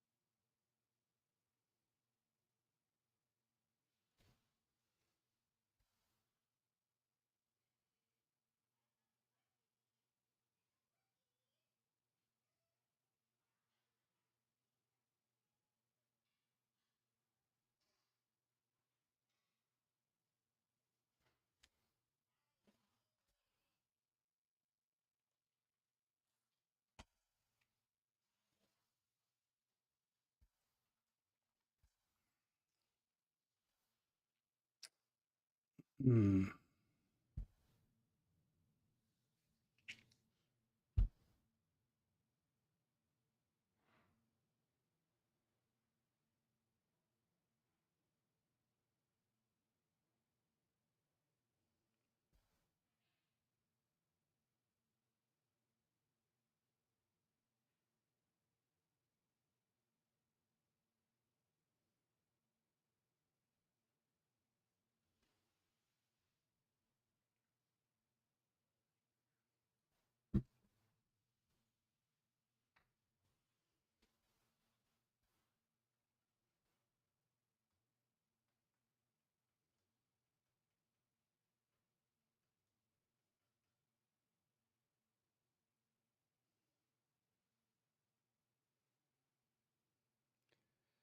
Okay, 4.5 minutes. I'm tired. I'm looking forward to stepping away.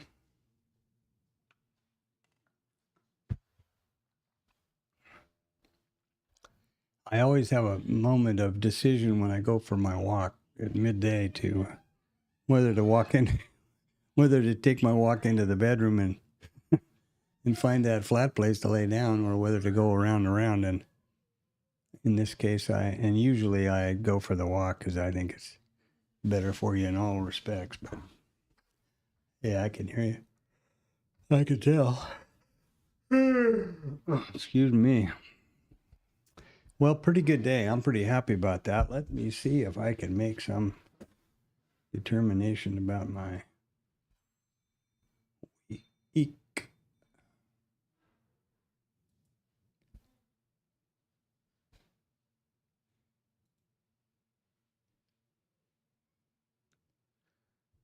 Well, my calendar for November will be 1, 2, 3, 4, 5, 6, 7, 8, 9, 10, 11, and today 12.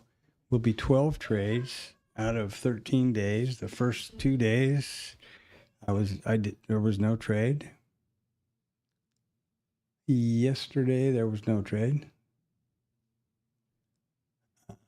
And today, of course, there is one. So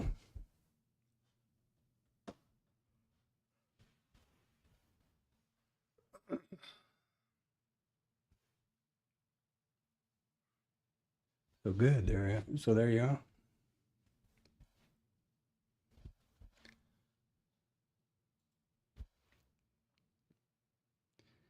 Two and a half minutes for the MOC. I'm not assuming there's going to be any whoop-de-doo with the market on close imbalance, but it's always interesting to watch and see what they come up with right over here. Big P shape. That's about as short covering as you can get, isn't it? Is that surprising? Not really. Thanks a lot for stopping by the stream. I really appreciate it. Drop something in the chat. That's big help, actually, to know someone's there and get some feedback.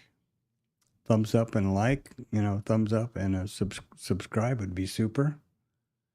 Big help for me. Let me know I'm on the right track here.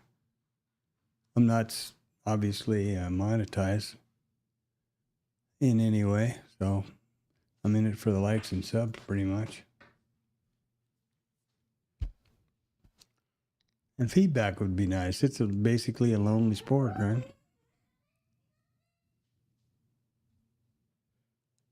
Minute and a half.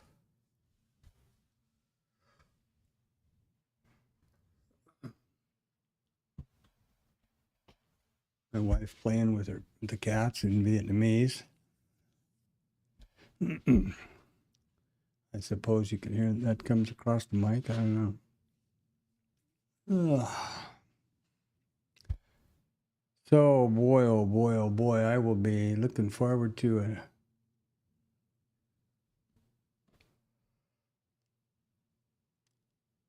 I think I'll take a nap, actually.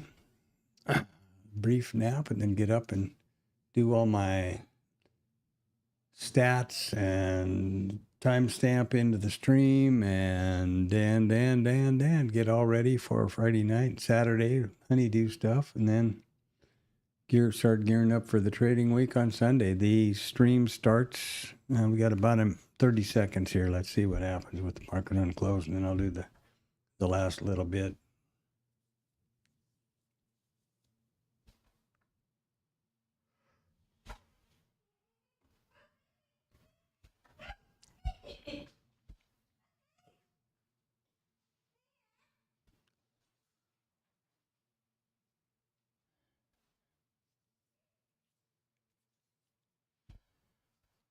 Oh, 5 seconds. There we go. Not much. Pretty quick, that'll show up over here. and we'll be able to see what this world famous market on close imbalance is. This guy only speaks on Fox, too. That's another interesting thing about him. He definitely needs. He's still on the payroll for the White House. I find that kind of unbelievable. I didn't think that was correct. So here's our market on close imbalance. We've got minus sell side 92 million S&P, buy side NAS 100 38 million, sell side Dow 2 million, sell side Mag 7 76 million.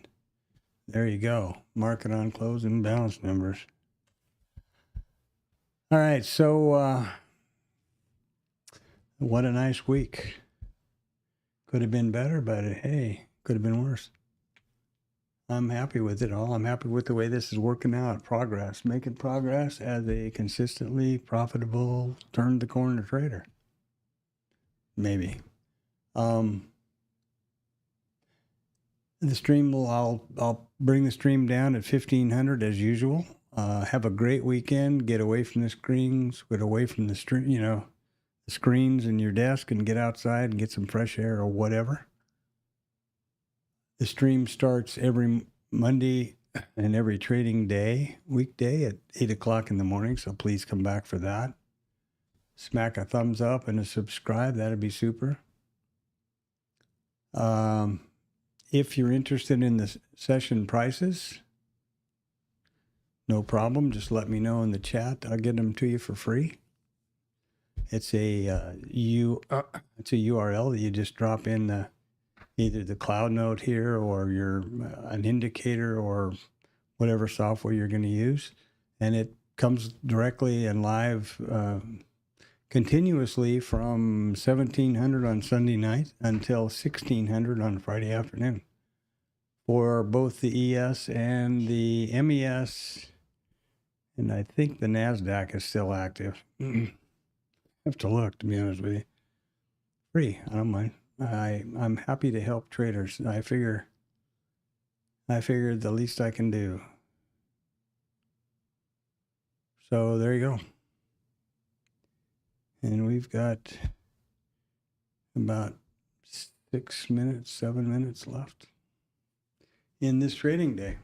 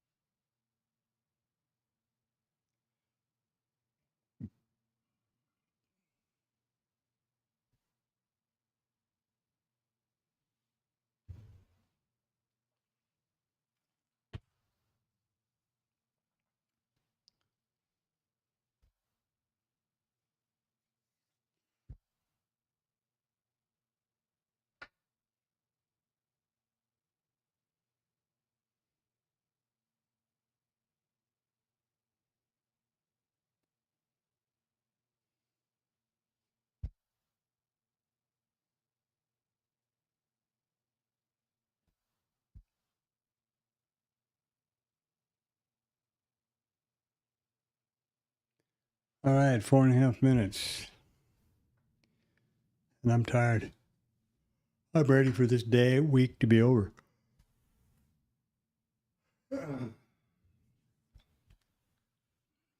By golly.